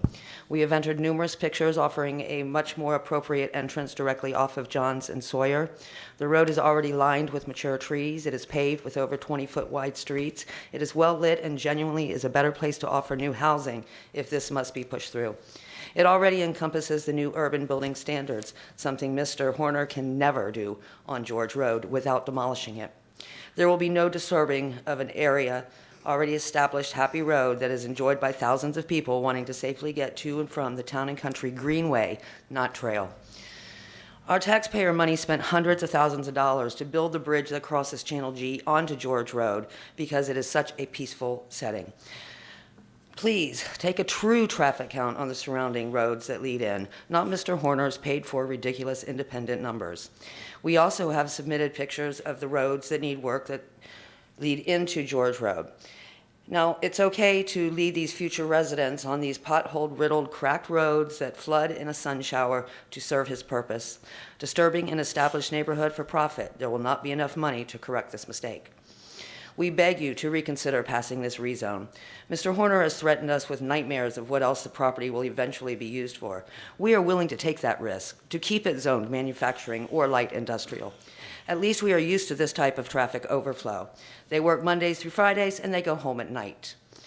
The integrity of George Road and the Town and Country Greenway lay completely in your hands. Please take the time to actually come to George Road, look with your own eyes, and trust your gut instinct, and find that this is not a good idea. Thank you for listening, for a pleas of help. Thank you.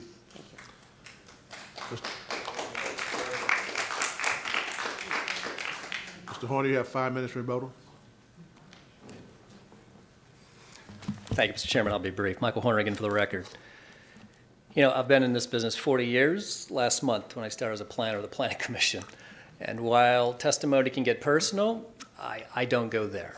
And we try to reach out. They mentioned the tree. We try to save it. The only reason that we delayed this case 5 additional months at great cost to my client was because staff said, without full EPC approval, we cannot recommend approval.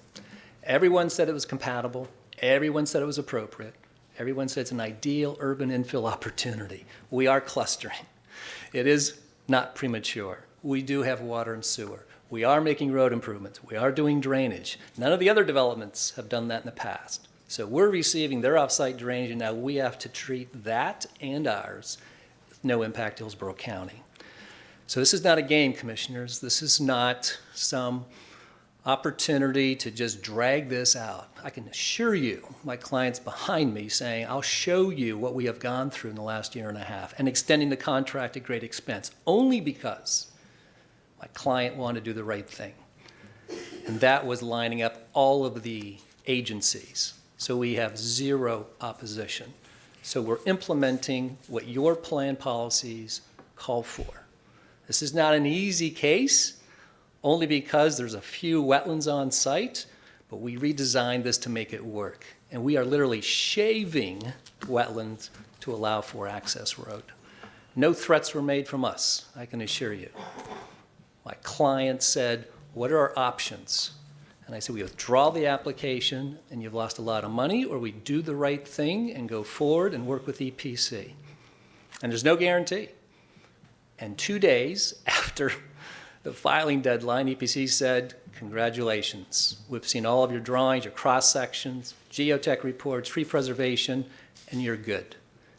That is what my client has been waiting for. That is what your staff has been waiting for. And that is what the hearing officer has been waiting for. So please don't penalize a developer for doing the right things. We have worked too hard on this. And yes, we're not running for president. We're doing a development that's completely consistent with your adopted plan policies and provisions. If I can just have Mr. Mike Yates close on traffic, and I'll conclude our presentation. Thank you. Hello, Michael Yates, White House Group. I wanted to go through and address the traffic comments. We have gone through the design exception process for this project. We are improving George Road. We're bringing the lanes up to 10-foot lanes each, so 20 feet of pavement with sidewalk on the east side. We have avoided going on the west side because they are in a narrow right-of-way through there. They would not be able to park in their driveway if we widened on the west side. So we've kept the widening to the east side. We've gone out and done traffic counts at Johns Road and George Road. The intersection works at acceptable level of service. I'm happy to answer any other traffic questions there may be. Thank you. Thank you. Ms. Horn, is that it? We have 1 minute and 50 seconds left. Let me just state that all of the conditions that were filed into the hearing on June 17th, we agreed to, and therefore we have no objections to any of the conditions and reviews of this case. Thank you so much. Thank you. Planning Commission staff. Thank you. Melissa Leinhardt, Planning Commission staff. The subject property is located in the suburban mixed-use 6 future land use category. It is also in the urban service area and within the limits of the town and country community plan. The applicant is requesting 72 total dwelling units, which is consistent with the density that is expected in the SMU 6 future land use category, and is also consistent with the future land use policy regarding wetland density credits. While the requested residential land use is found to be compatible with the surrounding area, as well as consistent with the SMU 6 future land use category, development of the site must also meet Hillsborough County Land Development Code and the regulations of the Environmental Protection Commission. As previously stated by several different people, at the time of the Planning Commission's report writing, the applicant had a pending wetland mitigation report under review by the EPC. At the zoning hearing master meeting, the applicant's representative presented an official determination of the EPC to approve the proposed mitigation. Because the submitted site plan showed definitive wetland impacts and the mitigation report had not been approved at the time of the filing of the staff report, it was not possible for Planning Commission staff to find it consistent with the comprehensive plan. Based upon those considerations, Planning Commission staff found the proposed plan development inconsistent with the future of Hillsborough Comprehensive Plan for unincorporated Hillsborough County. Zoning hearing master. The zoning hearing master considered the applicant's request to rezone the subject approximately 14.51 acre site, presently zoned manufacturing, to a planned development to accommodate up to 72 dwelling units through a combination of 35 single-family detached structures and 37 townhouse units. The requested rezoning would substantially reduce projected trip generations from the existing entitlements that accompany the manufacturing zoning district. The zoning hearing master stated that improvements would be required to George Road for the proposed residential plan development. The report of the zoning hearing master concluded that the plan development proposal would result in a development that is compatible with the surrounding area. Further, the residential development would be occurring east of the significant wetlands areas that border George Road, which would substantially buffer and screen the homes along George Road from activities that are internal to the project site. The zoning hearing master noted that the site does contain a substantial amount of wetlands. Development of the site must meet Hillsborough County development regulations, including the regulations of the Environmental Protection Commission. The zoning hearing master stated that at the remand hearing of June 17th, 2019, the applicant submitted Environmental Protection Commission approval, providing wetland impact conceptual authorization. The zoning hearing master concluded that concerns regarding the wetlands and environmental and natural resources have been addressed by the EPC authorization that was provided during the remand hearing after the filing deadline for the respective Planning Commission and Development Services staff reports. The zoning hearing master therefore recommended approval of the plan development. Moving to board discussion. Motion by Commissioner Merman for approval. Is there a second? Is there a second? To ask for lack of a second. Commissioner Smith to recognize. I'd like to ask a question of, a couple questions, Michael Horner, please. Is that all right? Any objection to her asking questions? Okay. I agree with you that this is urban infill and transition and the appropriate site for your development. I happened to watch the zoning hearing master hearing, and I saw you address a concern for a 30-foot oak tree, but I didn't hear today you are saving that 30-foot oak tree? We are, Commissioner. Not only that, but we sent the drawing of the revised boulevard entry to the opposition to show them. They forgot about that, but reminded them at the June 17th hearing, we are saving that tree. My main concern is that this is an area of flooding in the neighborhood, and with the wetland impacts being granted, I'm trying to come to a level of comfort by your assurances that you're actually improving the drainage in the area, that the stormwater drainage. Can you just speak to that for a little bit? Certainly. In fact, one of the two wetlands, Commissioner Smith, was a former stormwater discharge permit or pond from runoff from the light industrial. So this project has received sheet flow runoff from all directions. And we, under the Swift Mud rules and provisions, cannot exceed pre-construction discharge. We have to meet that, meaning our post-construction discharge has to be the same, and we have to address the water quality standards. So not only do we pre-treat with our pond system, then we discharge at a prescribed rate. So not only do we treat our own runoff, but any of the on-site discharge, we can't block that. In fact, Mike Williams, Public Works, said when you widen George Road, you're still going to have to take that impact for drainage. So now we have to design a real expensive stormwater conveyance system to take that runoff from the impervious surface into our property, treat it, and discharge. So this will be a better stormwater management system post-construction. Thank you. Thank you. I'm feeling a level of comfort, but I want to hear if there's any other further board discussion or if they can get a second to approval. Well, there is no further board discussion, so I'm going to revert back to Commissioner Merman. Do you want to make your motion again? Turn your mic on, turn your mic on, turn your mic on. Turn your microphone on. I will move approval. Is there a second? Is there a second? We have a motion by Commissioner Merman, second by Commissioner Smith. Seeing no further discussion, please record your vote.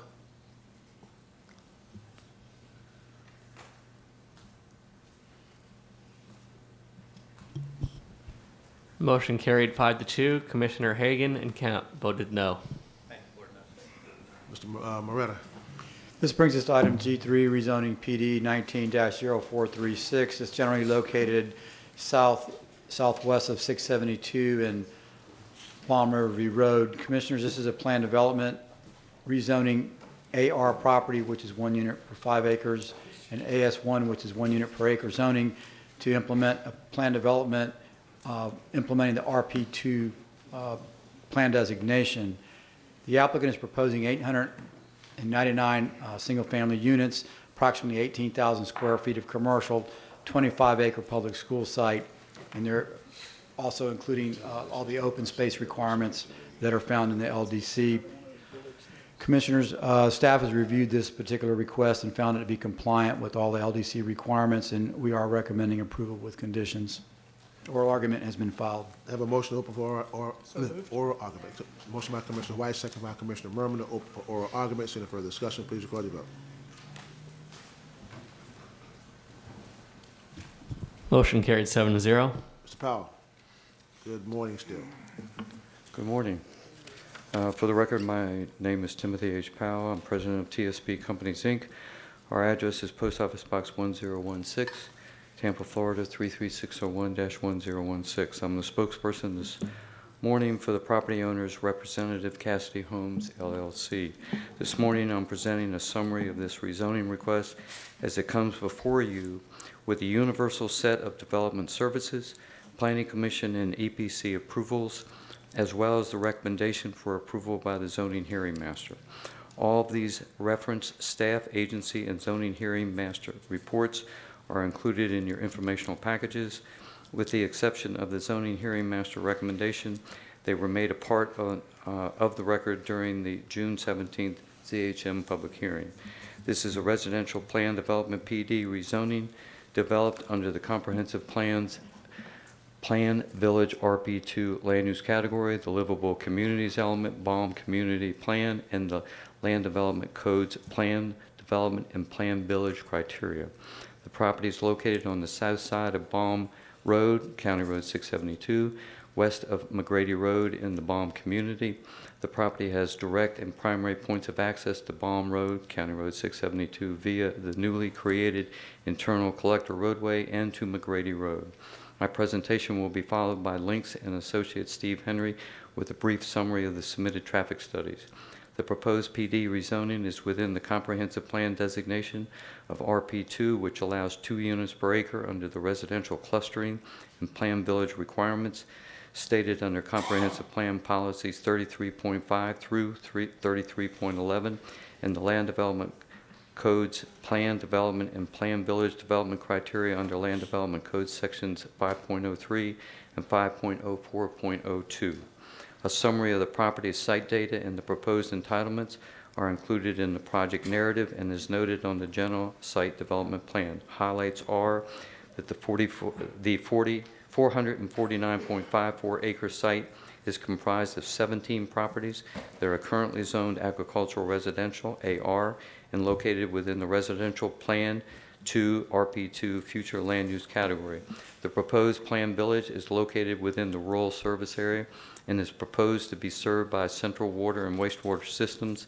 The public utilities are proposed to be extended by the developer at no cost to the county per policy 4.7 of the comprehensive plan. All roads within the PD are proposed to be public. The PD's zoning proposed entitlements are 899 single-family detached units. Net residential use area is 226.8 acres, a clustered residential density of 3.96 dwelling units per acre. There's 18,204.75 square feet of neighborhood commercial shopping, a 34.5 acre village node, a 25 acre public K-8 school site, and noted under that the school board is actively pursuing the dedication of a 25 acre school site. They have requested the timing of our potential approval for this rezoning, and if it is approved, the timing of the preliminary plat. They have indicated that they may be interested on moving on this site sooner rather than later, and the email from the school board staff's Amber Dickerson stating this was submitted into the record at the June 17th,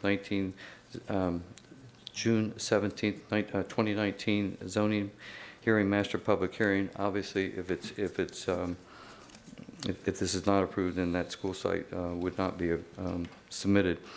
Also, there are 3.92 acres of open space public use, and note that the open space use parcel on County Road 672 is a possible public use in the future. The applicant has been in conversations with the county real estate and fire departments. They are looking for a fire station site in Baum, but are not in a position to commit at this time, but have indicated that the county will need a site in Baum in the future. Also, there is 26.7 acres of open space village greens, 31 acres of environmental preservation and stormwater management. The submitted PD site plan meets or exceeds all of the comprehensive plan minimum requirements as stated under policies 33.5 through 33.11. Plan village development data under Land Development Code section 5.04.02 design rules and open space and buffering requirements.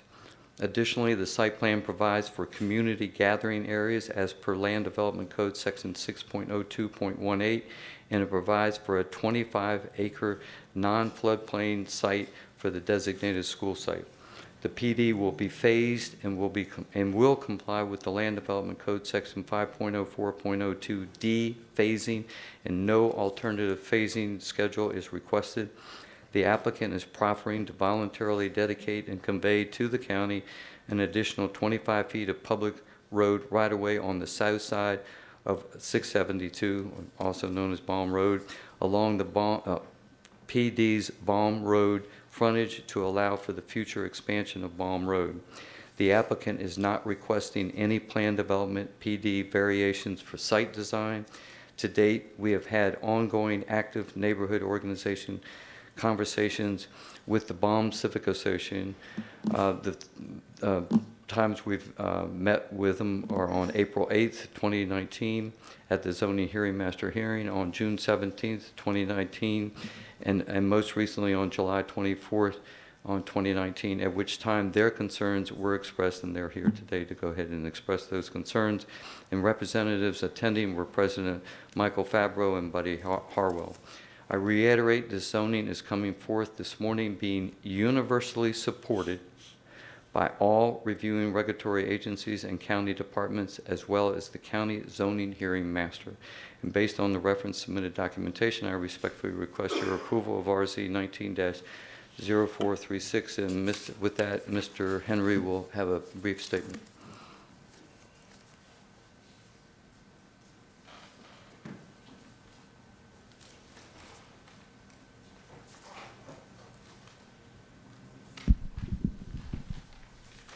Good morning. Steve Henry, Links & Associates, 5023 West Laurel, Tampa 33607. We conducted a detailed traffic analysis for the project to evaluate the access to serve the project. And what I've put up here is a blow-up of the PD site plan that's before you today. And I've just highlighted the two roads. One is the collector roadway that we're proposing to build through the project that will have full access to Baum Road with the future signalization, and that's included in the conditions of approval. That will include also left and right turn lanes on Baum into the roadway, and then also McGrady that I've highlighted in yellow. The next graphic, although not in my presentation, is a part of the staff report. And this kind of just shows what we're building out there and how it's a part of a collector roadway system that is currently getting built to help the circulation of the area. The roadway, and just to orient you, this is Baum Riverview Road, Baum Road here. So the road in red is currently being built. We're proposing to build the collector road that is in blue, and the yellow is a part of another project that will ultimately be built. So this is a collector road system that's going to help the traffic circulation in the area. So just wanted to make that point. And then we're also improving McGrady Road. Currently today, it's an 18 to 20 foot roadway. We're going to make it 20 foot roadway width consistent. We're also going to put in 6 foot shoulders with 2 feet of those paved. So that will help improve that road. And then also we did get a variance, administrative variance for Baum Road. That road currently has 12 foot lanes. Really the variance was for the width of the paved shoulders that are out there. They range in anywhere from 2 to 5 feet. So we would just ask for a waiver to that, for that portion of it. But the lane widths are all 12 feet. We actually did a survey from our project all the way to 301 and looked at those lane widths. So the lane widths are all 12 feet and meet the code. That concludes my presentation, unless you've got any questions. Thank you. Anything else, sir? You have 1 minute and 15 seconds left for your, is it? No, we'll save it for rebuttal. All right. Thank you. Parties of record are 2 in opposition. The first one is Alfred Brunner. You have 10 minutes in total for opposition.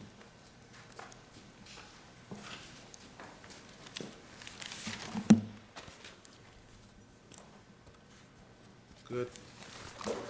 Morning's good. Good morning, almost afternoon. My name is Alfred Bruner. I live on 15006 Carlton Lake Road. I've lived here for about going on 6 years now. It has been my experience as I bought my house, I worked at McDill. What has now been a 45-minute commute is now an hour 15 to an hour 30, and that's not even safely.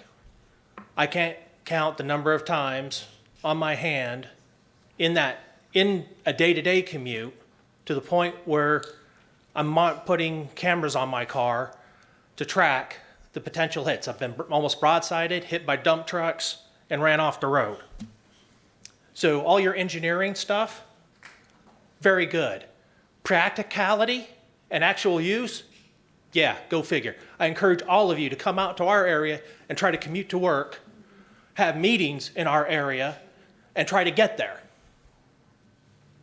That said, neighborhoods. You talk about widths of road. The neighborhoods that are going in right next to the dump area, I don't know the name of the development, I probably should, are barely wide enough to have 2 lanes of traffic. Anybody who comes to visit those people that parks on that road turns it into a 1-lane road and guarantee no first responder truck, fire truck, ambulance can get through there. You talk about putting schools on the main roads. Well, what does that do to traffic? All your main thoroughfares are now jammed up with everybody lining up to get in there. Drainage. Let's talk about drainage. You talk about no floodplains. Well, most of these developments are going in and raising the ground level up 5 to 7 feet. What does that do to the surrounding drainage besides covering additional ground that used to be water absorption is now covered in asphalt and foundations? That's draining off into the neighborhood and the roads that already have drainage problems because they were low-lying areas that you're making worse. Jobs. Simple jobs in commercial real estate or in the commercial areas that you're talking about developing in these neighborhoods do not have a salary sufficient to pay for those houses. More time on the road, and we do not have good transportation, either in roads or alternatives. Community plans. We worked with the county to have a plan to work together. Development, it's going to happen. We got it. But let's do it smartly. We're losing our culture, we're losing our space, we're losing our green space. Once that's covered up, we're not getting it back. Are we trying to make this place LA? I don't think so. We have 1 home per 5 acres. We don't want it grouped. We don't want it clustered. We want the space.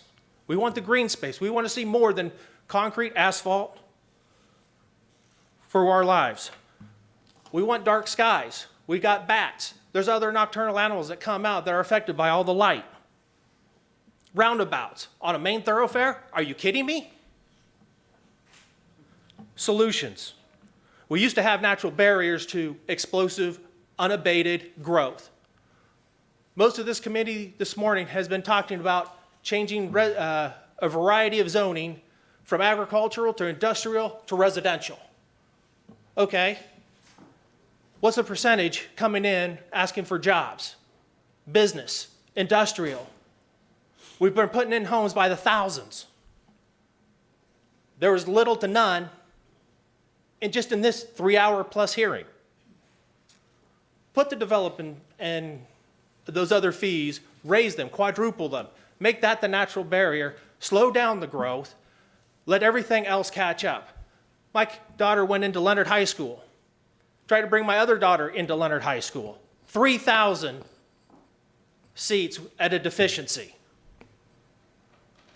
I was better to keep her where she was at. Don't tell me about space, because it's not there. As a zoning, planning, land use, it's your responsibility to make it for all, not just people with money, not just with the landowners, but third and fourth order effects. That's what zoning is. That's what planning. It's agricultural for a reason. We're losing it. We're losing our culture and identity, what makes these areas unique. Are we trying to, again, I'll reiterate, are we trying to make this place like LA? Wall-to-wall urbanization. The comprehensive plan calls to minimize it. You're not minimizing it. So you have 4 minutes left. You have another speaker behind you. With that,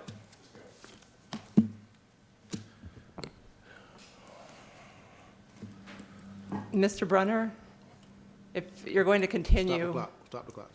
If you're going to continue, I just need to remind you to please remain on the record of the zoning hearing master, and please avoid introducing any topics or material that has not been previously introduced in the zoning hearing master record.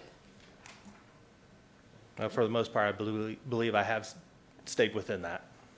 For the most part, but I just want to remind you, if you're going to continue, there's been a couple of moments where it strayed.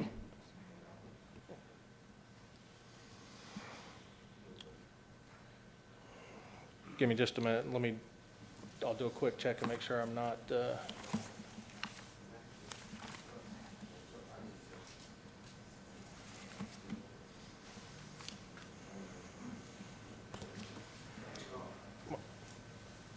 I yield the rest of the time to Buddy. Okay, Buddy Harwell, and I think it's Mike Fabro, who's a proxy for Mr. Harwell. Well, first of all, I was sitting in traffic for an hour and a half coming from Balm, coming up here, so I need sworn in again. Are you Mr. Fabro? No, I'm Harwell. Oh, you're here? Okay. Sworn in, please.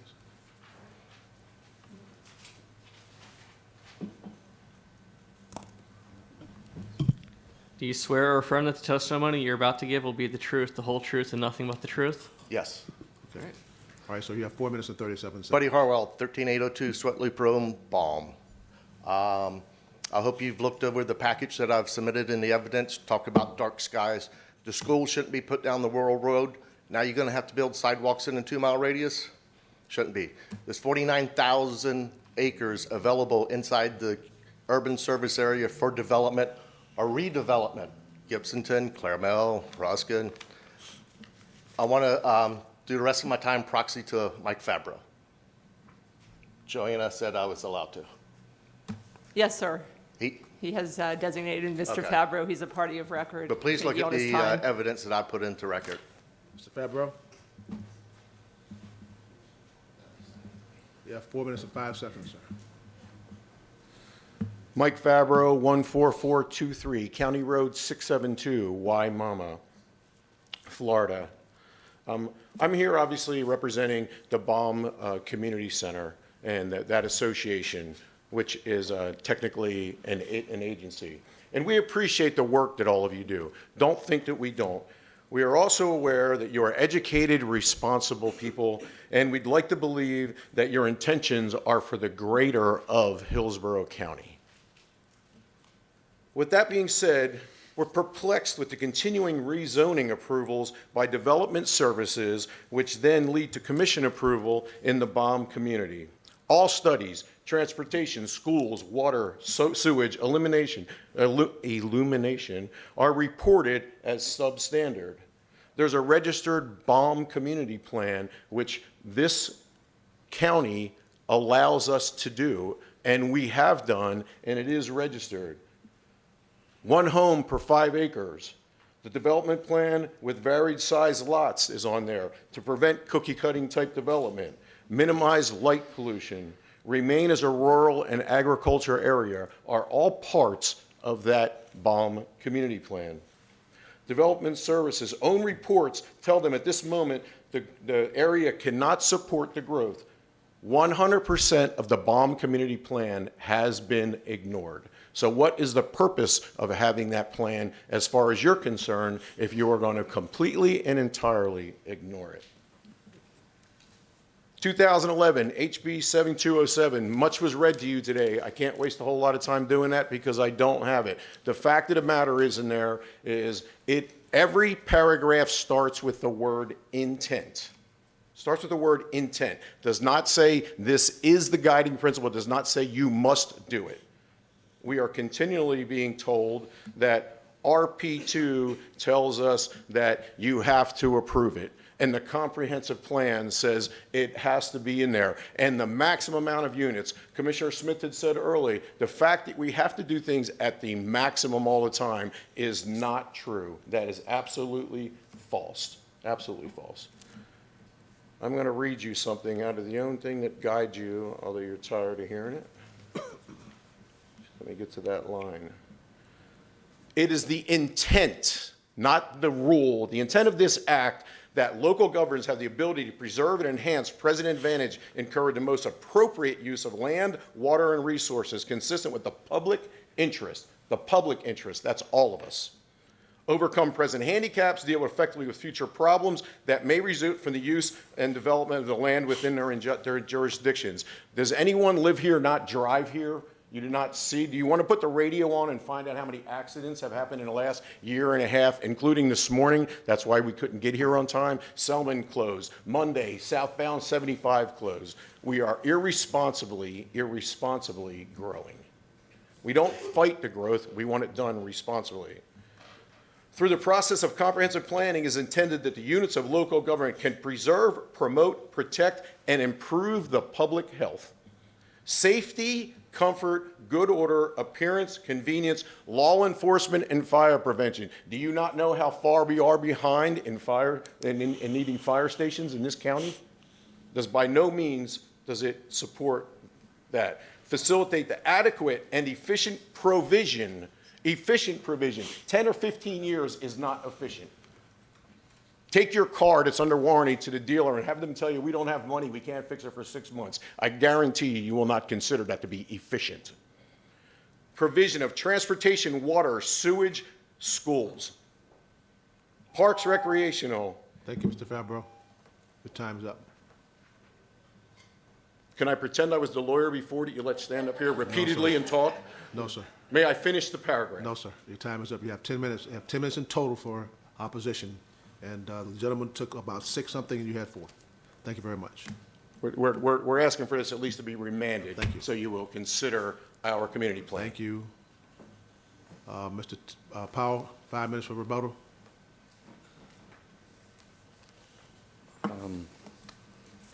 Again, for the record, Timothy H. Powell. Obviously, Mr. Bruner and Mr. Harwell and Mr. Fabro have presented a variety of issues. As it focuses on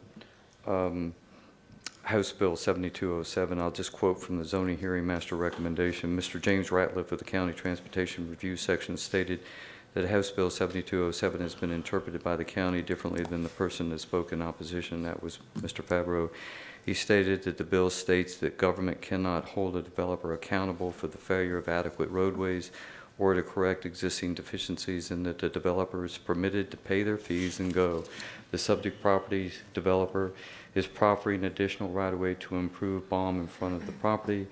This is again what the hearing master wrote. The county has interpreted the House bill that once the developer has paid the applicable mobility fees, they have been deemed to have mitigated their impacts and allowed to proceed. And Mr. Whitehead of the county attorney's office stated that the mobility fees was put in place to replace the impact fees, and this does not affect the analysis of whether the project is consistent with the comprehensive plan. The analysis is codified in state statute. Again, I'm just going to reiterate that we have worked on this project for quite some time. We have achieved a universal set of approvals. Every single agency the county has, including the Planning Commission, has recommended approval. We've met all the criteria down to a T. We didn't ask for any variances, no phasing variances, no design rule variances, nothing. We met every single rule and law that you have. And I've been doing this a little bit longer than Mike Horner. I've been doing it for 47 years. And I can tell you that when you meet all the criteria that a county places in front of you, you expect the reviewing body to be able to recognize that, and that they also abide by those same rules in reviewing it and making a recommendation. Thank you very much. Thank you. Planning Commission staff. Melissa Leinhardt, Planning Commission staff. The subject property is located in the Residential Plan 2 Future Land Use category. It is in the rural area and within the limits of the Balm Community Plan, as well as the South Shore Area-Wide Systems Plan. The proposed plan development is consistent with and an allowable use within the Residential Plan 2 Future Land Use category.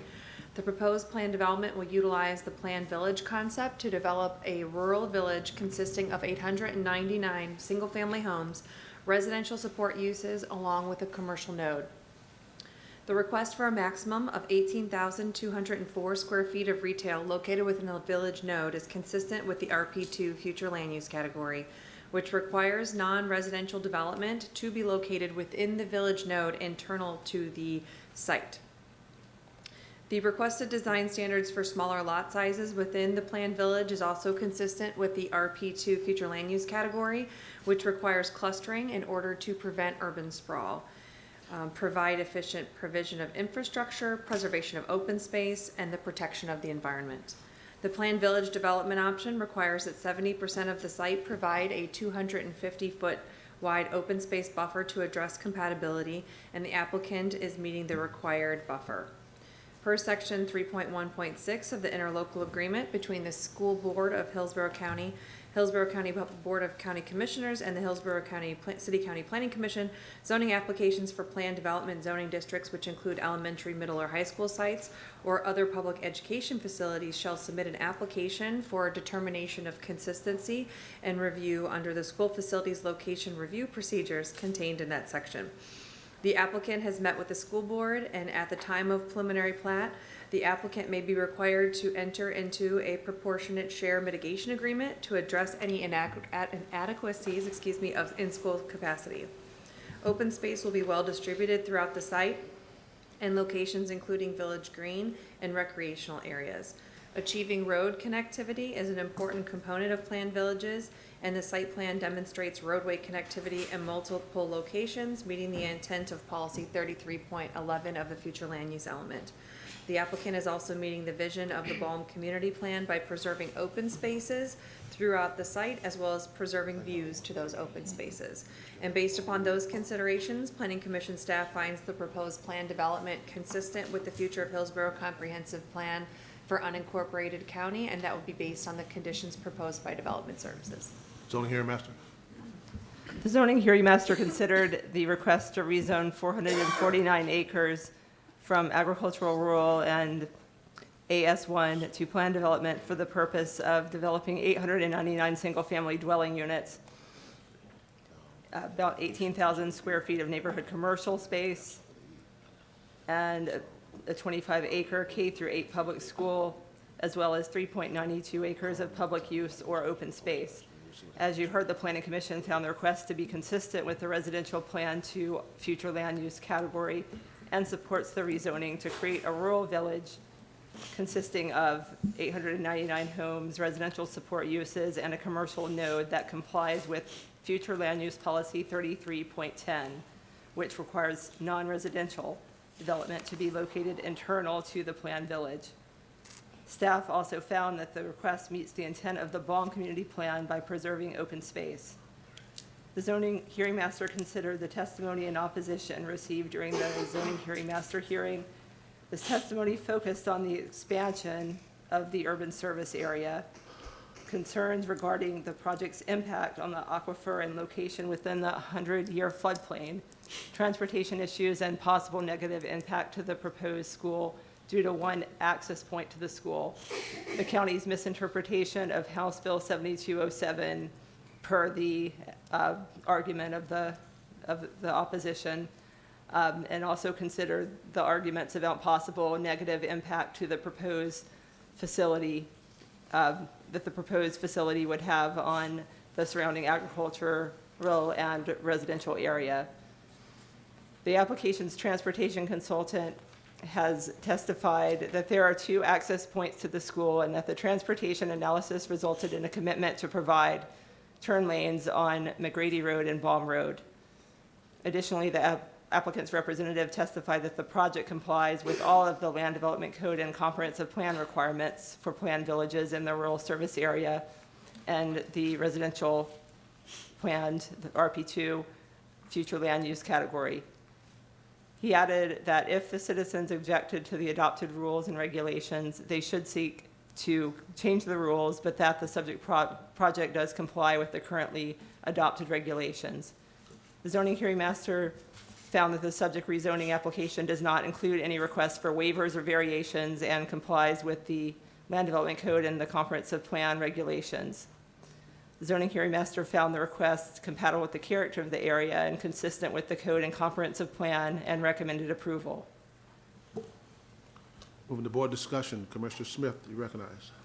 Thank you, and thanks to all the citizens from the Baum and Waimama area who've come out today and spoken. I find the testimony compelling.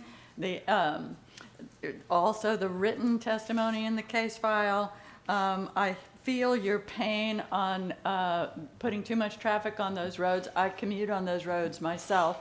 I understand your issues, and I really think we need to be mindful of that and not exacerbate that and be careful not to lower the quality of life of the residents that are already here while we're welcoming new residents to come. I hear you on the Night Skies initiative that is highlighted in your community plan. I think people move out to the rural area to enjoy things like a starry night sky, and when that's gone, that's gone. And that is something encouraged in the community plan, part of the comp plan that needs to be respected. So even where we do allow growth, they should be conditioned to have down-style lightings and respect that, all those things in the community plan. This is, of course, another de facto expansion of the urban service area. It is premature. This is a consideration this board is allowed to take into consideration above and beyond any other reviewing agencies. This is our prerogative. Although the future land use designation does allow us to extend utilities to them, the decision as to whether to grant the future land use at this time is up to us. And I submit it's premature at this time. The site plan notes the county will provide water and sewer. We can say no to this request for county services outside the urban service area at this time. Again, we are being asked to approve the absolute maximum density that could possibly be allowed if we only consider every single thing that permits maximum density, and if we consider nothing that would suggest reducing the density from the maximum allowable. There are many reasons to limit the density to something less than the maximum at this time in this place. If we approve this, we're approving a K-8 public school site, way outside the urban service area.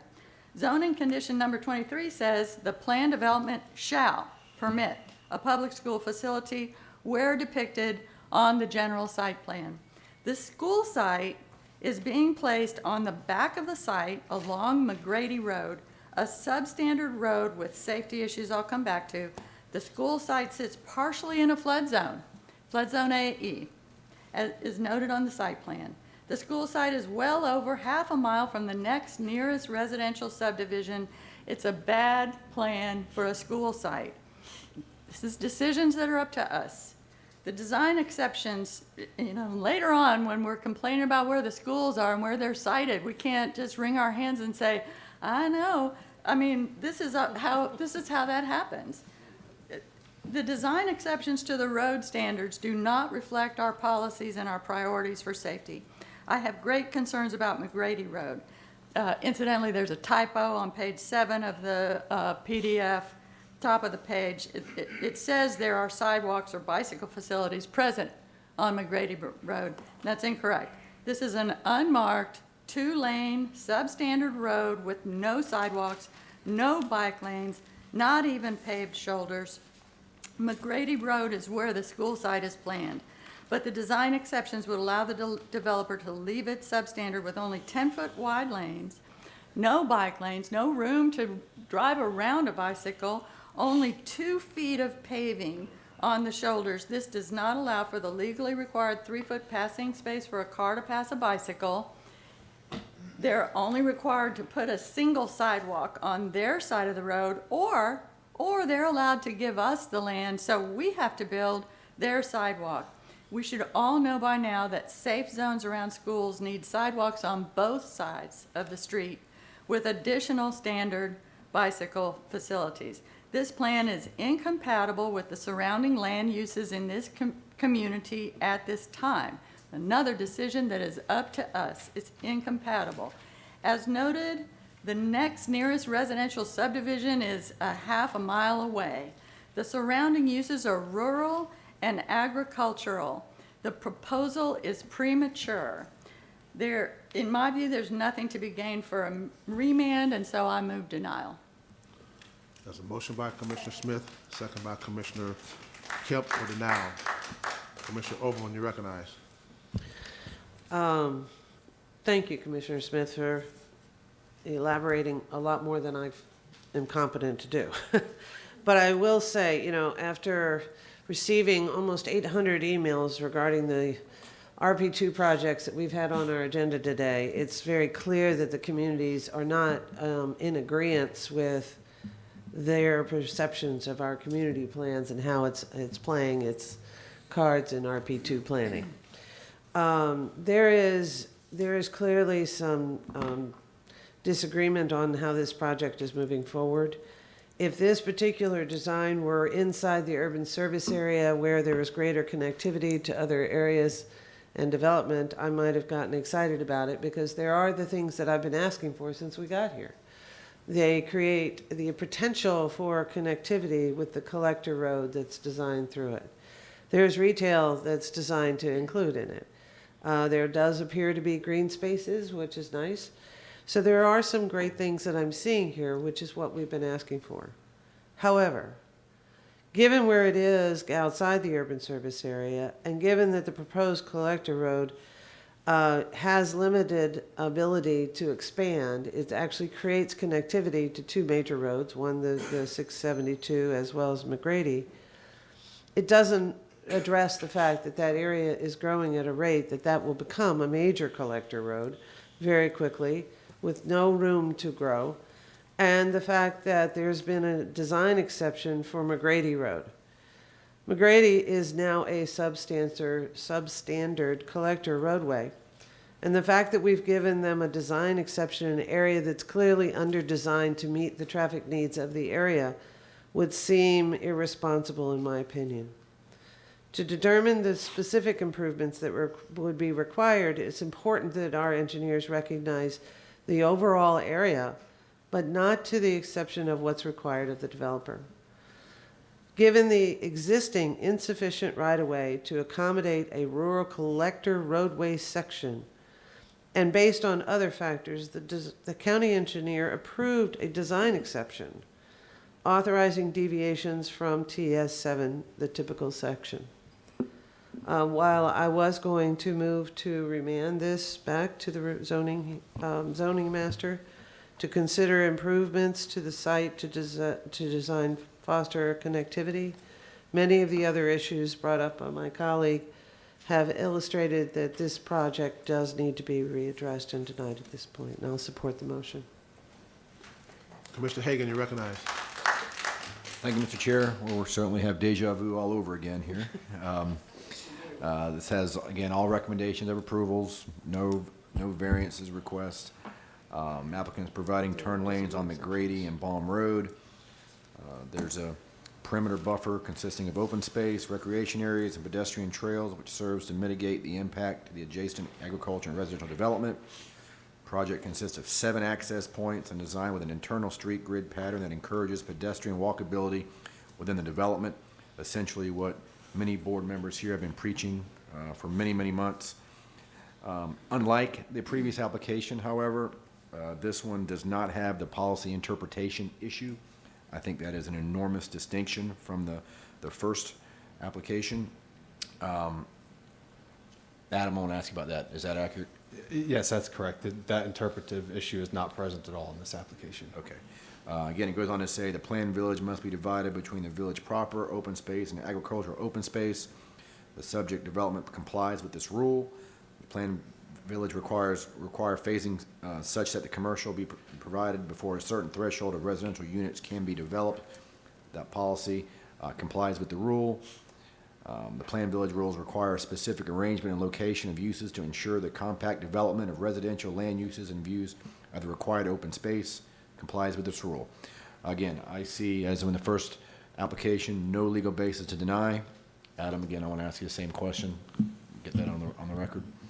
We did review this application. We found that it met all the requirements for the RP2 and the comprehensive plan and the land development code without any requested waivers. Okay, with that, as with G1, I'll make a substitute motion to approve the CHM recommendations.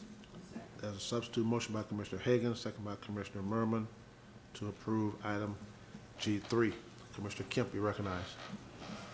Thank you. Again, thanks to the community for showing up. And again, thanks for the very compelling, I think, information and analysis of this proposed project. And again, I'll repeat for the first one, Commissioner Hagan is correct in that the jobs stipulation on the Waimama villages is not here. However, this is one of the village plans. Again, it's on the very first page of our comprehensive plan. This plan also provides for the development of planned villages within rural areas. These villages are essentially self-supporting communities that plan for a balanced and mixed land uses, including residential, commercial, employment, and supporting services such as schools, libraries, parks, and emergency services. The intent of these villages is to maximize internal trip capture and avoid the creation of single-dimensional communities that create urban sprawl. However, and it's extremely important to note, timing is so much, and the timing to do this is premature. We have heard ample, competent, and substantial evidence of that to be the case. Again, as the only lawyer on the board, I feel fine standing on the foundation of the record that we have in place now in supporting our decision. Well, I will be supporting, if we come to it, a motion to deny. To manage the timing of new development, to coordinate with the provision of infrastructure, transportation, transit services. This is about timing. And other public services such as schools, recreational facilities, etc., in a financially feasible manner. We've already heard that none of this exists anywhere near it, that it's incompatible with the surrounding community right now that's not developed that way. The roads are substandard and continue to be. We're going to throw 12,194 more trips on this. We have a school. This is just, I don't know what to even say. With 2,031 more trips that would be connected to the school. We have widths of road that the county has said are that we've heard are barely wide enough for 2 lanes of traffic, and yet we are allowing that that the width of these roads, we're allowing it to be approved under a design exception or much of the condition of the current roads that are so substandard to pass by on a design exception. We also have and I'm looking for it right now, just 1 second here. We have a policy in our under timing that says the timeliness of a development shall be evaluated and considered premature if any of the following indicators are present. There's a lack of planned or programmed urban services such as multimodal transportation services, central water and sewer, schools, fire emergency services. There are unaddressed level of service deficiencies, we're talking roads here, for adequate public facilities. That's what we this is our requirement under the timing of growth, page 4 of our comprehensive plan. This is our job to do and decide. In review of expansion to the urban service area or this area, each proposal shall be examined to determine that the project meets the following. This is our charge, to make sure that this is clear. The expansion is adjacent and contiguous to the established urban service area or to compatible kinds of uses, which it's obviously not at this time, and yet still suffers from being massively overwhelmed. The expansion would be an extension of an existing suburban urban development pattern. That's not true. Or has a functional relationship to development within the urban service area. That expansion of the urban service area would result in development that would be compatible with its surroundings. That there's adequate capacity, this is our charge, for infrastructure, including transportation, schools, parks, fire, EMS, sheriff, in place and planned to serve development within the expansion area. All improvements needed to support the proposed expansion of this area with adequate public facilities, talking about roads, shall be included by amendment into the capital improvements element that is financially feasible. That is financially feasible. That's our charge. That isn't done. Those roads aren't accounted for anywhere. We don't even have them in the of many of the things that I've heard in the corridor preservation plan to even make sure that is even possible in the future. This is just, I think we're on fine setting to push this out and say this is premature, should not be done at this time. We really have to look, we've heard it. Everybody is already overwhelmed by what's out there and what's approved. It's time to wait, pay attention to the timing of growth, and look at the prematurity of this. And this is our charge, and we are on fine, I believe, a legal basis with competent and substantial evidence to do so. Okay, we have a substitute motion by Commissioner Hagan. We have a substitute motion for approval by Commissioner Hagan, second by Commissioner Merman. Seeing no further discussion, please record your vote.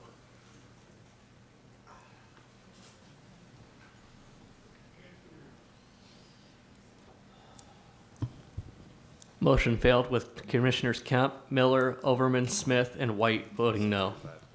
We're now back on the main 2 to motion 5. of the, sorry. Apologize for that. We're now back on the main motion by Commissioner Smith, second by Commissioner Kemp. For the now, Commissioner Merman, you're next recognized. Thank you, Mr. Chair. I guess we're just going to replay this record. So I am going to make a substitute motion to remand this item, and for several reasons. The transportation improvements. I hear so much about the difficulties, and I know they're providing for turn lanes, but also this is going to have a big impact on 672, Highway 672. And I do feel that, it's time for us, when we see these items, we got to know what, I know we talk about impact a lot, but to fix the impact, how much is it going to be? And then the drainage and the floodplain issues, I think, are really important. I think also the interpretation of House Bill 7207 and how it applies in this case, I think, is equally as important. So I think there's also some environmental issues that are also in here, but I do think that there are several issues we can take a look at and revisit. And that's my motion. There's a motion by Commissioner Merman to remand, second by Commissioner Hagan. Commissioner Hagan, you're recognized. I just got a question for the applicant, Mr. Powell. Do you support the remand, or would you rather just go ahead and initiate legal action? Remand? Yes. Yeah, we would favor the remand. Okay, thank you. Commissioner Smith, you're recognized. Thank you for asking. Thank you. I think there's so many problems that we have all heard from the residents. We've all voiced ourselves. We've put substantial grounds for denial on the record. I think there's very little to be gained for going back. at this point, the thing is so egregious in so many ways that it's not a matter of tweaks. It's not a matter of, you know, tweak the houses over here and move, you know, address a wetland impact there. To my mind, we've all said a lot of issues with this. This should go back to, this should be denied. And then if they want to do something else, go back to the drawing board, start from scratch, and bring back something with less density that addresses the community concerns and work with the community on something that meets the community plan. But I won't be supporting the remand because I just think it's just kicking the can down the road, and we really need to have something much better coming back from us, not the kinds of tweaks that we would get from sending it back to the zoning hearing master, the agencies that have already approved it, without considering what we're considering. So I wouldn't support the remand. I hope we can get a denial today. Okay, we have a substitute motion by Commissioner Merman, second by Commissioner Hagan for remand. See no further discussion. Please record your vote.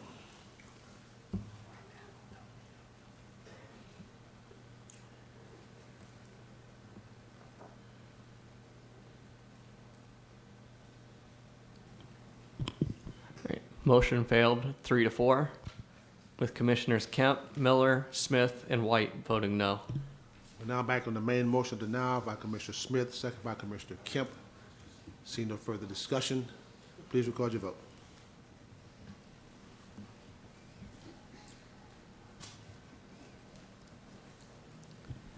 Motion carried 5-2, with Commissioners Hagan and Merman voting no. Mr. Moretta. Thank you, Commissioners. This brings us to G. Excuse me. Commissioner Kemp, you're recognized. Thank you. I have one motion related to this that I'd just like to express because I think it's extremely important in terms of some of the approvals. I've discussed this several times over the past few years. I'll just wait a second. There are set aside in many of the projects that have been coming forward, these set aside open areas, sometimes 40% of the projects. We've had that as well in other projects in the past in the county where it's come back to us before. And one of the issues with it is that there has been no conservation easements put over the open spaces. So what has happened to some of these spaces in the past is they get sold as a discrete parcel without the easement over it. And then what was used in a prior. Commissioner Kemp. Yes. This is something that needs to come later on. This doesn't need a motion to be made on this now. Well, I guess not, but I would like to have staff as they look at these. I think it's important because I brought it up. I'm not sure where we can do this, but I'm thinking it was in this prior You can bring it plan. up. You can bring it up under commission items number J. Okay, I'll do it then. Yeah. Thank you. Mr. Moretta, recognized. Thank you, Commissioners. This brings us up to G4, rezoning 19-0595. Current zoning is AS1. This is a proposal to rezone a property located in the Sefner Mango area, specifically at 111070 Hillsborough Avenue. Commissioners, a request is to go from the AS1 agricultural to a neighborhood commercial district. The applicant has imposed a restriction that limits themselves to a general indoor-outdoor use, a recreational use, and they've also restricted themselves to certain hours of operation. When staff reviewed this, staff found that it did not meet the locational requirements. The plan is largely populated by residential zones surrounding the site and is recommending or not supporting this request based on the compatibility issues and also in terms of the guidance received by the comp plan. Staff also was made aware of this, that it came to us by way of code enforcement. And I believe this is a first step in seeking compliance by the applicant. We would note that if this case is approved, that there would need to be subsequent action dealing with site engineering. That would have to bring the site up to spec to deal with driveways and parking and buffering and so forth. So just wanted to make light of that, that if it is approved, that that's a first step in a compliance process, that this zoning in of itself would not comply to the site. So staff is not supporting it for the reasons we acknowledged, and we also would acknowledge the other steps that would need to be taken if approved. Oral argument has been filed. I have a motion to open for oral argument. Motion by Commissioner Murray, second by Commissioner White. Open for oral argument. Any further discussion? Please record your vote. Motion carried 7-0. Mr. Chairman, point of personal privilege. I just want to make sure those volleyballs aren't for us. They're not going to be launched this way, right? I hope not. Okay, Mr. Pressman. Good afternoon. Good afternoon. You have 10 minutes, sir. We're going to start with a PowerPoint, and then we're going to switch over real quick to the overhead. So let me pull this up first. As you pull that up, Mr. Pressman, was all of that submitted and shown at Zoning Hearing Master? Yes, so the PowerPoint was submitted by thumb drive, as was the video we're going to show, and I have copies of what was submitted for petitions and support. Mr. Chairman, Commissioners, Todd Pressman, 200 2nd Avenue South, number 452 in St. Petersburg, Florida. I'm here with Casey and Fernando and Katia with Sand Life. This is a much, much different request than what you've heard all morning. I think you're going to be much happier with this as compared to others. We're located in the East County area. Is this up for you, the PowerPoint, Mr. Chairman, Commissioners? Up for you? To walk you through what's proposed here, because this is a pretty unique and singular request. This is the site located here by the property appraiser. This is Sand Life. It's a community-based, homegrown. It's youth, volleyball skills, training, coaching, and mentoring. This is not a corporation. This is not a big company. This is Casey and the 3 individuals who have spent their life in sand volleyball and want to bring this to the. I'm bringing this to the community and to the kids. Fernando played with the Bolivian national team. Katia for University of Tampa, she's an All-American, and Casey as well. We're seeking going from ASC1 to CNR. Restrictions are for indoor-outdoor recreation and only for volleyball. That's a restriction as well. We also have restrictions on days and times, lighting away from neighbors. So just to give you an idea what it looks like, this is the site. It's all open. It's sand volleyball. There's a very good buffer. This is the site here. There's a very good buffer between that and the residential. I'm going to tell you that we have outstanding support from the residents. We have not a single person in opposition that is on record with this request whatsoever. Transportation Department says 10 average trips per day. We are within the USA. I'm going to say again, we're within the USA. I've heard USA mentioned many times today. Conservation Environmental Lands Management Agency has no objections. They've come into compliance with Crystal Hull and an order of compliance, working to respect the wetlands. Staff's main concern has been the abutting neighbors, and that's the main error from the zoning hearing master. We have complete on-the-record support from abutting neighbors. We're going to show you that. This hearing master did not recognize that. She also did not recognize that we've done a lot of work with the environmental guys, and we've got an affidavit in compliance. We are in the Res 9 typical uses, which is upscale, urban, commercial, multi-purpose. This is the wetland survey. Commissioners, what this use really is very simply the same use that you're all doing all over the county. If you look at all of your sports parks, they are all located next to residential. Citrus Park, next to residential. J.C. Handy Sports, next to residential. County's North Brandon Sports, next to residential. Northeast Sports Complex, on and on. What we found is that this use acts exactly like all your sports uses do now. So our contention is if it looks like a duck and walks like a duck and quacks like a duck, it's a duck. It's a park, it's a sports park, and its topography is the same as dozens that you have here.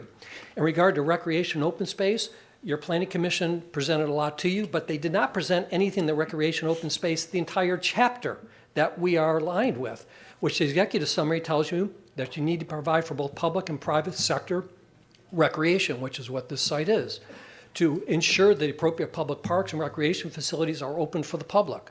Policy 2.9, that the county requests private landowners to provide public recreation access, which we are. And there's many other policies in the entire, including community gathering areas, which this is, which are not listed in the staff report. That chapter in our contention was not included with your planning commission, although the planning commission looked at another part. We do have absolutely outstanding support. We submitted a long list of petitions, which again, the hearing officer did not recognize. And we have a couple videos to show you as well. That includes Pastor Krupa from Biblical Studies, who uses the site, Tampa Titans, Weber International University, Amy Watson, who is at Brandon High School Physical Education, who speaks highly about it. And also in regard to locational criteria, which the hearing officer also ignored or did not address and made an error. Locational criteria is based upon compatibility and unique circumstances per neighbors and exact similar sports use. Unique use, which this is, it's not a thriving, profit-oriented commercial use. So in summary, this is a use that acts and operates just like every sports county park that I've shown you. It's built upon community and use support versus any hard impacting commercial use. Low trips, good buffering, they are respecting the wetlands area, they're in compliance with Crystal Hole. The comp plan does support it, that entire chapter supports it, and we demonstrated outstanding immediate community support. So in regard to the hearing officer, in the points raised, did not understand, evaluate the comp plan, elements that we brought forward, the element that this is community-based, and that we have taken many steps to address the wetland issues. We're going to switch over to the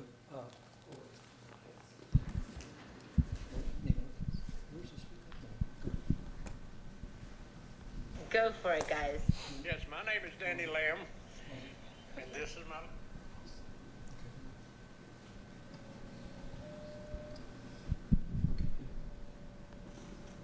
little woman, Shirley. Where do you guys live? We live at 5317 Royal Oak Drive. We live adjacent to the volleyball park. And what do you think about it? I don't have any issues with it. Matter of fact, it's kind of enjoyable to watch it ever so often. Cool, so those kids are not too loud? No, the kids are never too loud. I've had kids all my life. That's not an issue. Oh, well, we really appreciate your support. Well, you're more than welcome. Anything I can do to help you, we'll be here. You got it. Thank you. You're welcome.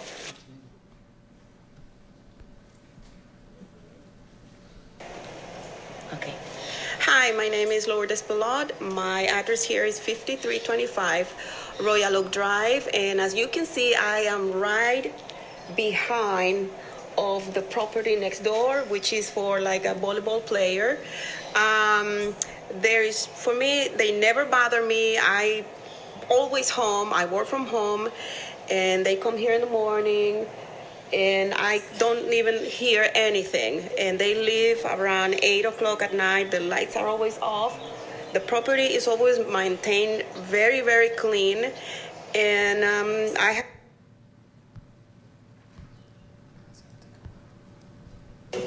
You're on.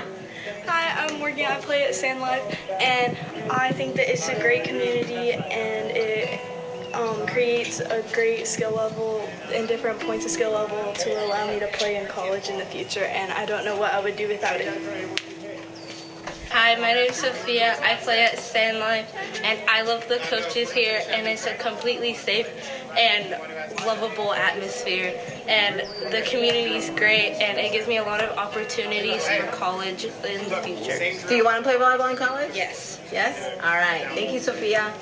My name is Abby, and I like Sand Life because I like to, oh my... It's okay, Abby. You can just say whatever you want to say. Go ahead. Hi, my name is Abby, and I love Sand Life because I like the coaches, and I like to get to play volleyball here instead of go to the beach because I live in this city, and traveling to the beach is too far to play. All right. Thank you, Abby. Hi, I'm Andrew, and I like Sand Life volleyball because there's not a place for me to play volleyball near my house, and I'm a boy, so there's not really any clubs near where I live. The nearest one's in Miami or something like that.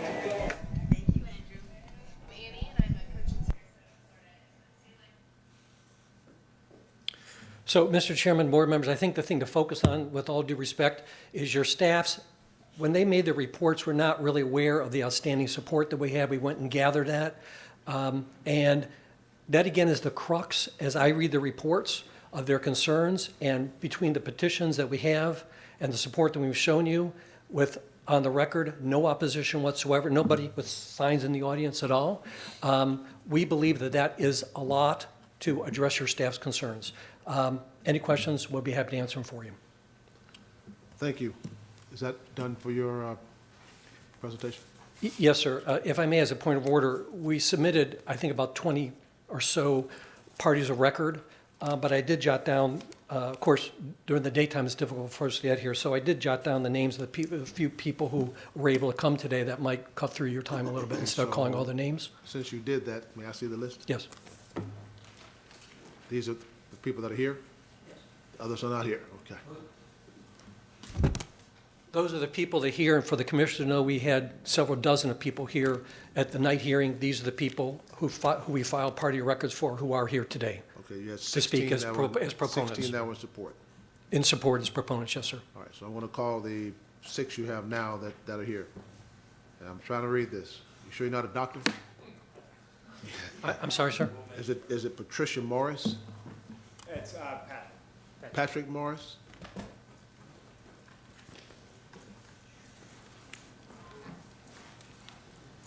I understand everyone that's here, you have 10 minutes. Yes, sir. I'm Patrick Morris. I live at 5319 Royal Oak Drive. I am probably one of the closest to the center of the volleyball court. Before they took over that place, there was rats, mice, rodents, all kind of creatures and stuff like that all over. They cleared all that out, put volleyball courts off. Also, I've been in Iraq for 6.5 years. I know noise. I know violence. I know all that stuff. I lived it. Here at home, in January 2017, I paid my last mortgage payment. In February 2017, I got my first retirement check. When I see these kids and adults playing volleyball and what they do out there, that brings cheer to me. My heart, my mind, and everything. It is so joyful just to see. It's peaceful. It's not noisy. It's not violent. It is pleasure to see that. And by all means, you guys should have seen it before and what it looks like now. You've already seen what it looks like now. It's awesome. And by all means, they need to keep going on this. They really do. Yeah. That's about all I have to say. Thank you, sir. Rhonda McGuire?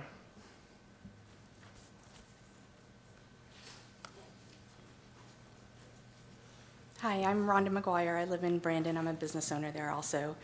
My daughter was one of the ones featured in the video. She practices and plays there. She's been doing indoor volleyball for about 4 years, started sand volleyball about 15 months ago, fell in love with it, and I have Casey and Katya and Fernando to thank for that. She trains relentlessly. It's a unique facility.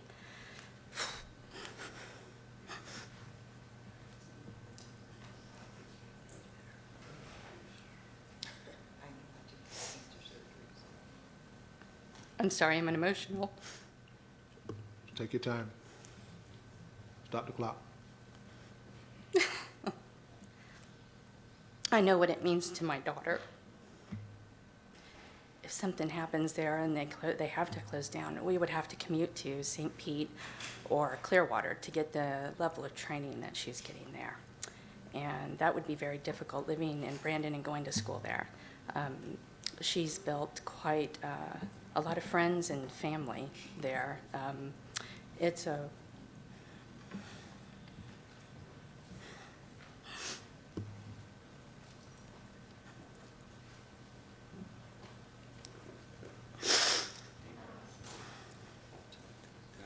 That's okay. All right, you all done? Okay. Mark McGuire?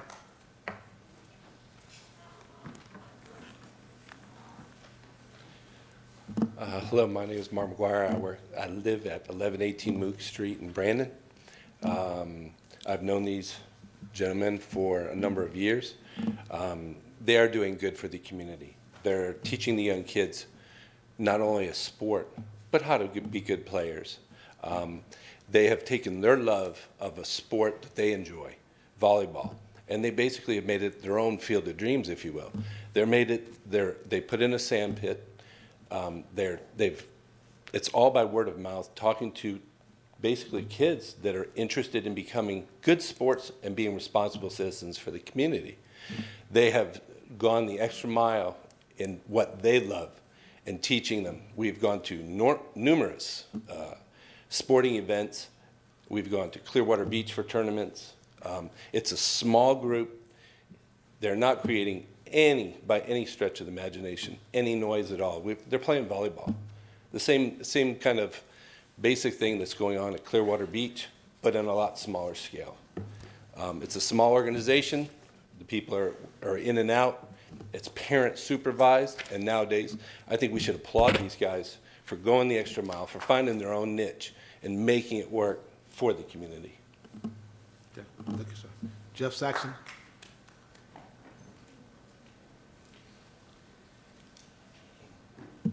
My name's Jeff Saxton. I live at 8203 Pinewood Run Court, Tampa, Florida.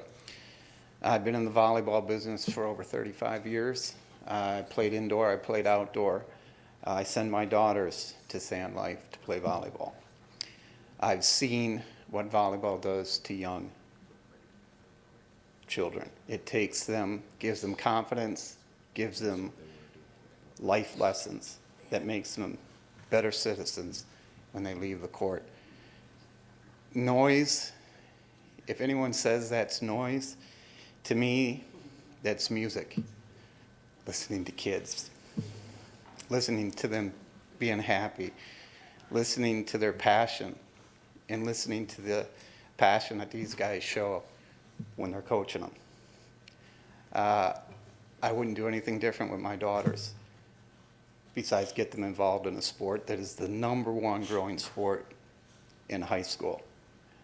Girls that play volleyball, boys that play volleyball end up having the best grade point averages, the best test scores.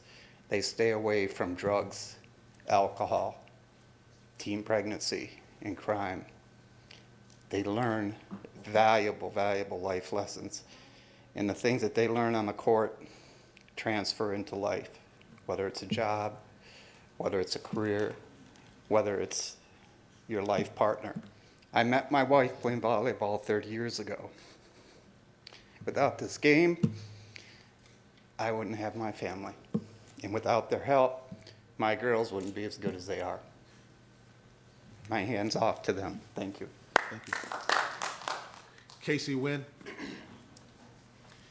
I'm Casey Wynn, 7109 North 18th Street in Tampa.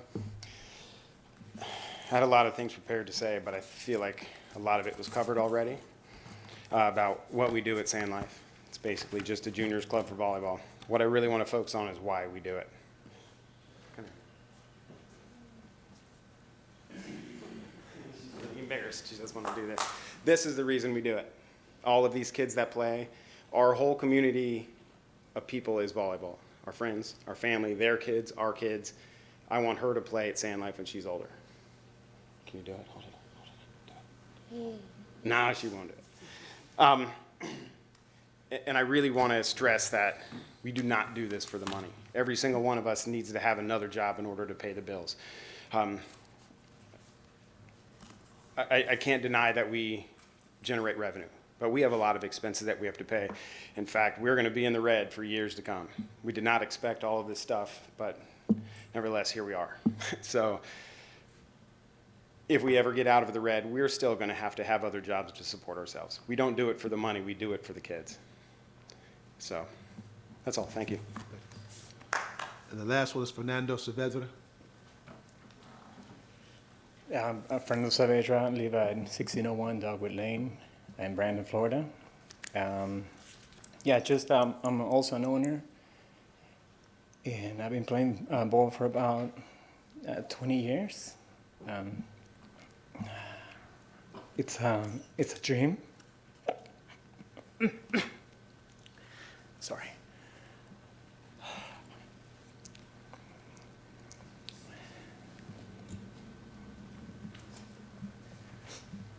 It's really nice to get the support that we've been getting. But what I wanted to express is that regarding the noise and the lights, we have made adjustments to it. We have an 80 feet buffer from the fence.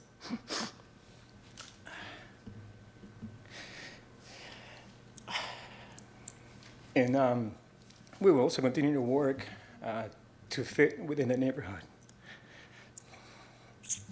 and to follow my dream, which is just having a few groups of girls that we can train. Thank you. Now move to those in opposition. Sheriff Fusion. Well, Ms. Luggren, you recognize. As Ms. Fuson approaches, I wanted to ask the board to make a motion and deny the request for additional evidence that she filed, as it doesn't meet the standard for approval. If you could act on that. Motion by Commissioner White, second by Commissioner Overman for denial of additional evidence. Seeing no further discussion, please record your vote. I didn't hear what she said. Motion carried 7-0. Would you like to explain? Ms. Fuson, I had tried to reach you by phone to explain what the process is here at the Board of County Commissioners Land Use Meeting.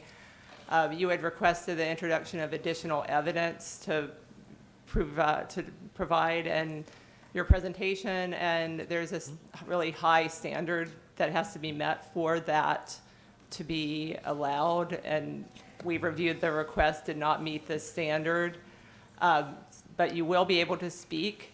However, because you did not speak at the zoning hearing master, you should focus your comments, your testimony on the staff recommendation, the ZHM recommendation, and the Planning Commission agency recommendations when you provide your testimony. Yes. So you want me to stay on the facts that's already in the folders with you guys, right? Okay. So I just got cancer cut out of my head. When I was here that day, I came that day. I couldn't stay any longer because of my head, okay? I just had the surgery done. All through this year and a half that I've been doing this, I've been going through that. And I have made every court date. They've missed court dates. I was still there. That's why that they have to pay $300 in fines every day up to today, and $125 fines up till today on the environmental. They gave the paper to Krista Hall, and she did not approve it. She said, if you want to go ahead and pay for it, but she did not stop the fines. They are still continued through to today and on, and the violations are still there. They have not fixed nothing, and their property, I am the one that's in the middle of these 6 that they want to keep, and I'm literally 30 feet out of my backyard. It sounds like I live on a basketball court. I had to move my bed to the kitchen to sleep because they get there at 7 or 8 in the morning every single weekend. This is a year-round thing that they're trying. This is year-round I've been dealing with this. Can't watch my TV. I have a loud wall unit air condition, and they oversee that. So for them to say, oh yeah, it's joyous to hear them and this and that, yeah, that's great and stuff, but not when you live it. I live on the beach now. I live on the beach 24/7. Mr. Chairman, point of order. Is she speaking to items on the record? Yes. I'm sorry, she needs to constrain her testimony to talk about the recommendations that the staff has made. Right. If you've received the zoning hearing master recommendation, you can speak to that. Yes, And okay. The development service staff stated that the property is located in a single multi-family area already developed and is in a dead-end road. The property fronts a lake where adjacent residents would be adversely affected by sound and other related issues due to the intensity. The property is in the middle of an all-residential property. The site is under code enforcement, $300 a day, and the Plan Commission also finds the rezoning request inconsistent, and the development services staff do not support the application. Planning Commission staff testified that the property is in residential 9 future land use, classified the urban service area and the Seffner Mango community plant area. Policy 1.4 of the land use element to allow only compatible uses. Be sensitive to the development proposals and to maintaining the character of the existing development. The proposed zone would permit commercial uses that are too intense and out of character with the established residential developed pattern. The site is subject to Object 22 of the further land use element regarding commercial locational criteria. Also, policy 16.5 future use states that a development of a higher intensity non-residential land uses that are adjacent to established neighborhoods should be restricted to collectors or arterials and located externally to the established neighborhood. This property proposal is in the middle of established neighborhood with no collector or arterials. The applicant has submitted a waiver to the criteria. With that, the planning commissioner does not support. Based on the compatibility in the environment, that's what it's for. Policy 4.1 of the Conservation Aquatic Recharge Element requires Hillsborough County to conserve and protect wetlands from detrimental physical and hydrological alterations. The property is located within a 100-year flood plan, 4.43% of the 5 acres. The county is to protect wildlife in that 100-year flood plan. The Seffner and Mango Community Plan discourages commercial encroachment into residential areas, so they also do not support. And they also have adults. They're always throwing the children under the bus, but it's more adults than children. And I would ask that there be no rezoning because it's completely disrupted my life. I've lived at my property for 15 years. Excuse me, I'm sorry. Our rules require that the material that's talked about during this meeting be previously introduced at the zoning hearing master meeting or during the time period where comments can be accepted.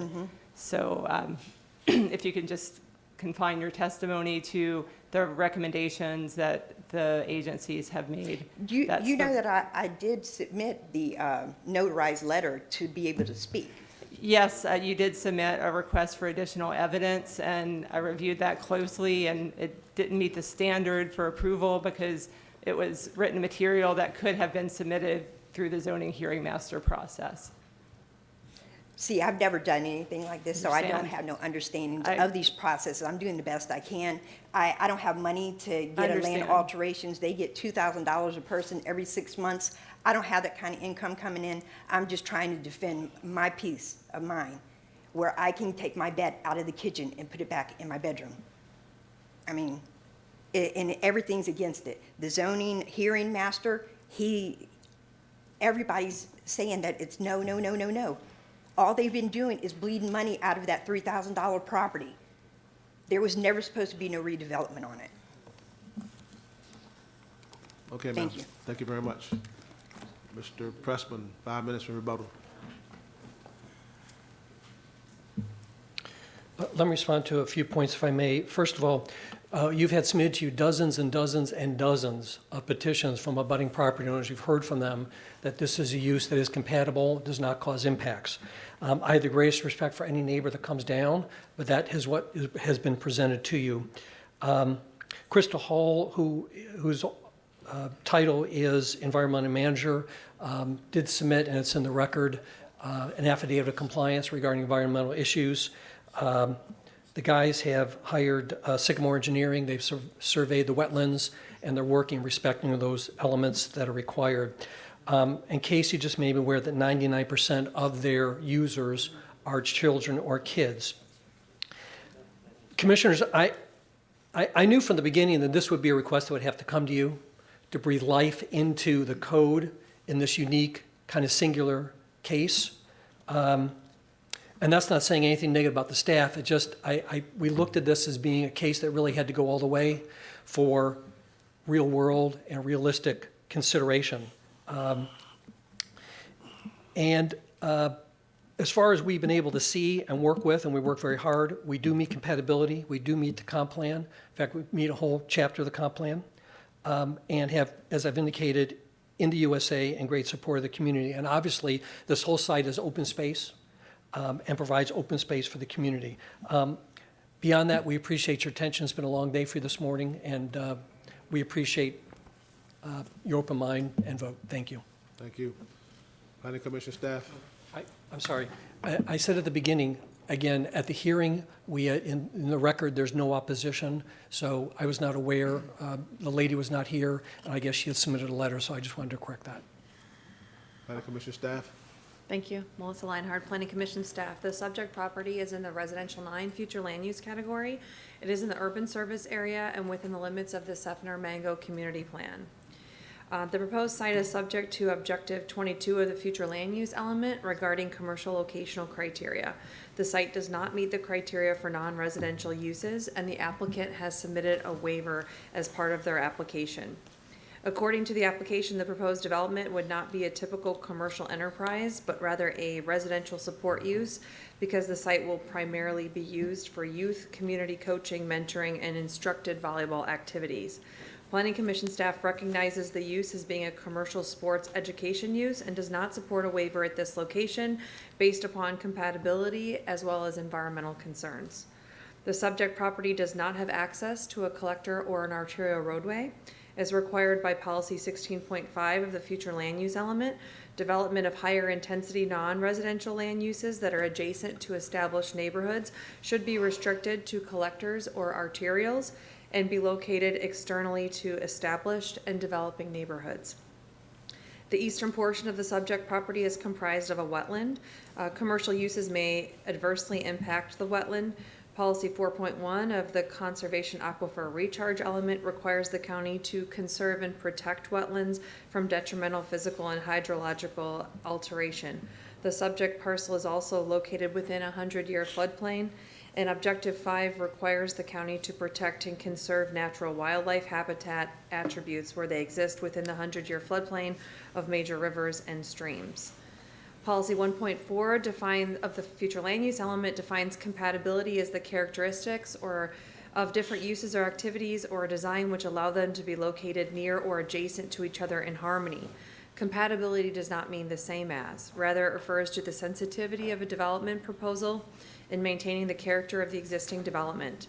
The subject property is bordered by single-family residential to the north, south, and west, and the parcel located east of the subject property has a Residential 9 Future Land Use designation with the Residential Multifamily Conventional 9 zoning and is currently vacant. The proposed zoning on the subject property would allow for commercial uses that would be too intense and out of character with the established residential pattern. The subject property is also located within the Seffner Mango Community Plan, and this plan discourages commercial encroachment into the residential areas between US 92 and Martin Luther King Boulevard and south of Martin Luther King Boulevard in order to enhance community character and ensure quality residential and non-residential development. The proposed plan development is inconsistent with the community plan. Based upon those considerations, Planning Commission staff finds the proposed plan development inconsistent with the future of Hillsborough Comprehensive Plan for unincorporated Hillsborough County. Thank you. Zoning hearing master. The zoning hearing master considered the applicant's request for a rezoning to the commercial neighborhood restricted district to recognize an existing sand volleyball training facility that was cited by code enforcement as the use is not permitted in the AS1 zoning district that currently applies. The zoning hearing master noted that adjacent zoning districts surrounding the property are AS1, AR, RSC6, and RMC9, and the immediate area is developed with single-family residential land uses. As you heard, the Planning Commission staff does not support the request because the proposed zoning would permit commercial uses that would be out of character with the established residential neighborhood. Further, the Planning Commission found that the site does not meet commercial locational criteria and does not support the requested waiver based on incompatibility issues and the environmental impact of the use. The Development Services Department also does not support the rezoning, as it found that the surrounding area is developed with single and multifamily residential as well as residential support uses such as a church, and that there is a concern about introducing a commercial use into the established agricultural and residential area surrounding the site. Additionally, staff was concerned about the site's lake frontage and how that may adversely impact adjacent residents in terms of the sound associated with the outdoor volleyball courts and ancillary uses. Finally, staff stated that the applicant's proposed hours of operation do not adequately address the compatibility issues that are presented with this proposed use. The zoning hearing master noted that 11 people testified in support at the zoning hearing master hearing, and that numerous letters of support as well as petitions in support were submitted into the record, really focusing on the support of the volleyball operation by many of its participants and parents of participants and its positive impact on the youth involved in the sport. Testimony and support was provided by some neighbors adjacent to this subject property who stated that the facility had been a good addition to the area. No testimony was received in opposition during the zoning hearing master hearing. The zoning hearing master reviewed the record and concluded that the request for a rezoning to the C&R zoning district for a sand volleyball facility would introduce commercial zoning in an area that is designated by the future land use map as residential and also zoned residential, and concluded additionally that this request is contrary to the intent of the comprehensive plan and land development code. The zoning hearing master therefore recommended denial of the request. Moving to board discussion, Commissioner Overman, you recognize. Thank you, and thank you for the testimony and the information. I have a couple of questions. But in general, it looks like a community has come together to actually create an opportunity for recreation, and in an area that has good density. The questions I had that were brought up a little bit in the review were surrounding the parking facility or the parking availability for those that attend, and what it would be to be able to address the number of sports courts that are offered in this particular scenario. And then also any environmental concerns, given that it was built on a landfill. Other than that, it appears as though they've created an opportunity to do something that at one point in time worked well until somebody decided it wasn't. So if I could get some information or address those two questions as far as from Development Services, on if this were considered a commercial and residential and it's specifically for volleyball, would there be parking or transportation requirements that would be recommended to address what they are proposing the use at this level? Yes, thank you. In the event that this is approved, to bring the site into compliance, it will need to go through the site development process. As part of that process, the details of the use will be identified. They're requesting a limited use, but how much and where will be identified as part of the site development process. Parking would be identified relative to the level of development on the site. Parking would be required. Stormwater would be required, as reflected by the comment from EPC.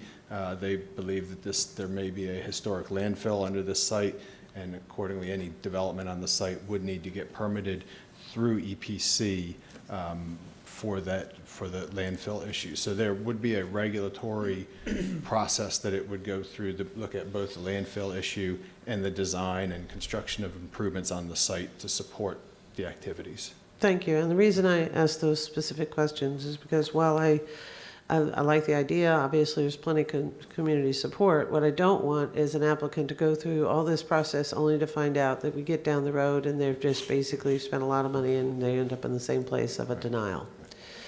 I don't think that serves our public well, nor our communities, especially when there's been effort to make something possibly good happen.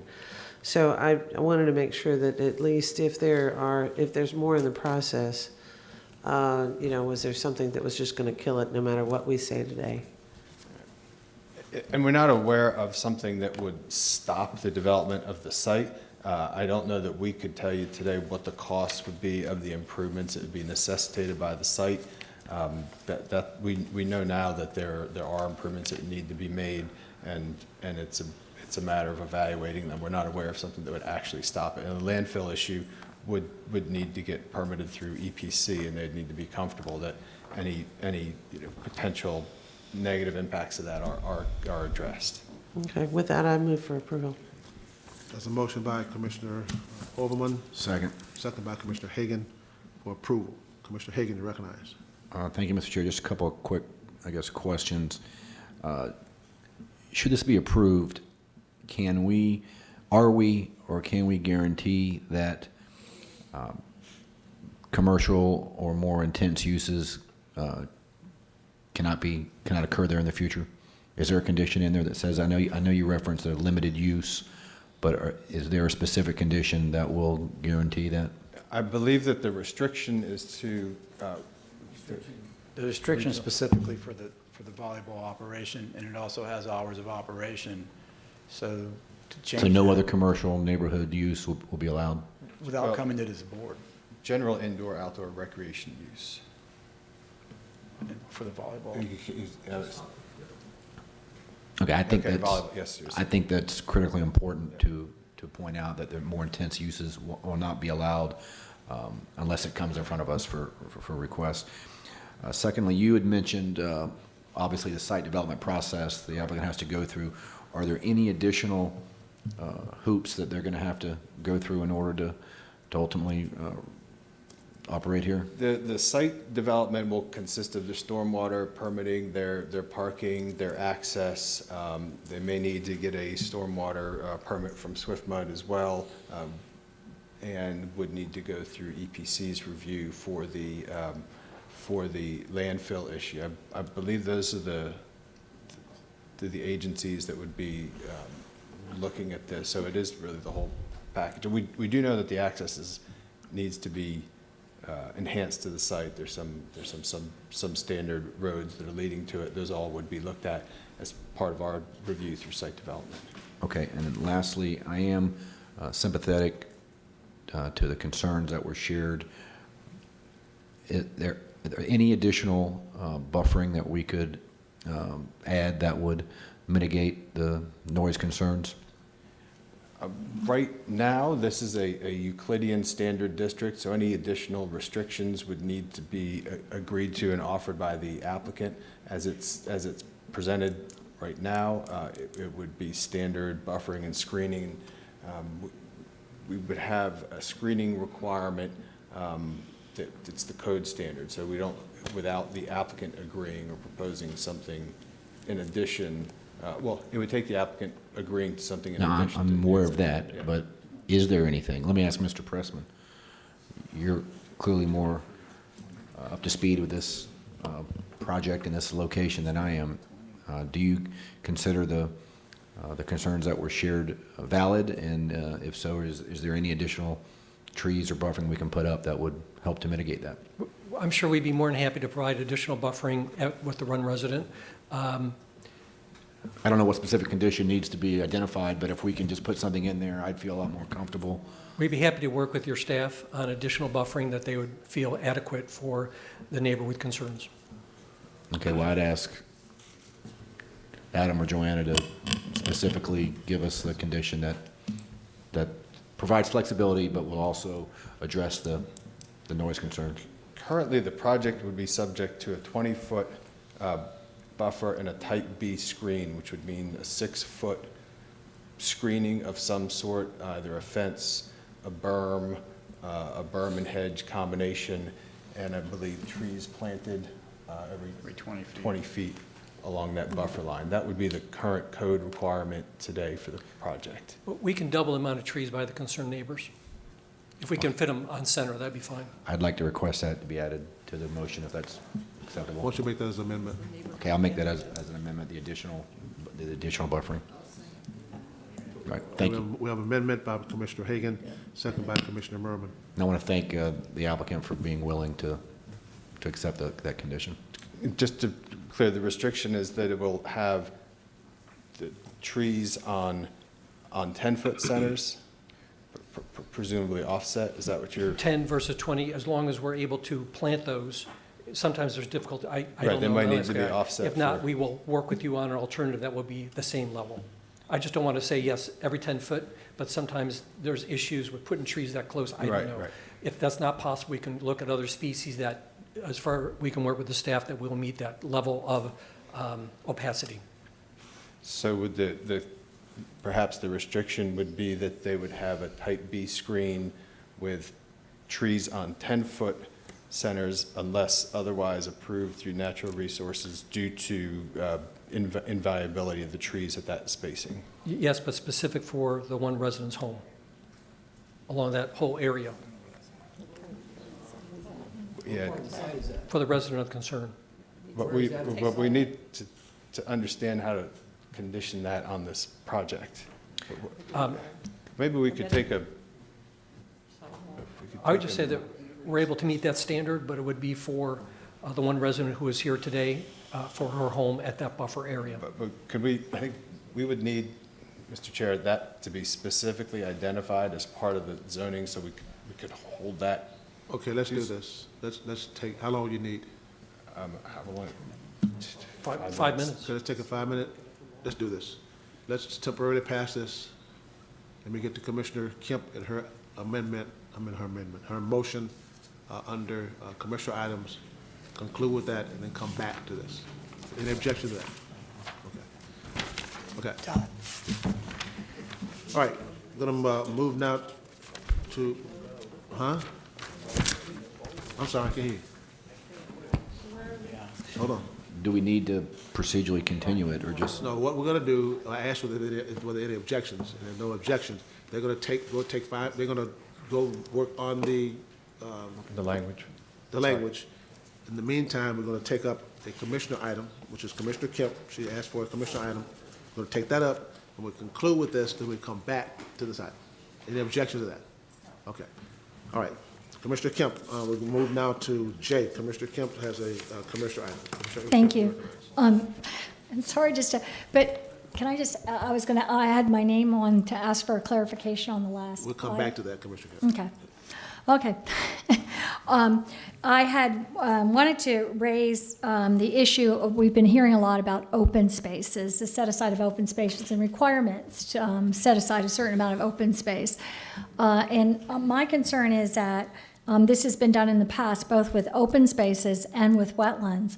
And what has happened is that there's been no conservation easements put over the open spaces and the wetlands. And they've later become open to sale and subdivision, and used even in paired with upland to create a case for development again on the spaces that were set aside. So what I'd like to do is, once we approve something here, we no longer have a jurisdiction to do anything about that when it comes forward. I'd like to ask staff to look at every open space that comes forward, every wetland, and look at it for a conservation easement to start to have that as a condition, put in these properties or these applications moving forward, so that we can make sure that those are not later sold, subdivided, protected, and not used again. Is that a motion? Yes. We have a motion by Commissioner Kemp, second by Commissioner Smith. Is there any discussion on her motion? Any discussion? Seeing none, please record your vote.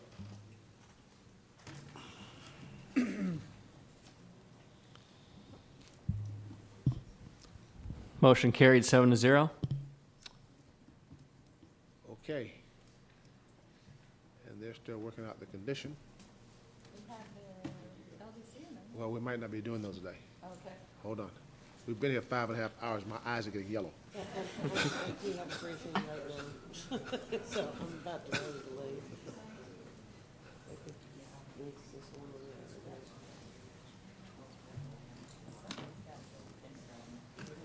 4.5 hours. Did I say 5?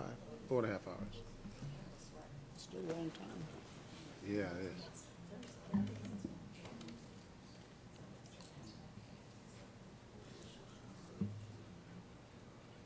What?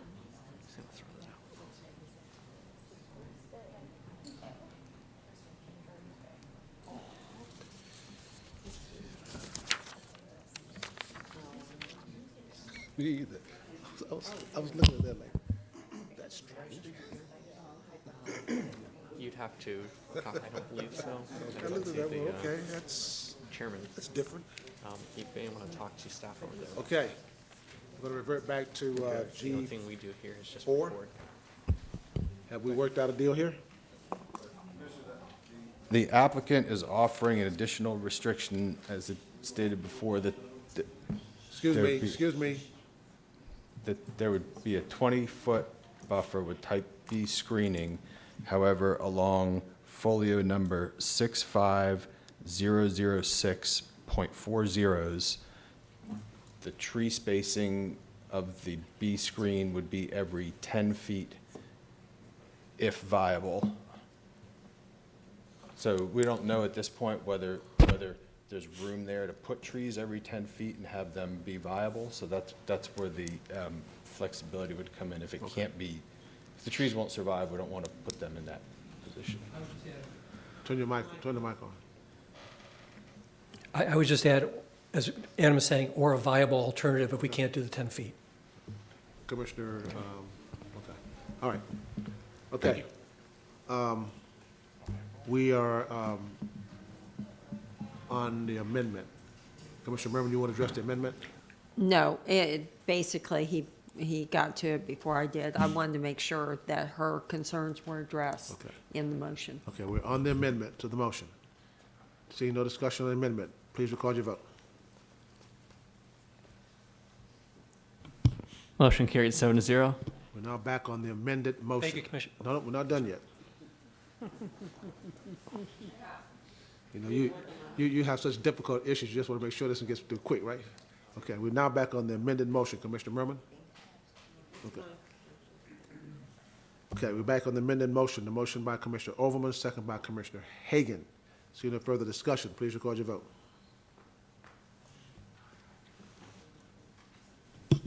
Motion carried 7-0. Thank you, Mr. Chairman. Thank you, You're Commissioners.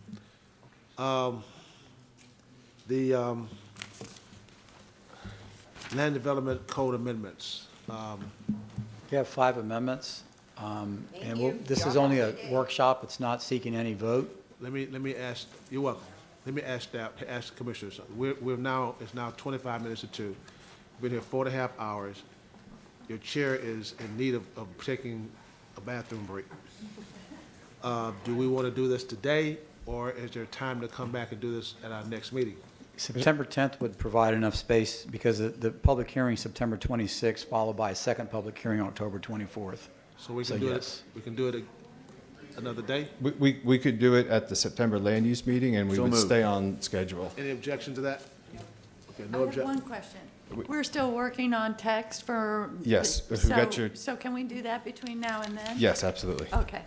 Okay. There's any objection to doing this whenever we get a chance to do it again? Okay. No. No objection. Is there any other business to come before us today? Seeing none, we adjourn.